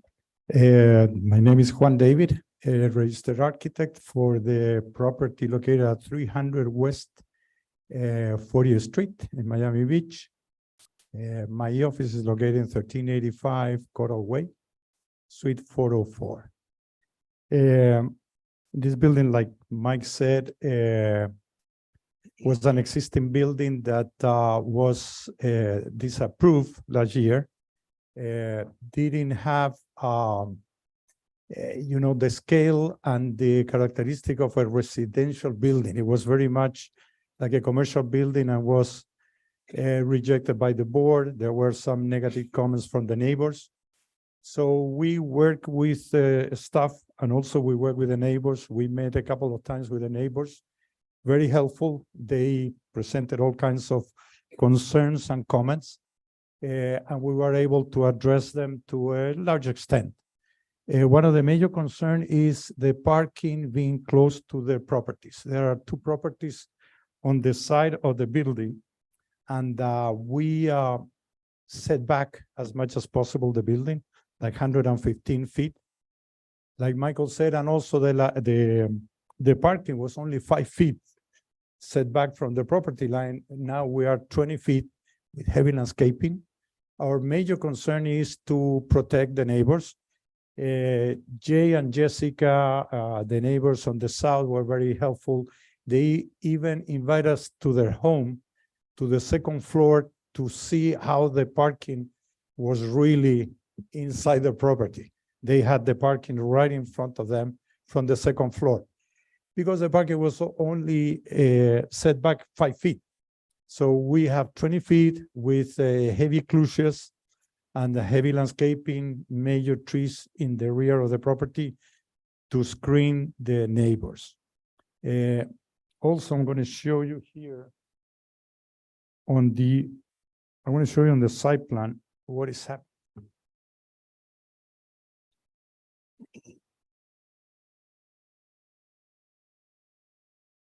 Yeah. Okay, thank you.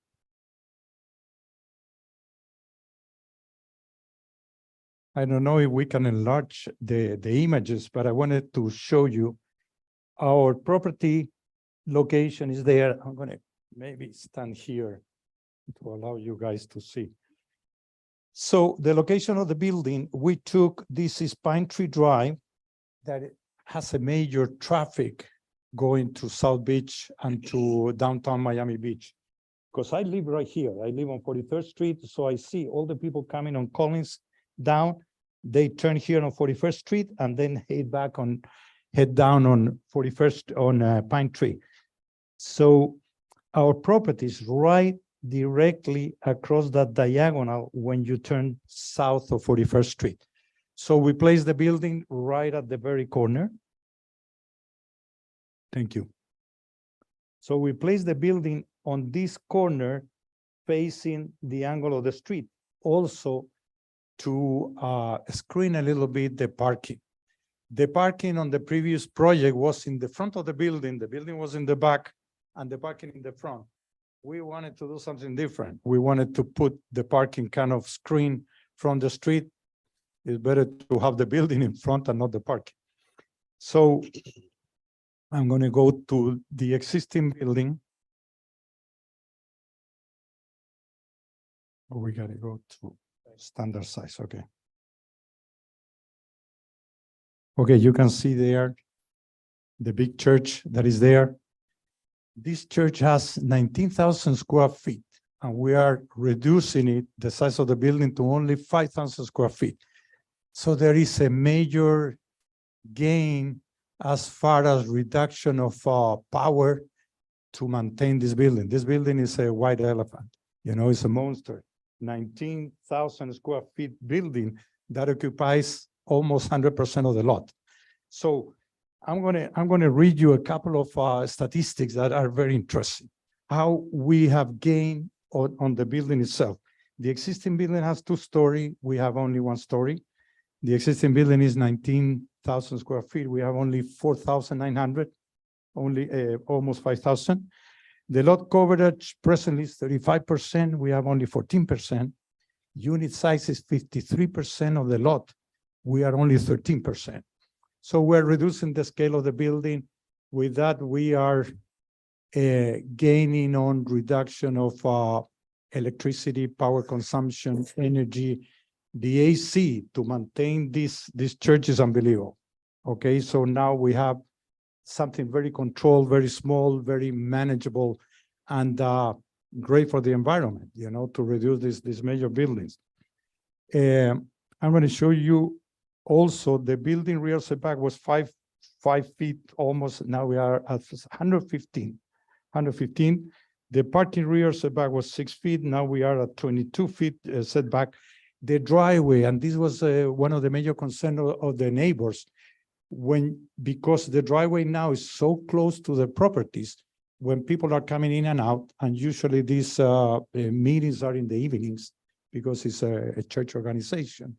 They are in the evening, so they come with the lights on, the headlights, and they, you know, create a conflict for the next door property. Now we are at 40 feet, from 28 to 40 feet setback from the driveway. So we are improving their condition to our lot. Now I'm going to go to the side plan to show you the actual building. Where is that?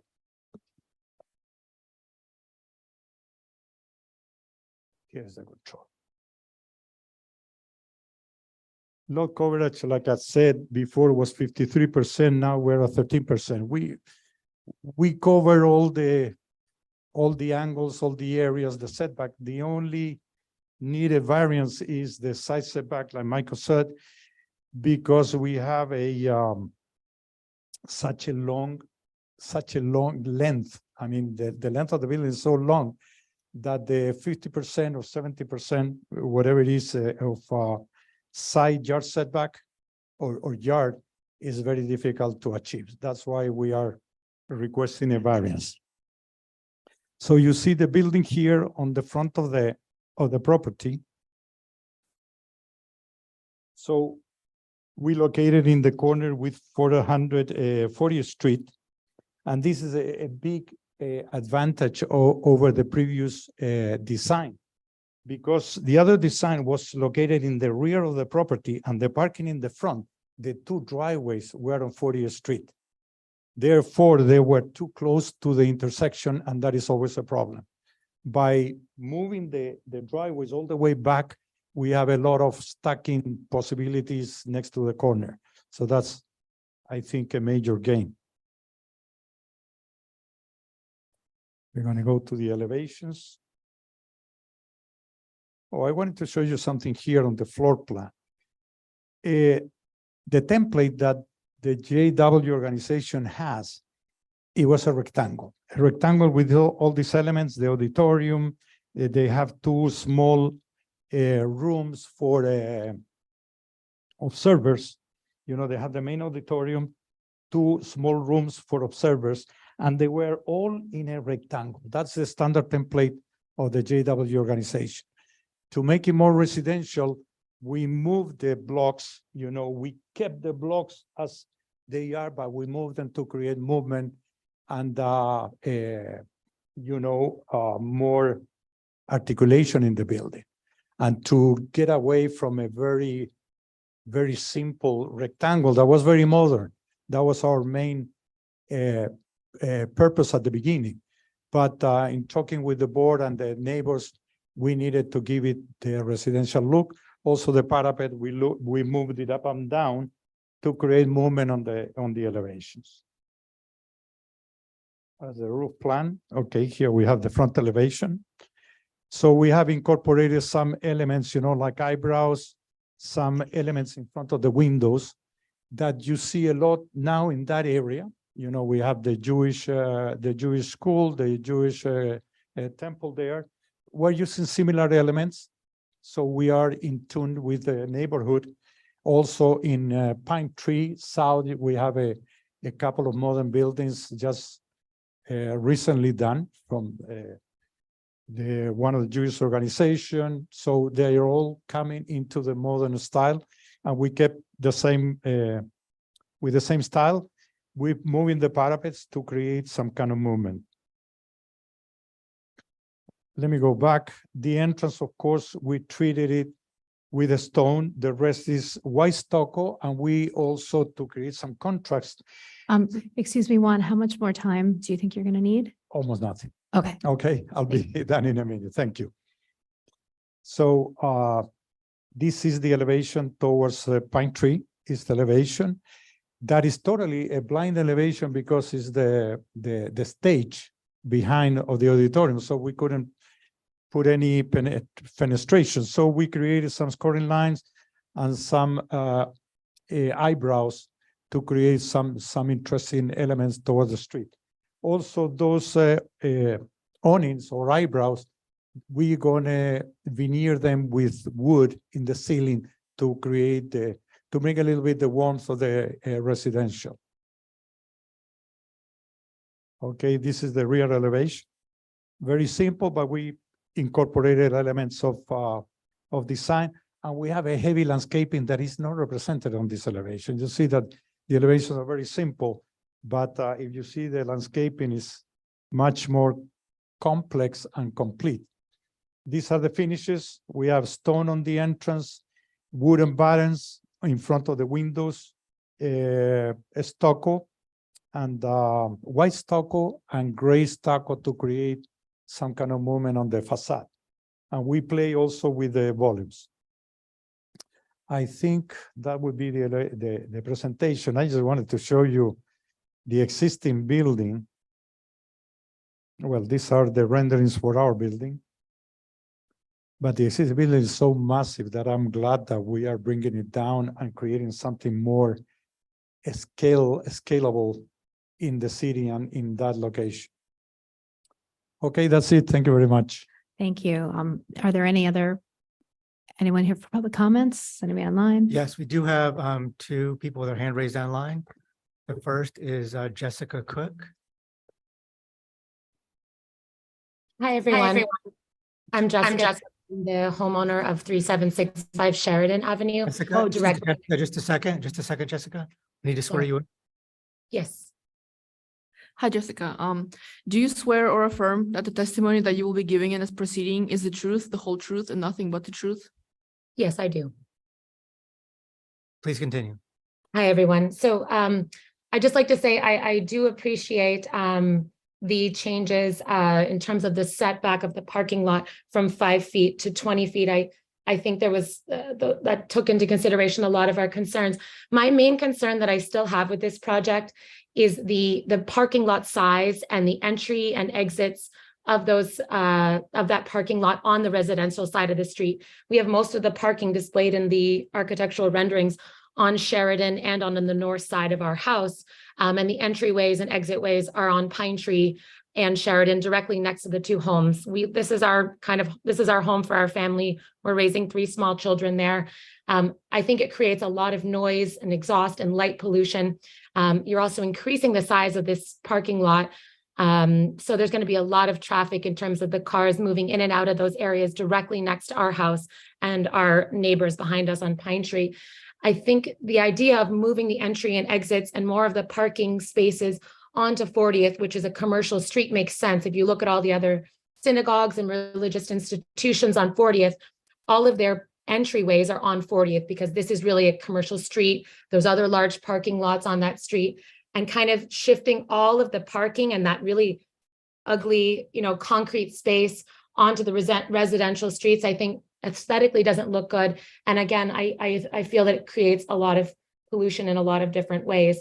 So that would be for me as the homeowner, to not have that parking lot and those spaces right next to my home, and the cars entering and exiting while my kids are playing outside or biking nearby, is still my major concern that I had voiced before. Thank you. Thank you. Our next caller is Jay Feldman.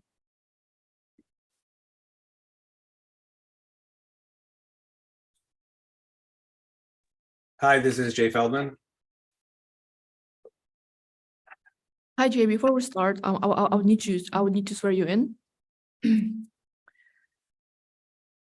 Do you swear or affirm that the testimony that you will be giving in this proceeding is the truth, the whole truth, and nothing but the truth? Yes, I do. Thank you. You have 2 minutes. Thank you very much. I am the husband of Jessica. I want to echo, some of her same concerns. I do want to say that that Juan and the architects and the designers of the building were overwhelmingly progressive and collaborative to work with us, and I really do appreciate that. I also wanted to share my concern about, we're downsizing a 19,000 square foot building to 5,000 square feet with currently 10 parking spots. Now increasing it to I think it's 43 parking spots, which per the math is per 6 congregants can accommodate 258 congregants. I just want to ensure, I would encourage the designers to decrease the hardscaping and decreasing the size of that parking lot to accommodate the congregation and increasing the green space, and also ask that the traffic movement is directed towards the street that is zoned for commercial, not the streets that are zoned for residential. And my last question or comment is, if the parking lot is so big that it exceeds the needs of the congregation, I do have concerns about utilizing that space as a, parking for lease for other businesses, and to ensure that that is not the intention of the Kingdom Hall. Thank you very much. Thank you. With that, that includes our callers on Zoom. Okay, I'd like to now close the public portion and open it up to the board for comment. I'd like to begin. Hi, thanks. I have a question. Can you tell us what the distance is for a curb cut? Because I am listening to their requests about 40th Street, but I also see that that's a narrow block. So I'm wondering if it's even feasible to have a curb cut, or if it would be too close to the adjacent. So that's something that would have to be reviewed by Public Works. For example, if the board wanted to put a condition saying that you shall move the curb cut, closer to 40th Street, it'd have to be subject to review by the Public Works Department. Because you're right, there is a certain distance you have to keep in terms of from the intersection. Do you know that as the architect? Did you guys?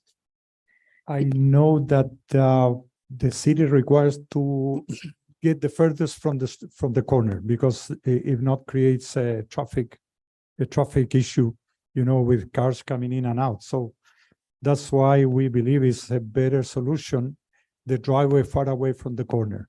It's very difficult to place it in 40th Street because it's too short.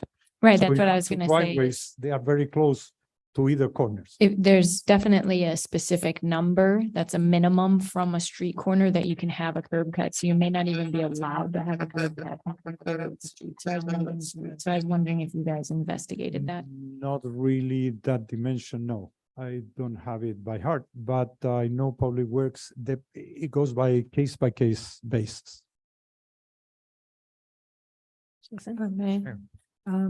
I'm sorry. I've been in this area for 62 years of my life. And I will tell you that the south side of 40th Street has been allowed over the years to further to encroach into the single family residential area, which is a shame. I think that single family residential area needs to be respected. And there is plenty of space on 40th Street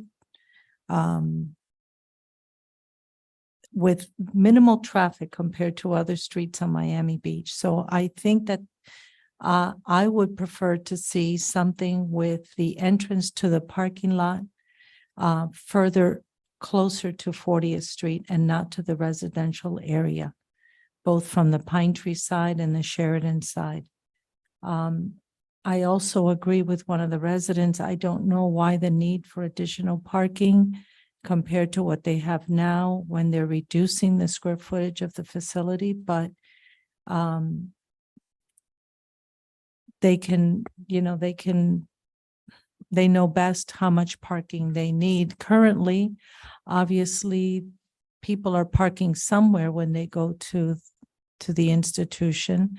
And if you currently have far less parking, where are they currently parking when they go?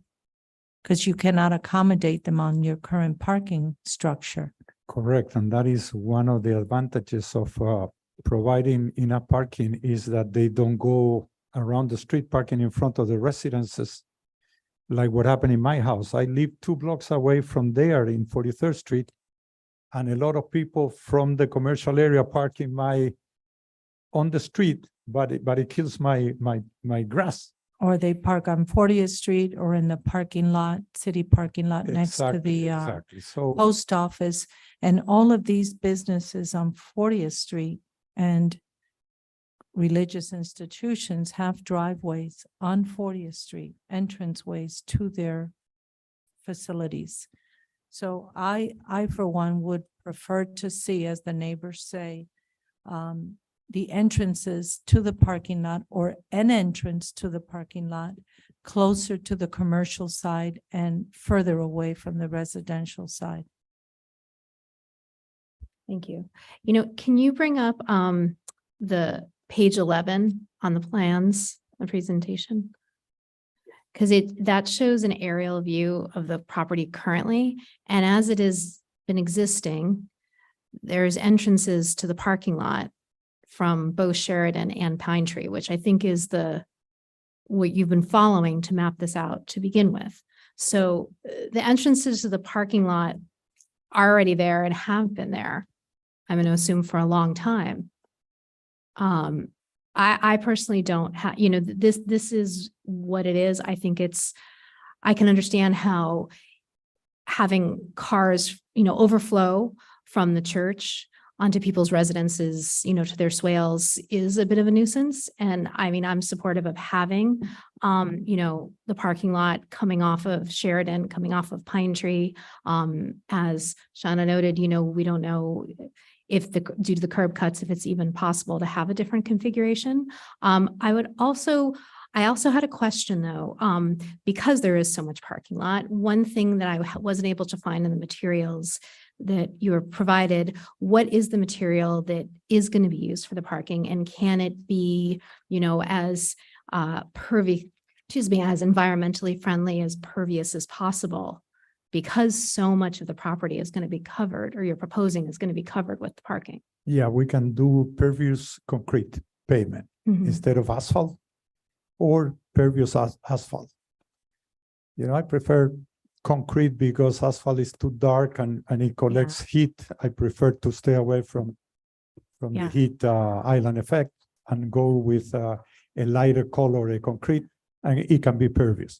We have done another project where we provided pervious concrete. I know we were just talking at lunch, but more sort of environmentally progressive solutions. I mean, I would just encourage you to explore. I would love to see this parking lot be, as environmentally friendly as possible to absorb all the extra water and the runoff and all that, because it is a lot of paving.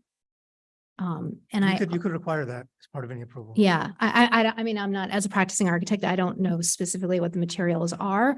I do know I've even seen, driveways with sort of a lattice work to it, something that will more easily absorb and let water flow through it. Cause I'd like that to be some sort of, and again, I don't know the specifics of what you could use, Definitely but there are pervious concrete. I'm solutions. thinking about redoing my driveway myself for my home, and I'm going to do pervious concrete. It's Okay. like twice as much as regular concrete, You but could also, it is pervious. as I say, you could also do like interlocking pavers or pervious pavers, which also might help transition from a commercial to a residential, doesn't feel- Yeah, it does also look nicer. And I have to say Does it too, I have the know. Pavers, sorry.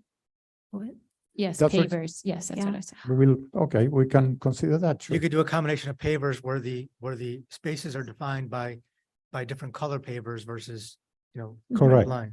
I would also say too, that in conversations that we've had in terms of, sort of more urban planning, especially in regards to the 71st Street corridor, and that, the new zoning dissuades people or doesn't allow people to put parking lots right up against the street where people are walking. I like the idea of having a commercial building as close to 40th Street as possible, because I think it just makes it, I mean, that has become a more commercial street, and it just seems like it just goes better. And then to have landscaping and then, parking lot more in the back as opposed to just walking by a big parking lot, I think is better urban planning. I don't know, but that just seems like as opposed to going by and seeing a parking lot, because now with your design, it's not going to be as noticeable as right across the street. I know is just this gigantic asphalt parking lot and it's a bit of an eyesore. Absolutely, yes. I that's what I'm trying to avoid happening here. Yeah, I May just recall- wanted, sorry, if I can mention, and answer, the comments that you're having. In the front on 40th Street also, we created like a little promenade. So we are giving something to the community, some weaving pathway in between the landscaping. So I just wanted to emphasize on that. It also, and is there also going to be a gate around it? That was the other thing it wasn't really depicted. We're gonna enclose the parking for security issues and also for, vagrants and people that are, just wandering. So we're gonna have like a sliding gate, a motorized gate at the entrance of the parking. And the rest is gonna be an entire gated parking lot. Do you have any images or anything of that? I mean, that's also something that, I can show you on the site plan. okay, thank you.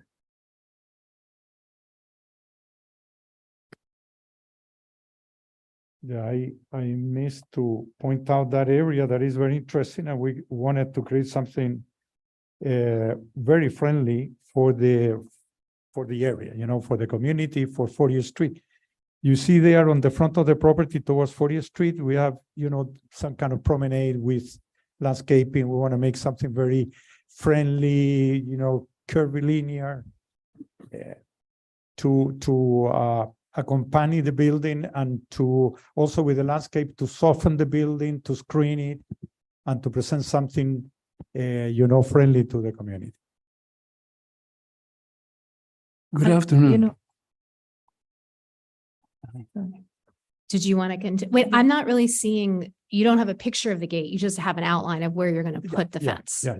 We had asked as a condition, if the board is going to approve it, for a more prominent, entry gate there, not just a simple, it could be like a larger monumental gate to have more of a presence on 40th Street.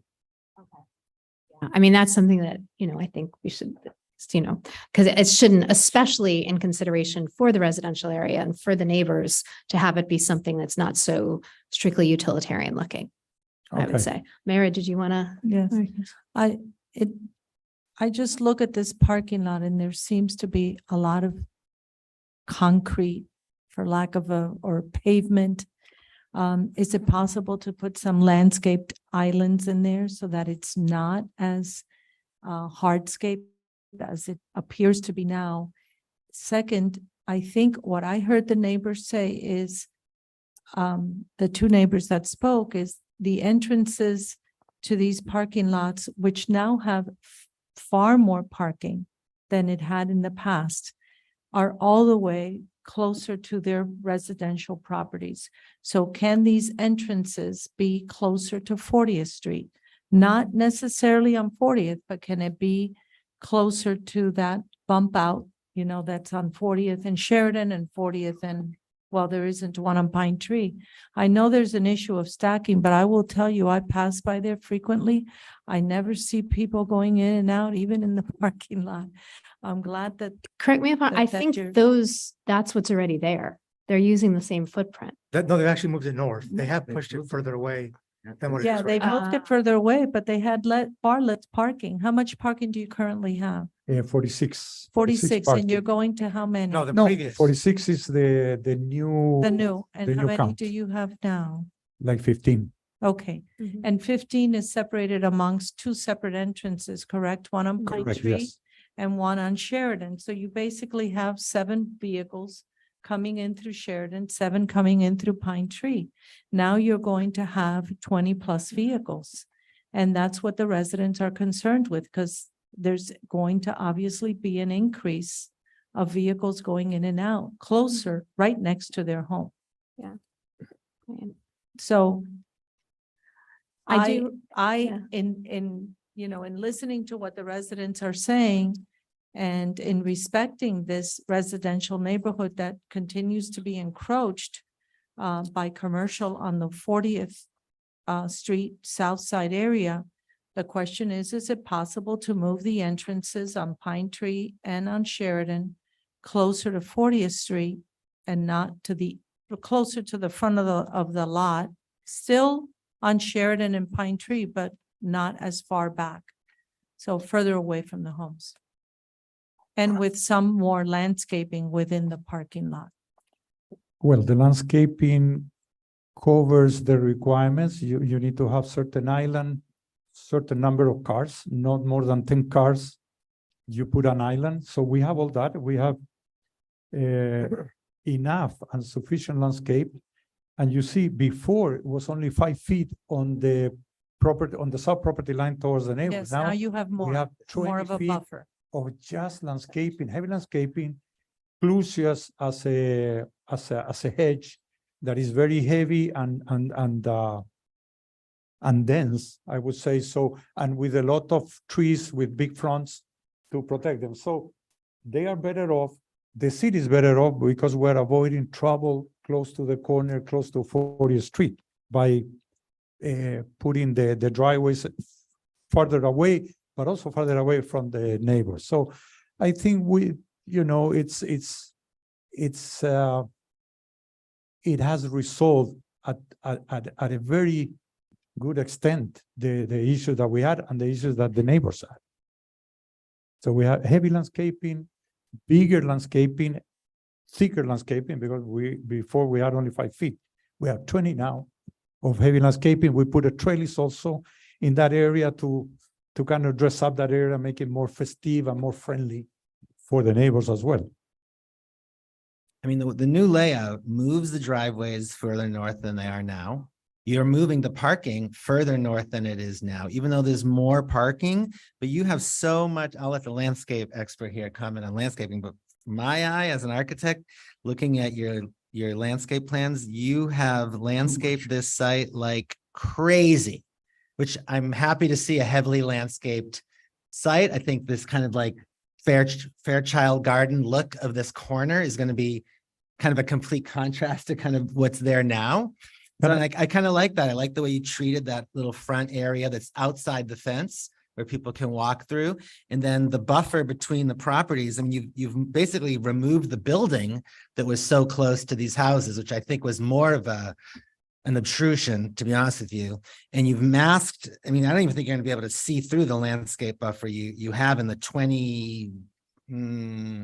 22 feet of landscaping you put along that property line. And I see you have low, medium, and high. You have three or three rows of trees. So tense barrier. I'd be surprised if you could ever even see any headlights through any of that. But. Yeah. Jason, can I add something? Because it goes also for Mayra, for your comments. I didn't emphasize that. That was one of our main goals, including Michael. He also pushed for this. We are doing the heaviest landscaping that we can. And that was our instructions to the landscape architect. Please screen these people, protect them, cover the lights, cover the parking. So he put very heavy front, trees, and like you said, different scales of buffering on the hedges. So that was our answer to the neighbors. Good afternoon. Quantity doesn't necessarily makes it better. In looking at the tree disposition plan, there are 4 trees and a square, which is a hardscape. Correct. What is that square going to be used for? That is the entry plaza. That's the entry plaza for the building. You see all that area that is in front of the entrance. I understand. How do you reach that plaza? Through the parking? Well, through spaces? the parking, of course. Through the parking spaces. We create the parking on the rear, the building in the front. So we enter in between the building and the neighbors. And then we access the plaza. And from the street, from the promenade on 40th Street, we have a gate that opens that strip of pavement It's a walkway to enter from the street next to the building towards the front that is in the parking. Now, in talking about those 4 trees, those are 4 oaks between 13 and 16 inches DBH. I believe the space where they're being relocated to is too small. And you should make a cutout to enlarge the planting area. Okay. And since that is the entry plaza, you have room for it. There are 2 palms on Pine Tree Drive, which are being relocated to the right of way, which is about 30 inches wide. No way those 2 royal palms are going to fit in there. No way. There are 2 palms on 48th Street, which are being planted, relocated to maybe 18 inches away from the building. Yeah, we can revisit that. No way. Yeah, I agree. Is the fence a new fence along Sheridan? It's going to be a new fence on the entire perimeter, not on the south side. That is an existing fence. Why are they placing the fence against the trunk of the tree instead of in the back? I'm not sure what you're talking about. Okay, That is a tree that is right. right The by the driveway. It's tree number 32.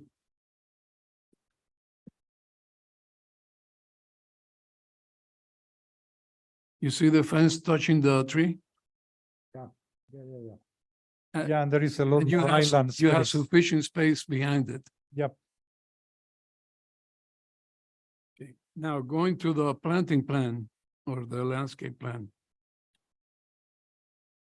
When I said quantity doesn't necessarily make it better, there are 2 rows on the south side.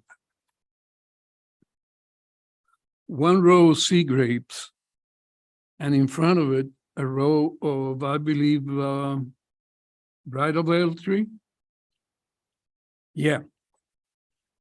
Where I think that's an abuse of spacing. It's too much.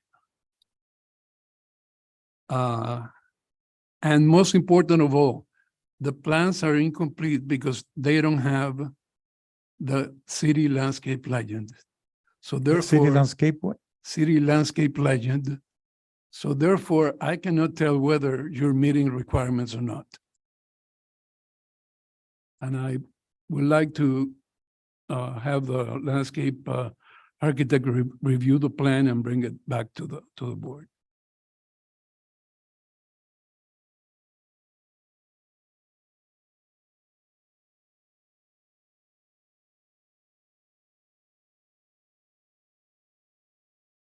I have no problem with that, sure. I think we can have the landscape architect work with the city landscape architect and remediate those issues. Concerns. Any other comments or questions? I don't know. I also was wondering in general, more now about the building as opposed to the, I can't help but notice that there really aren't any windows. Was that by design, or the congregants wanted it to be dark inside? Well, the areas that need windows they have, like the main auditorium has 6 large windows, 3 on each side. I mean, it's covered with the louvers. Yeah, but the louvers are sitting 8 inches in front, so you're gonna get light and you're gonna be able to look outside, but it screens a little bit, for outside view if they are, in session or something. But, the windows, we have these 6 large windows on the main auditorium, and we have some windows on the bathrooms and on the other rooms that are around the lobby area. So I was going to make a similar comment that again, I do appreciate sort of putting the building, up, addressing the street corner at Pine Tree Road and 40th Street. And I think, in terms of an urban move, that's what we want to see. You're inviting and addressing the pedestrian movement along 40th Street. But I had similar concerns about the architecture in terms of when we put a building there, we're trying to also have the architecture address that public realm. And I get it that maybe this is a place for reflection and looking internally versus externally and focus and concentration. But it just seems like there could be some different gesture or acknowledgement that you are up at that street corner addressing the public realm. I guess I'm just saying I'm not really seeing it either. I don't really have a comment at this time. I think overall it just makes the building seem very heavy. That was just my impression. I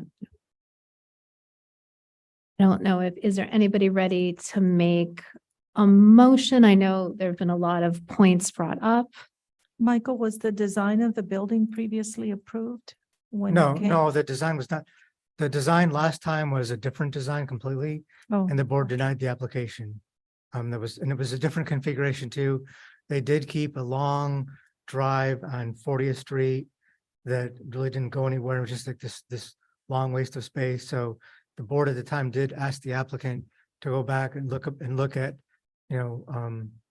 repositioning the building on the site. I think the direction at the time was to move it closer to 40th Street.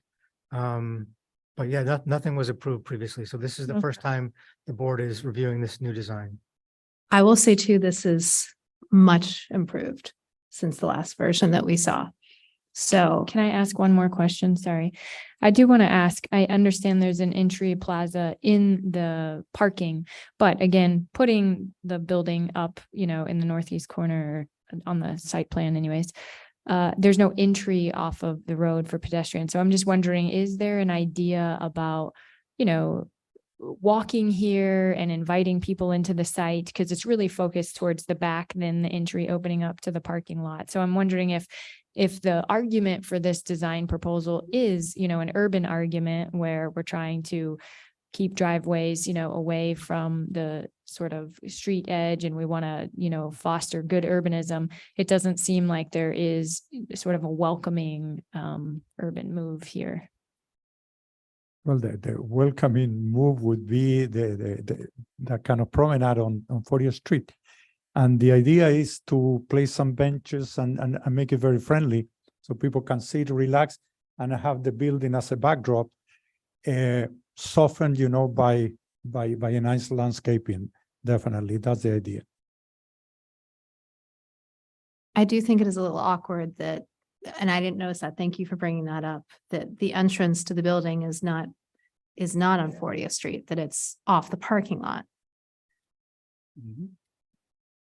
Yeah, and I understand why, because it seems like that's where the back of the auditorium is facing 40th Street. Is that? Correct. 40th Street and Pine Tree. I think it's important to note too that unlike some of the other institutions along 40th Street, the congregates here do not live in the area.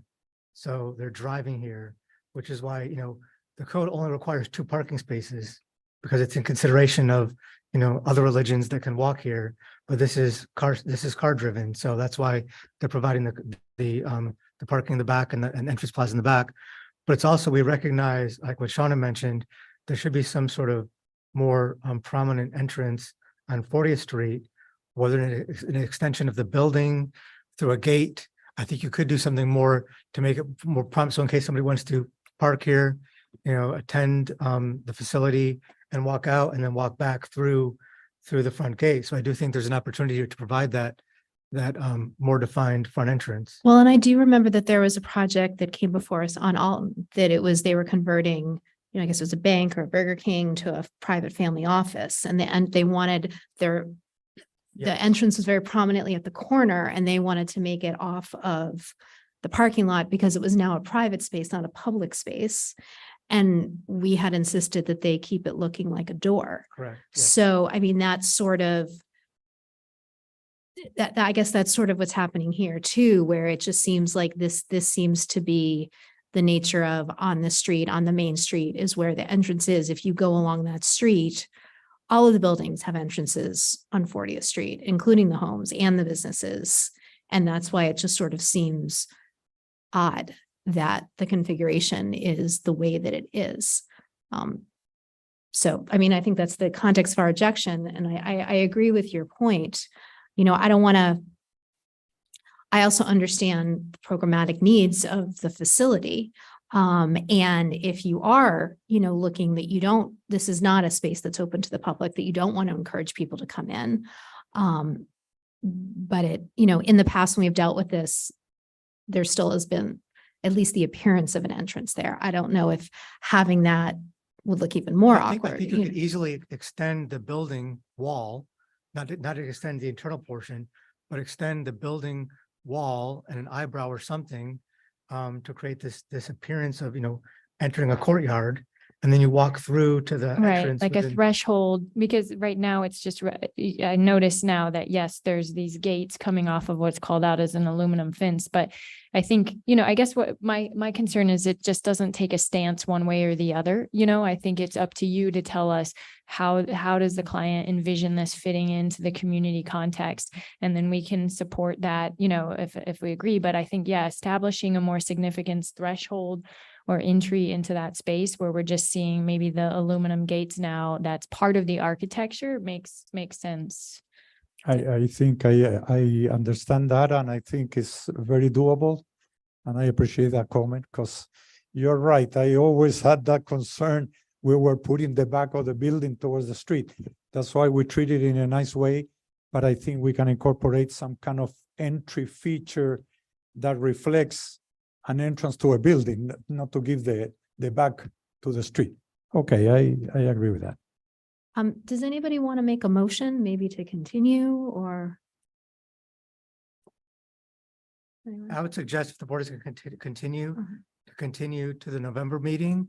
And maybe as well, you can meet with Public Works and see to what extent it's possible to move the driveway. If the board wants to have you take a look at that, it may not be possible, but at least you could have a more direct response from Public Works to say that no, that we're not going to allow you to move the driveway any closer to 40th Street, but at least it'll give you the opportunity to meet with them, discuss the driveway location, come back and address the concerns regarding the landscaping, because I think Orlando wants to see the landscape architect back here Revised. and that landscape plan revised, as well as the entrance feature.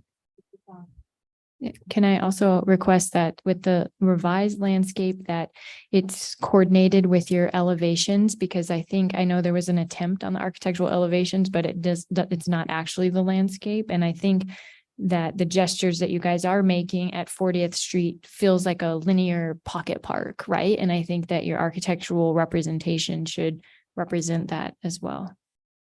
Okay.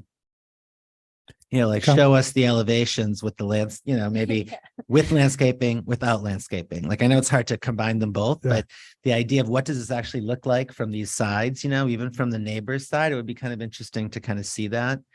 I think it'll help present it for us much clearer. And a lot of us on the board are not practicing architects, and having a rendering, having as detailed as possible of this is what we're going to see is helpful to us, to the general public. So a motion. Yeah, I'll make a motion to continue DRB 23-0943 to the November meeting with the conditions that the applicant will talk to Public Works about the options of moving the driveways further north on Sheridan and on Pine Tree, and also complete the landscape package, including the city approved landscape legend, and to explore And revise the plan. Accordingly, and provide accurate representations of the landscaping in the elevations. Oh, and to show and delineate pervious pavers in some portions of the parking lot as working with staff and as you see fit, maybe it's just the parking spaces because the lanes need to be more durable, but I'll let you work that out. Is there a possibility to approve with conditions? It's too many. I mean, too many. Is there a I don't know, I'm second? sorry, did you include the design for the entrance? Yeah, that's what I was Yeah. gonna say, the threshold, some sort of architectural threshold at the 48. Explore the the entry on the northern side. Yes. I second the motion. All in favor? Aye. Motion passes. It's continued to the November 7th meeting. Thank you. Thank you. Okay, we have two applications left on the agenda. The next application is DRB 23-0940 for 1766 Bay Road. This is an application requesting design review approval for exterior modifications to an existing two-story commercial building. As noted in our report, this is an interesting property that has a very large public right-of-way, including large sidewalk area fronting the establishment. So it's a perfect area for outdoor dining and outdoor seating. With the applicant's proposal for their new restaurant concept, which is largely a monochromatic color scheme for the exterior, it exceeded the threshold of what we could approve administratively. So that's why it's before you today, just regarding the exterior design changes that they're proposing to the exterior, including the colors, as well as the addition of landscaped eyebrows along the street fronts. We are supportive of the application with the conditions noted in the draft final order. We are recommending, if possible, I know they have a lot of planters along the exterior. We are recommending them to take a look at in the area that does have a larger outdoor area, if it's feasible to include a canopy shade tree, provided there's no conflict with underground utilities. With that, we are recommending approval. I'll turn it over to the applicant's attorney for the presentation. Yeah. And before we proceed, I'd like to ask the board whether you have received any ex parte communications on this application. All right, thank you. Continue. Thank you. Good afternoon. My name is Ian Bachakov with Ackerman Law Office at 98 Southeast 7th Street, here on behalf of the applicant, our House Bay Road LLC. With me is the principal, Mr. James Julius, our architect, Renee Gonzalez, and my associate, Chris Pinellas. We're here today requesting design review approval for the remodel of commercial property 1776 Bay Road, in which we are proposing a new restaurant called Harbor Club. I'll note that we've already appeared before the planning board and received a conditional use approval, matching the exact same operational requirements of all the prior operators before us there. And the main reason and the reason we're here before the DRB today is because of the changes we would like to make to the exterior of the building. I will note for the city attorney that we did send an email out to the board members, and I believe we got maybe one response back just saying that they would hear us out here today. So thank you. And can we put up the thank you? So just to situate ourselves, the property sits in Sunset Harbor, right in the commercial corridor on Bay Road, approximately 11,250 square feet, corner lot, zone CD2, and it's surrounded on all sides by commercial uses. Fairly confident you're all familiar with this property. It's historically operated as a restaurant. We have up here just the views from 18th Street, Bay Road, and from the corner of the street. One important thing to note just right on the outset of the presentation here is that the building is built right up to the property line. So everything in front of the building, the facade, the sidewalk, that's all in the right of way, and it's going to be subject to Public Works approval, regardless of what happens here today. So just to go through a little bit of an evolution of the property, we went back as far as we could find on Google Street View, and we go to 2007, which I believe was the first time this property was used as a restaurant. It was called Uzo's. Thereafter, in 2013, it changed operators. It became Burger and Beer Joint. You'll note they made some changes to the exterior of the building, the most profound being the red window linings at the storefront, but otherwise they generally kept everything the same, a slightly different shade of the off-white and the signage, of course. Then we jump a little further at this point. You'll notice that Public Works came in, they elevated the sidewalks, they added railings to the frontage. Burgers and Beer Joint added the red door, and later on in 2017, they added the red to the windows on the second floor as well. And they also added a second sign at the higher level on the second floor as well. And then jumping further after Burgers and Beer Joint, it became Dia in 2022. And they just updated the signage, added all the planters around the outside to hide those railings, and of course, their signage, and painted it blue. But most of it ended up getting hidden by these wooden planters. So here's our proposed design. Very few real changes, but it makes such a significant impact to what it looks like, what you see here. Moving away from the blues and the grays, instead using an exterior monochromatic with stucco painted in a light burgundy and with deep copper accents. The elevation's broken up by bright green natural plantings draped down from proposed planters along the eyebrow, which we're proposing here today. We're also proposing a rounded parapet at the top, which really ties into the curved design around the corner and creates a cohesiveness that we feel has been missing from all prior designs of the building. We're also replacing the existing awnings here with red fabric to match the proposed color for the building and to better protect the patrons on the sidewalk seating on Bay Road there.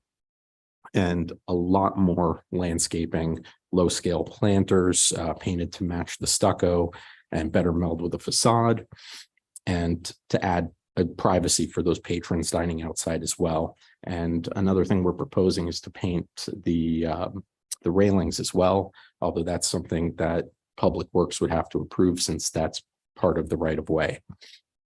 And note also that these proposed plantings are going to be completely irrigated, and our landscape architect is going to use only Florida-friendly plants in those planters to ensure that everything there will survive and thrive.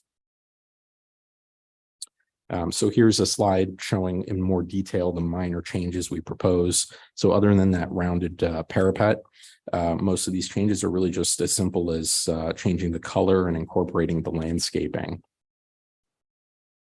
The red fabric awnings, the painted stucco, the copper finishes, the wood planters.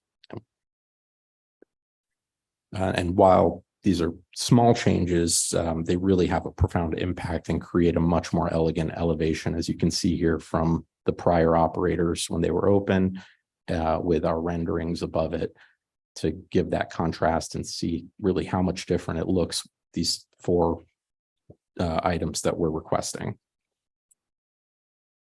And here are just some more renderings of what you see in the right of way.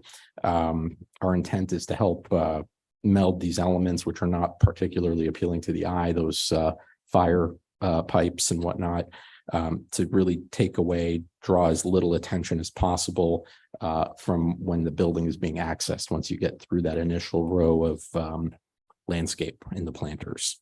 Ultimately, we hope that your recommendation and an order of approval would help carry weight with Public Works so that they could also approve anything to make sure it all flows together with the facade of the building. And then just a little bit about the concept and the operator, because we're here, we'd like you all to know not just about the building, but who's going in there. The applicant is going to be operating Harbor Club, which is an exciting new venue that's being proposed. The first floor is going to be a Mediterranean restaurant open to the public. And the second floor is going to be a much more intimate Japanese members only dining club. Our operator, Mr. Julius, is an experienced hospitality leader with over 14 years in the luxury hospitality industry. Originally from London, he's worked in some of the most exclusive hotels and members clubs in England. Most recently, he worked for major food groups and was a key person in opening ZZ's Members Club in the Design District. And now he's bringing that English private dining model to Sunset Harbor. Here's a rendering of the first floor, which is going to be open to the public, sophisticated yet elegant, approachable Mediterranean design to go with the Mediterranean cuisine. And again, I think with the colors, and I'm almost done, we want the outside to flow with the inside, with how nice that the inside is going to be designed and proposed. Here on the second floor is another rendering of the more intimate space, a little smaller for members only, world-class sushi bar, Japanese cuisine. And just to conclude, I'll note that Mr. Julius met with the neighbors, with the associations in the Harbor Club, or sorry, within the Sunset Harbor neighborhood. This was back in July before, and to our knowledge, everybody is supportive. We haven't had any objections about the design. So thank you very much, and we'll stand by if you have any questions. Thank you very much. Is there anybody who's here from I do public to have, speak? not sure, Jay Feldman still has his hand raised. Jay, do you want to speak on this application? No, he's lowered his hand. With that, we have no public comment. Okay, I'll now close the public portion and open it up to the board for comment. Does anybody have any thoughts to share? Thank you for your presentation. I just want to say that I appreciate any time that, existing buildings are being remodeled and renovated, in our urban infrastructure instead of proposing to tear them down and build new. Not that you guys are, doing anything that drastic, but, I understand that through time, we need to modify them to keep up with the changes that are happening. Again, you guys mentioned the infrastructure, at the grade that's happening there. So I think it's a great design. I appreciate, sort of the uniqueness that's applied to the facade.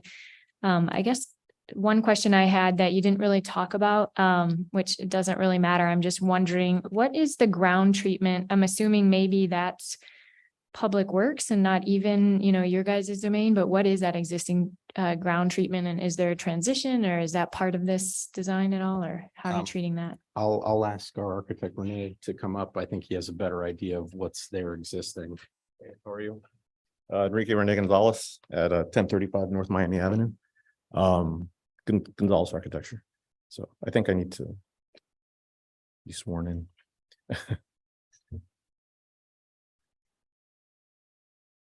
Do you swear or affirm that the testimony that you will be giving in this proceeding is the truth, the whole truth, and nothing but the truth? I do. So to answer your question, currently it's a concrete, typical right-of-way sidewalk. We are planning to add some tile at the basin, which is the lower part.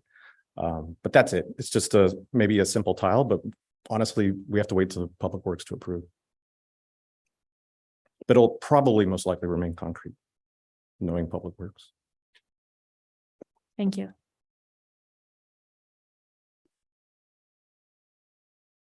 Orlando, do you have any comments about the greenery or? Yes, well, the landscapes are completely incomplete.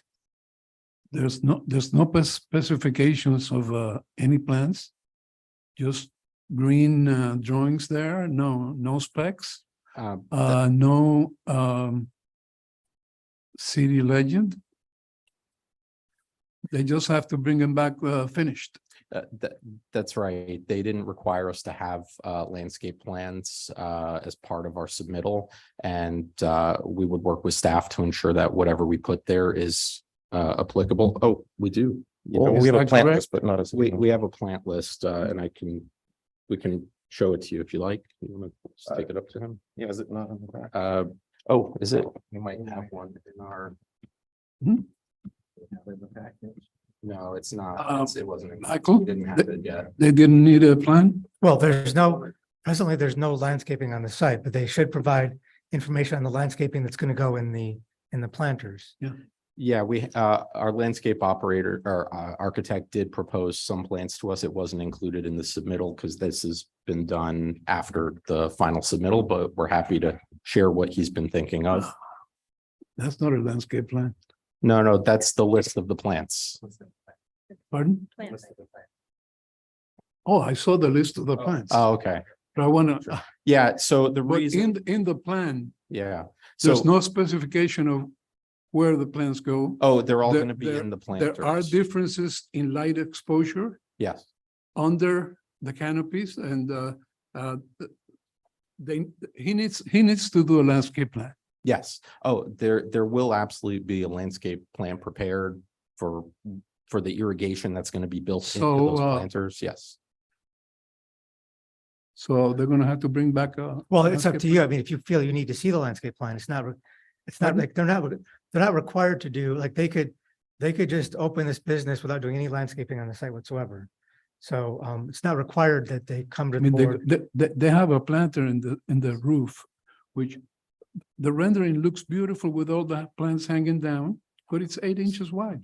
Yeah, if they don't have the plan specified, they're gonna go within the space. I mean, So if they don't bring a landscape plan, let me see, This you is a you joke. did submit a landscape plan.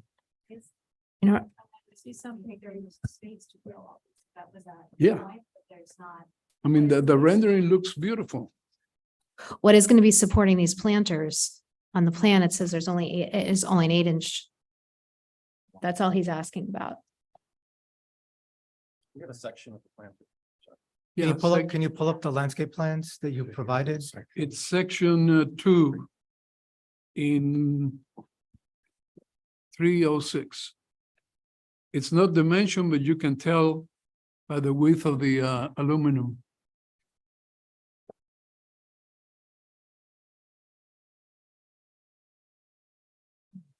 Yeah, I believe it's 8 inches by 12 inches deep for the creepers and the railroad vines. It's 8 inches, right? 8 inches width by 12 inches. What are you Little gonna bit plant in 8 inches? That's gonna hang down 4 feet. So if we don't ask for a plan, should be. How I can mean, you get- did your presentation include, because we do have a separate set that says landscape plans. I'm loading it up. Yes, Okay. yes, but there's no specifications Okay, except for a plant list. Pointed out, It shows the vine material that they're using on that plant list. because we didn't have that put together. Yet. Would you like to show something from that? Yeah, the vine, the railroad vine, I guess. Yeah. The railroad vine, that's what it looks like they want to plant them there. I don't know. Yeah, I don't know. It's in for the sure list, either. but I just see don't know where it is.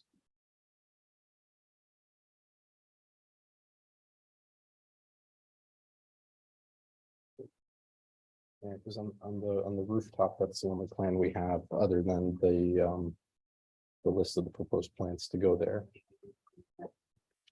I'm looking at the landscape plans. Let me see. Let me see.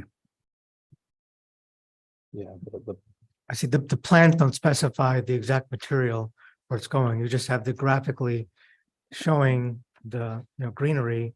But there's no specification showing the name of those Landscape plans. five? It does on, Michael, I think on the plant list on page 5. Page 5. of the Oh, no, PDF that's a is section. actually- Yeah. Yeah, that just That's a gives, section of that gives the some plant coloring. list. But their landscape plans just show area where the greenery is gonna go. But there's nothing labeled in the plans for the landscaping. And even in the plans, they just show colored. Right, there's nothing called out in the plans. The only detail that has the description is in, on sheet L400, which has the specifications. So, I mean, maybe if you guys can describe where they're gonna go, if that's, what's gonna go in the rooftop planter and what's gonna go on the wider planter above the ground floor. right. And in the renderings, there is plants hanging down from the railing. Where are they planted? They're going to be on smaller planters that are hung onto the railing. But where are they in the plan? They're shown, well, for this landscape plan, I guess the rendering is a little different, but on the east side, We show that at the southeast side, you see the planters that are kind of against the rail. Those Where? are the ones that hang on the south. What page? 200. If you look at the southeast side, which is to the bottom left of the page.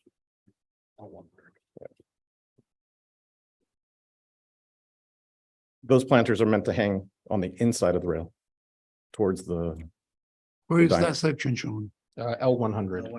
L100 on the screen. L100? There isn't.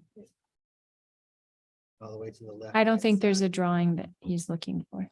It's page 2 of the landscape plan. L100. I believe that would be that's Oh, that's a there's a plan, yeah. that's a planter at ground level, right? That's not something hanging from the I mean, is it on the floor? Is it hanging from the railing? And what is it? It's hanging from inside the railing on the second or above the first floor. Ground floor. I see it in a plan. But Yeah. that doesn't tell me where it is. I mean, you can see it is it in- laying in the floor? Is it hanging from the No, you railing? can see it in the first page of the rendering on the landscape I mean, plan. These are not landscape plans. Period. I would suggest if Orlando's, the board is uncomfortable with the landscape plans, if the board wants to approve the changes to the building and bring the landscape plans back to the board next month. That would allow you to go through and permitting and everything, just to make sure that Orlando's comfortable with the material shown for the planters and. Yeah. If we need to come back for the landscape, we'd be Yeah. okay with that.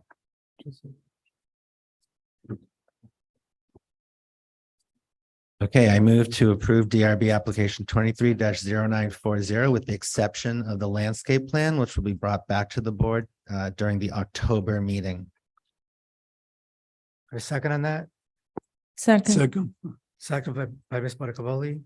October is good, Michael? Yeah, October, because I think they have all the information. Okay. It's just a matter of providing it in a format that's acceptable. And I would just say, just remember that we're looking for like actual landscape plans, so don't rely on the renderings and things that show it's more about the black and white plant Oh, specifications and. they have a landscape architect. Yeah, I know they have. He knows what a landscape plan All is. right.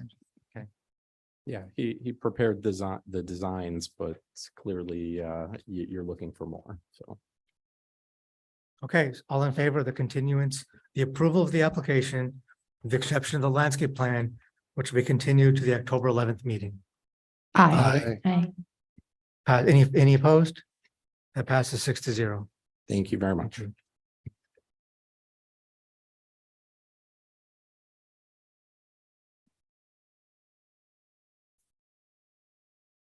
We have one last application on the agenda, which is DRB 23-0939 for 1331 14th Terrace. This is an application requesting design review approval for the construction of a new 4-story multifamily building, including one or more waivers to replace an existing structure. As noted in a report, staff is supportive of the application, but we do have some concerns regarding the design, specifically the unadorned stucco wall of the stair tower at the first 2 levels. We're recommending that be further developed. We're also recommending that some non-stucco finishes be incorporated into the side elevations in order to break up the large expanses of stucco on those elevations. We're also recommending the incorporation of screening for the openings of the garage side elevations, including a garage door, in order to ensure that noise and light from vehicles is buffered from neighboring properties. They are asking for one waiver, and that's for the ground floor to have a clearance of 10 feet, where the code requires 12. We're supportive of that design waiver. With that, we are recommending approval of the application with the conditions enumerated in the final order, starting on page 160 of the board packages. And Good before, hi, and before we proceed, I'd like to ask the board whether you received any ex parte communications on this matter? No? All right, thank you. And just to clarify, you presented earlier and you were sworn in, correct, Correct, sir? Yes, yes. okay, that's what I thought. Thank you. Okay. Good afternoon. and it's a townhome in the West Avenue area. That's changing now into from the single family 1 story to 4 and 5 stories, since it's RM1. So that's what's happening in this street. And it's in between Alton Road and West Avenue. So there's really not a single family area, right? So this is the proposed design on the exterior. The concept is basically have the balconies projecting in sort of like drawers with the guardrail in vertical random pattern, top color, and instead of a glass or a typical aluminum, and the play of the projecting balconies. On the sides is a volume that's carved out, and it works. In my opinion, the carved element works because the adjacent areas are more solid. But I hear a comment about articulation and on openings. And further to the point of the side elevations, I'd like to point out that the planting is gracilis bamboo. It will grow probably at around 20 feet. So primarily the upper portion is what will be seen. Adjacent to this property, there is a project that's been either proposed or it's been in the process. It's also a 5-story structure. So it will be 15 feet away from this property. I don't think that you will see much from the street. And they will see each other. So I understand the aspect of the articulation, but in this case, it's not like having a single family on the side. It will probably be seen from the buildings in Sunset Harbor, but you will see a little bit of that carve out area.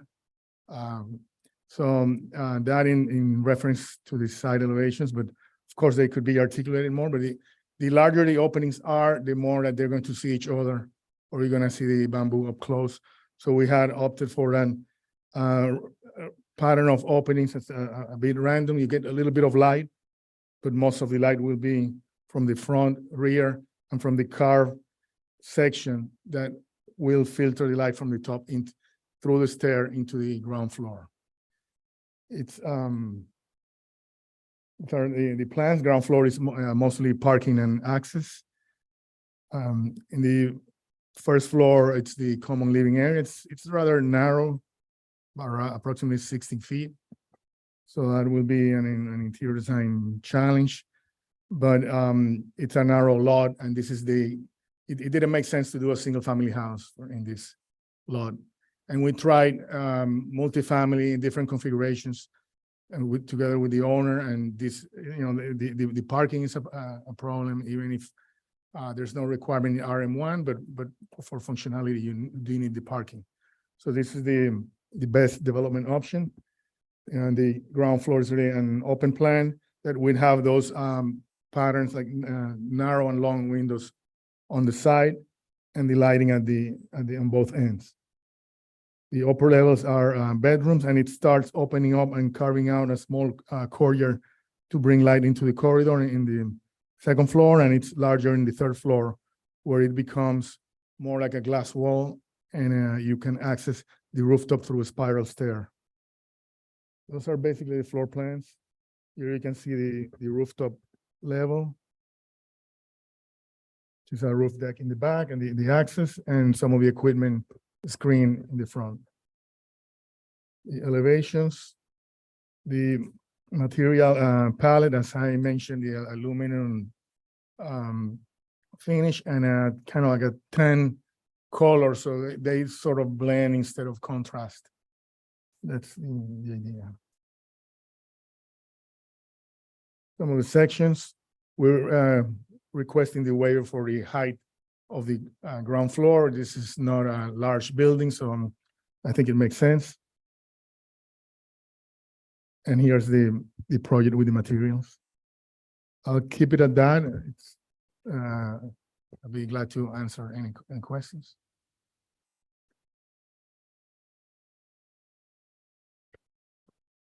Sorry, I was intently studying the plans again. Thank you very much. Do we have any other, We do have one speaker online, Chaka. Hello? Hello? Hi, Hello? Chaka. Before we Hello? start, I would like to swear you in, please. Yep. Hello, can you hear Yep. me? All right. Do you swear or affirm that the testimony that you will be giving in this proceeding is the truth, the whole truth, and nothing but the truth? Yep, yep. Thank you. Or I do, I Or Oh. don't know. I don't know. You have 2 minutes. Thank you. Okay, thank you. Okay, thank you. Yep, my name is Matthew Bainbridge. Thank you so much for allowing me to speak. I have much respect for you guys on the board. I've been sitting here trying to work all day waiting. I don't know if I just missed an agenda that this would be the last item, but it's a lot to sit through. So I live in on 1330 West Ave, which is right around the corner. Why I moved into the area about 10 years ago is because I liked the community aspect of it, the single family homes. I walk my dogs down 14th Terrace every single day. There is some construction currently happening. I don't know if the gentleman who just spoke, for starters, I don't know if this project has been already approved. I hope it hasn't, but I don't know if the gentleman did not know this or he did it intentionally, but there are single family homes to both sides of this property and they have no intention. Like it's a retired CEO lives in one side, they're not going anywhere. So it's not like there's these big constructions happening right next door, etc. I look into this property from where I live. And like I said, I moved into this area because I appreciated the community, small households. It's a really nice community vibe. There already is a construction on the south side of 14th Terrace, and it's causing massive flooding. I've been noticing it over the last few years. It's I don't know if it's because of what's going on, but the street is getting flooded, more flooded because of the construction, I believe. So I just wanted to, voice my opposition to it. I know I've spoken to a few of the property owners around it. I don't know if they just couldn't be on here all day, but I just wanted to voice my opinion. I appreciate the time to have my say. So thank you very much. And it's Matthew Bainbridge again. I didn't know how to type in my name properly. thank you. We have somebody else on the line now. Diego Vanderbeest. The landscape architect. Yeah, so Uh, I guess he could be on hold. Okay. That's With correct. I'm the landscape architect. So if you guys need me to answer any questions, I'm here as well. Thank you. With that, we do have no other public comment. I'm now going to close the public portion and open it up to the board for discussion. And can I clarify something? And the building next door to this property, we already approved a design as well for a 5-story, Yes, yes. and it just hasn't started. Right. And this is zoned RM1. So although it does, typically like all of our RM1 districts have a combination of single family, multifamily. The code does allow, multifamily buildings and they're well under the maximum building height in this case. What is that unit? When I looked at the application, it says not applicable for maximum allowed. How many units can they have? Well, the maximum is based upon the density, which is 60 units per acre. So in this case, we didn't do a calculation because they're proposing, 2 units, Yeah, but how many could they have? 60 per acre, so is my usually 6 or question. 7. And I'll get the number for you. I think approximately 6 because we went through that exercise at one point with like different smaller apartments. I think it's 5 or 6. I'm asking that just because I'll start off by making one comment and then I'll make one later. But that in your presentation, you said you feel like this is the best proposal for this project. And that's why I wanted to know, often these communities are, upzoning or have mid-density zoning so that they can have, maybe 5 units, 5 to 8. If you look at some other areas in our larger Miami municipalities, so that they could increase density, but not have huge, developments in their neighborhood. And so I disagree that, having 2 units at 3,000 is the best proposal for a site like this, because I think there's just some disadvantages to thinking about growing this area in a way where we're diversifying the area as well. So I'll just make that. And just to comment. make the point, so it is, the density would be 6 units for this site. Thank But you. even, I think, when the board has approved other projects in this neighborhood, we have approved a single-family home that was, 5 stories. So typically, when people come in and build a single-family home in RM1 district, they are building to, the higher height. Although we have had cases, for example, along Century and Ferry Lane, which was owned RM1, and do have a technical maximum height of 55 feet. The board has required, a lower height to mitigate the impact of the development. However, in this case, they're proposing 41 foot 8 inches to the top of the roof, where the maximum is 55 feet. So they haven't maxed out the envelope. Yes, I meant to say, considering the parking situation. This was 6 units. And also just to clarify too, based upon the width of the property, parking is not required for this site. My other question, and sorry for my inexperience, but it doesn't look like the setbacks were modified either. Like they're still 20 feet and 5 feet on the side. So like if you were to propose 6 units or a single family home, you would have the same. No, because the board is setbacks. not, this board is not reviewing the use. So it's Right. not up to you guys to review the use of the property. Yeah, no, I'm just It's- asking it for what their rules are for them that they're designing by. Like it doesn't matter No, if so- they're proposing a single family or. Right, the single family home regulations only apply in single family districts. Mhm. If you're doing a single family home in a multifamily district or commercial district, you follow the regulations of that district. Yes, and I've seen some single family projects for this type of lots. It's kind of like a Miami brownstone. And but you could do that. The side setback is 7.5. It's 5 at the parking only, but the building, if I'm remember right, is at 7.5. Did you have any comments about the design? I also was just making sure that I wasn't missing it in the roof plan, but you're not proposing any skylights in this, just some of the recesses along the long sides of the unit. Is that true? Correct, yes. In terms of how you're developing the project on the lot, it is a very urban proposal, right? And so while there's it's a single structure, it has 2 units and it lends itself to, a row house.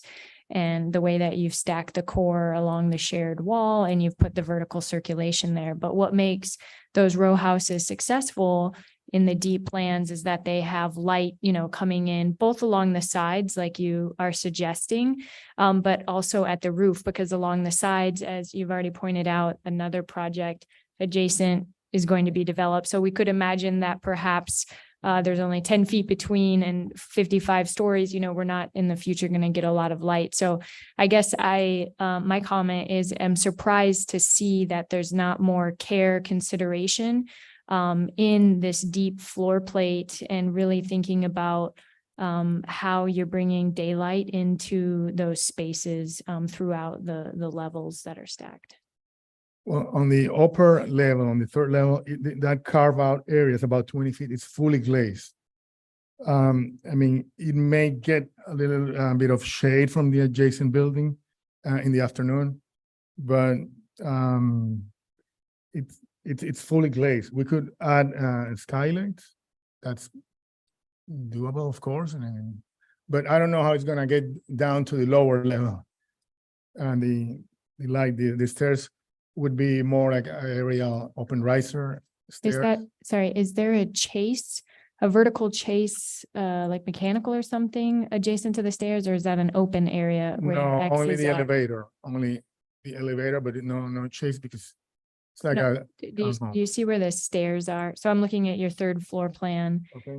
And you have the stairs and then you have a space with an X through that can mean, like open to below or open to above, or it could be a vertical chase. And I'm just wondering what that is. In front of the stairs, there's the elevator. And then all along the hallway, it's all glazed or mostly glazed. think next to your stairs in the plan, there's like a very long rectangle. Okay, that's the eye of the stair. So we sacrifice a little bit of corridor width to make the opening of the stair. So, you know, it's wider than the stringer and it's more open and you can get more light going through. And we made the corridor just what it needed to be. So the light from the glazed wall will kind of go down that stair opening, you're saying down to the floor below, perhaps. Okay. Yes. I mean, it would have been nice to add a courtyard, but we tried that and it's so narrow and the floor plate, it's a small lot, it's 5,000, that it just wouldn't have worked, you know, a ground floor plan with a portion of the kitchen here and the living and dining on the other side, or the living room by itself and kitchen and dining on the other side. So that's something that we try to do. It's a small lot. It's when they rezoned these smaller lots to be so tall. I think all the architects and designers they're just trying to figure out how to make the dimensions work with the code. I feel like this is we've seen various different people do this at various levels of success. I thought this was more than 2 units, you know, like that's what I was looking again at the plans for, which I think in a way this design becomes very future forward, and that I can see that ultimately more homes, that this type of development is going to be built on the rest of the block and on the adjacent blocks because of the rezoning. So I think it's nice that it doesn't look like it's just 2 townhouses, that it looks like, you know, there's a different apartment on each floor. I agree with staff about especially the front section with those 3 cutouts. It just seems a little arbitrary to me that it was like, oh, I need something, you know, I'd love to see something with a little bit more intention in that very front section. And I also notice, I feel like the rendering isn't doing justice to the paint color, but it's very, very beige. Oh my God, can I? Yeah, that's right. I wanted to say the nice things. I think you did a great job with the windows on the side, the eyebrows, the front balconies, the way you made them so varied is nice. The trellises are cool and the cutout's great, but I got to tell you, this color scheme is like joyless to me. I think it really is doing a major disservice to your architecture. This reminds me of the color that they painted things in the Art Deco district before it was discovered. It's very 70s and I mean, I hate to say it, be so critical, but it's joyless. It's a tall building in the neighborhood. It's going to stick out and it just looks dreary to me. It looks sad. And I think it's with what staff said about the stairwell. Yeah, it's a menopause beige kind of, and that color 7502, I looked it up online. It's even darker than you're showing it. And it just looks depressing to me. And I really think you got to rethink I know the bronze windows are coming back, but that color is it's like Ocean Drive in the 70s. And I think it really made I'm watching all of these old brutalist buildings that were built in the 70s on the beach that were painted this color, all being painted white or pastels now, and it brings them back to life. And it really, I think you're making a big mistake with this color palette. Point well taken. You know, we're trying to blend everything into one thing, but it can be wide, perfect. You know, if that's didn't work, that's fine. I think you've created a really good rhythm with the cutouts and the lines, and that the color just dies down. I'm even thinking, I also meant to say that cutout in the middle is really interesting with the spiral staircase. And I think of the red spiral staircase and the Architectonica building in Brickell, and how that was, you know, just with paint, you know, that was a great wow moment. I know that ultimately there is going to be another building next to it, but who knows when that's going to happen. Meanwhile, you have this really interesting feature that people could see from the street all the time to look at that they don't expect. So I do think that, yeah, I think joyless is a good word, you know, when there's so much potential because you've created this rhythm that, you know, for some good colors. And I think, I'm a big believer too, that like color becomes a really good selling point, that it makes something very unique. Yeah, that was just my. Okay, understood. Okay. The landscape architect is on. Excuse me? Is the landscape architect? Yeah, yes, he should be available by soon. Yes, I'm here. Hi, how are you? Thank you for being here. I need to sort of. Oh, it's There is on the, let me see where the north is here. On the northeast and south and west side of the property on the perimeter, what seems to be an oversized wall. There's a double line there, but it's obviously more than 8 inches. Is that a wall or what is it?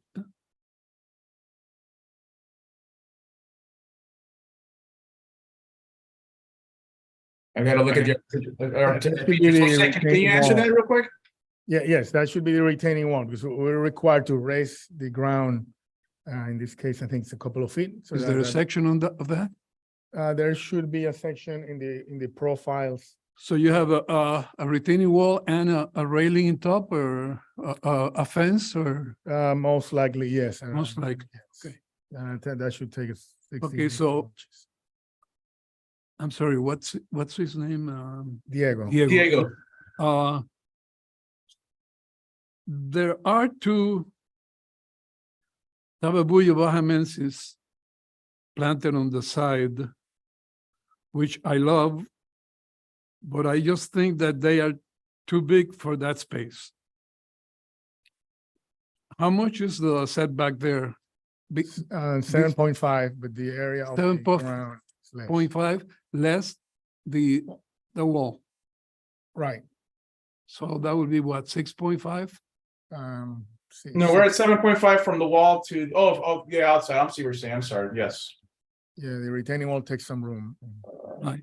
So you're really planting the tababuyas in about 6 feet. I think you could select a choice of a smaller shade tree.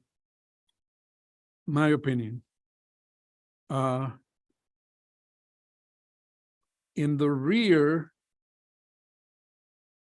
why did you select silver bottom wood instead of green? We have overhead power lines in that condition, so I was trying to put a small tree that 1 fit the space.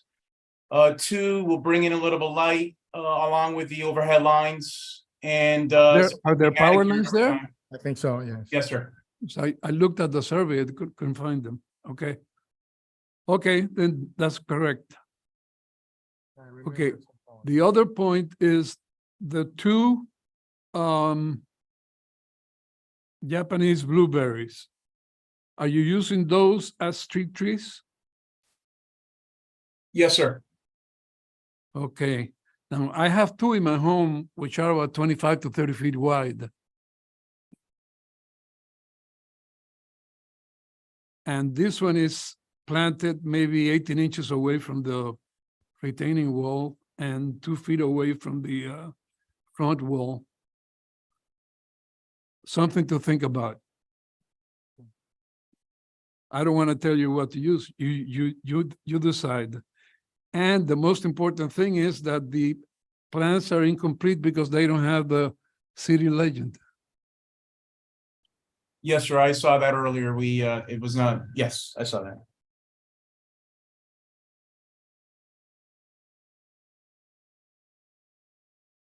That'll be all. Thank you. Thank you very much. Any other comments? I pretty much agree with everything Scott had said earlier a little bit. I mean, there's so many things I think are really successful. Actually, I think these side elevations, I don't know, there's something really cool about them. I think this notch out in the staircase, and I just think, I don't know how long this district has been in RM1, but it's been a while.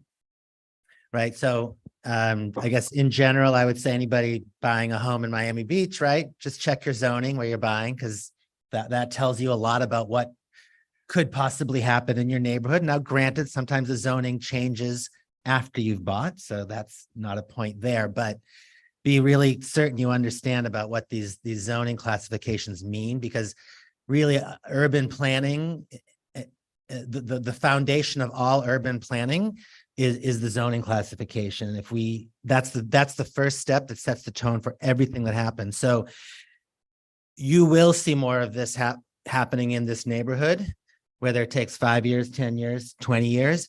But the values of all these properties, everybody that owns one of these properties knows the value of the property. They're not going to sell the property for the value to put a single, a 2-story or a 1-story single family home on the property. They're gonna sell it for what you can zone out. So we are going to see more of this. Is it going to create densification in our urban fabric? Yes. I mean, this is a good thing, right? Density is good. We don't have to require parking here. You can walk. So, you know, I kind of have to put that aside a little bit because I know this is going to stand out, you know, for a while. I mean, until the other homes are built around it.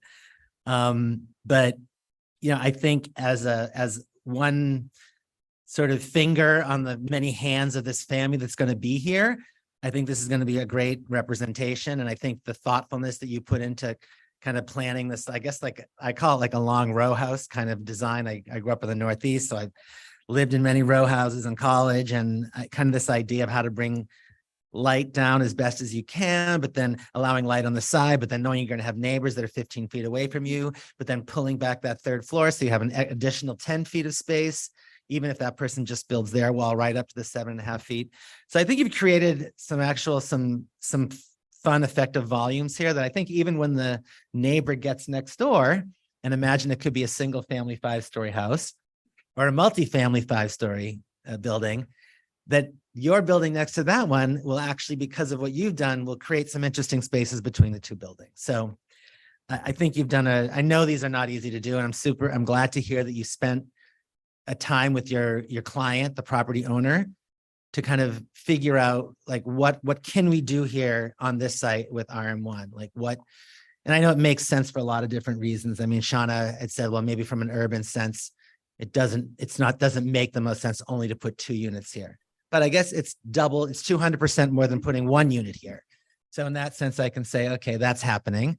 You know, would 4 have been a better urban solution? Perhaps, but we're actually not here to kind of dictate those decisions to you. We just want to make sure that what you're getting here is the best that it can be. And I think you've done with staff's recommendations and some of the comments here. I think it's going to be a really nice addition to this neighborhood and to the beach. Thanks. Does anybody have, thank you for that. I'm going to make a motion. Can I ask one more clarification? Sorry. Can you clarify why we're reviewing the project? Is it because it's zone RM1 or is it because it's? Yeah, basically anything in an RM1 zoning district, even if somebody wants to build a single family home that complies with all the code requirements, it has to come before the design review board. Okay. Only if it's like small additions at the back, not visible from a right of way, can somebody have a project, you know, a small addition approved administratively. So I just, on that note, and I know I've said this a few times today, but I do think it's important, and it seems to be a theme with the new sort of resiliency zoning, and then us, you know, understanding what the understory means, is that there's the same or very similar details in this set that we saw from the other project, right? At the edge condition, where we see the retaining wall and the setback. And so that just concerns me about a cut and paste mentality of, well, code says that I need to retain water. Here's my cut and paste strategy of doing that versus understanding the very specific, unique conditions at each property. So I would just, you know, I agree that I think you've done a good job articulating, you know, the building where it doesn't have to be articulated, but I just urge you to you know, specifically about the site and how it engages, you know, existing context, water, landscape, all of those things. Not just, you know, sort of meeting a code requirement, but truly making that part of our design responsibility. Well, we're always looking into options. One of the options would be to do that wall in concrete with piles, and that would be more intensive. Maybe there's some vibration that affects nearby buildings. So this solution, so far, it has some flexibility. If you find a tree that you want to keep, you can just jog out. We need to waterproof it because it's important anyway to retain the water, but there's a big challenge elevating the house in tight quarters, and sometimes there are trees. We have a project that there's a big banyan. We just had no choice to go a few steps down in the corner, but we have to take the water out from there. So yes, it does present some challenges.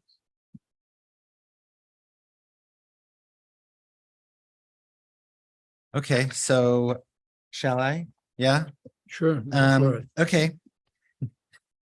And I guess, do we have to do the waiver separate or is it all one? No, it can all be part of one motion. Okay, I make a motion to approve DRB application 23-0939.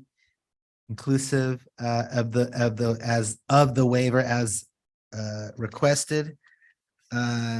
And including all of staff's conditions in the work order. And updating the landscape plan with the legend, city legend. Yes, for staff review. And maybe taking a look at the color. And then please Yeah. work with staff on the color. Yes, will do. Joyful. Joyful. Okay. I can see it going that direction very well. Okay. Is there a second for that motion? I'll second. Second by Mr. Diffenderfer. All in favor? I, Aye. Any opposed? Thank you. Motion passes 6-0. Thank you. The other sorry. Let's say that you had also made the point about the front facade with the 3 cutouts. Yes. To refine that as Yes, well. That's included. Okay. Okay. All right. Thank you. So before, just a reminder, our October meeting is unusual. It's going to be on Wednesday, October 11th. So just, if anybody has any conflict with Wednesday, October 11th, please let me know.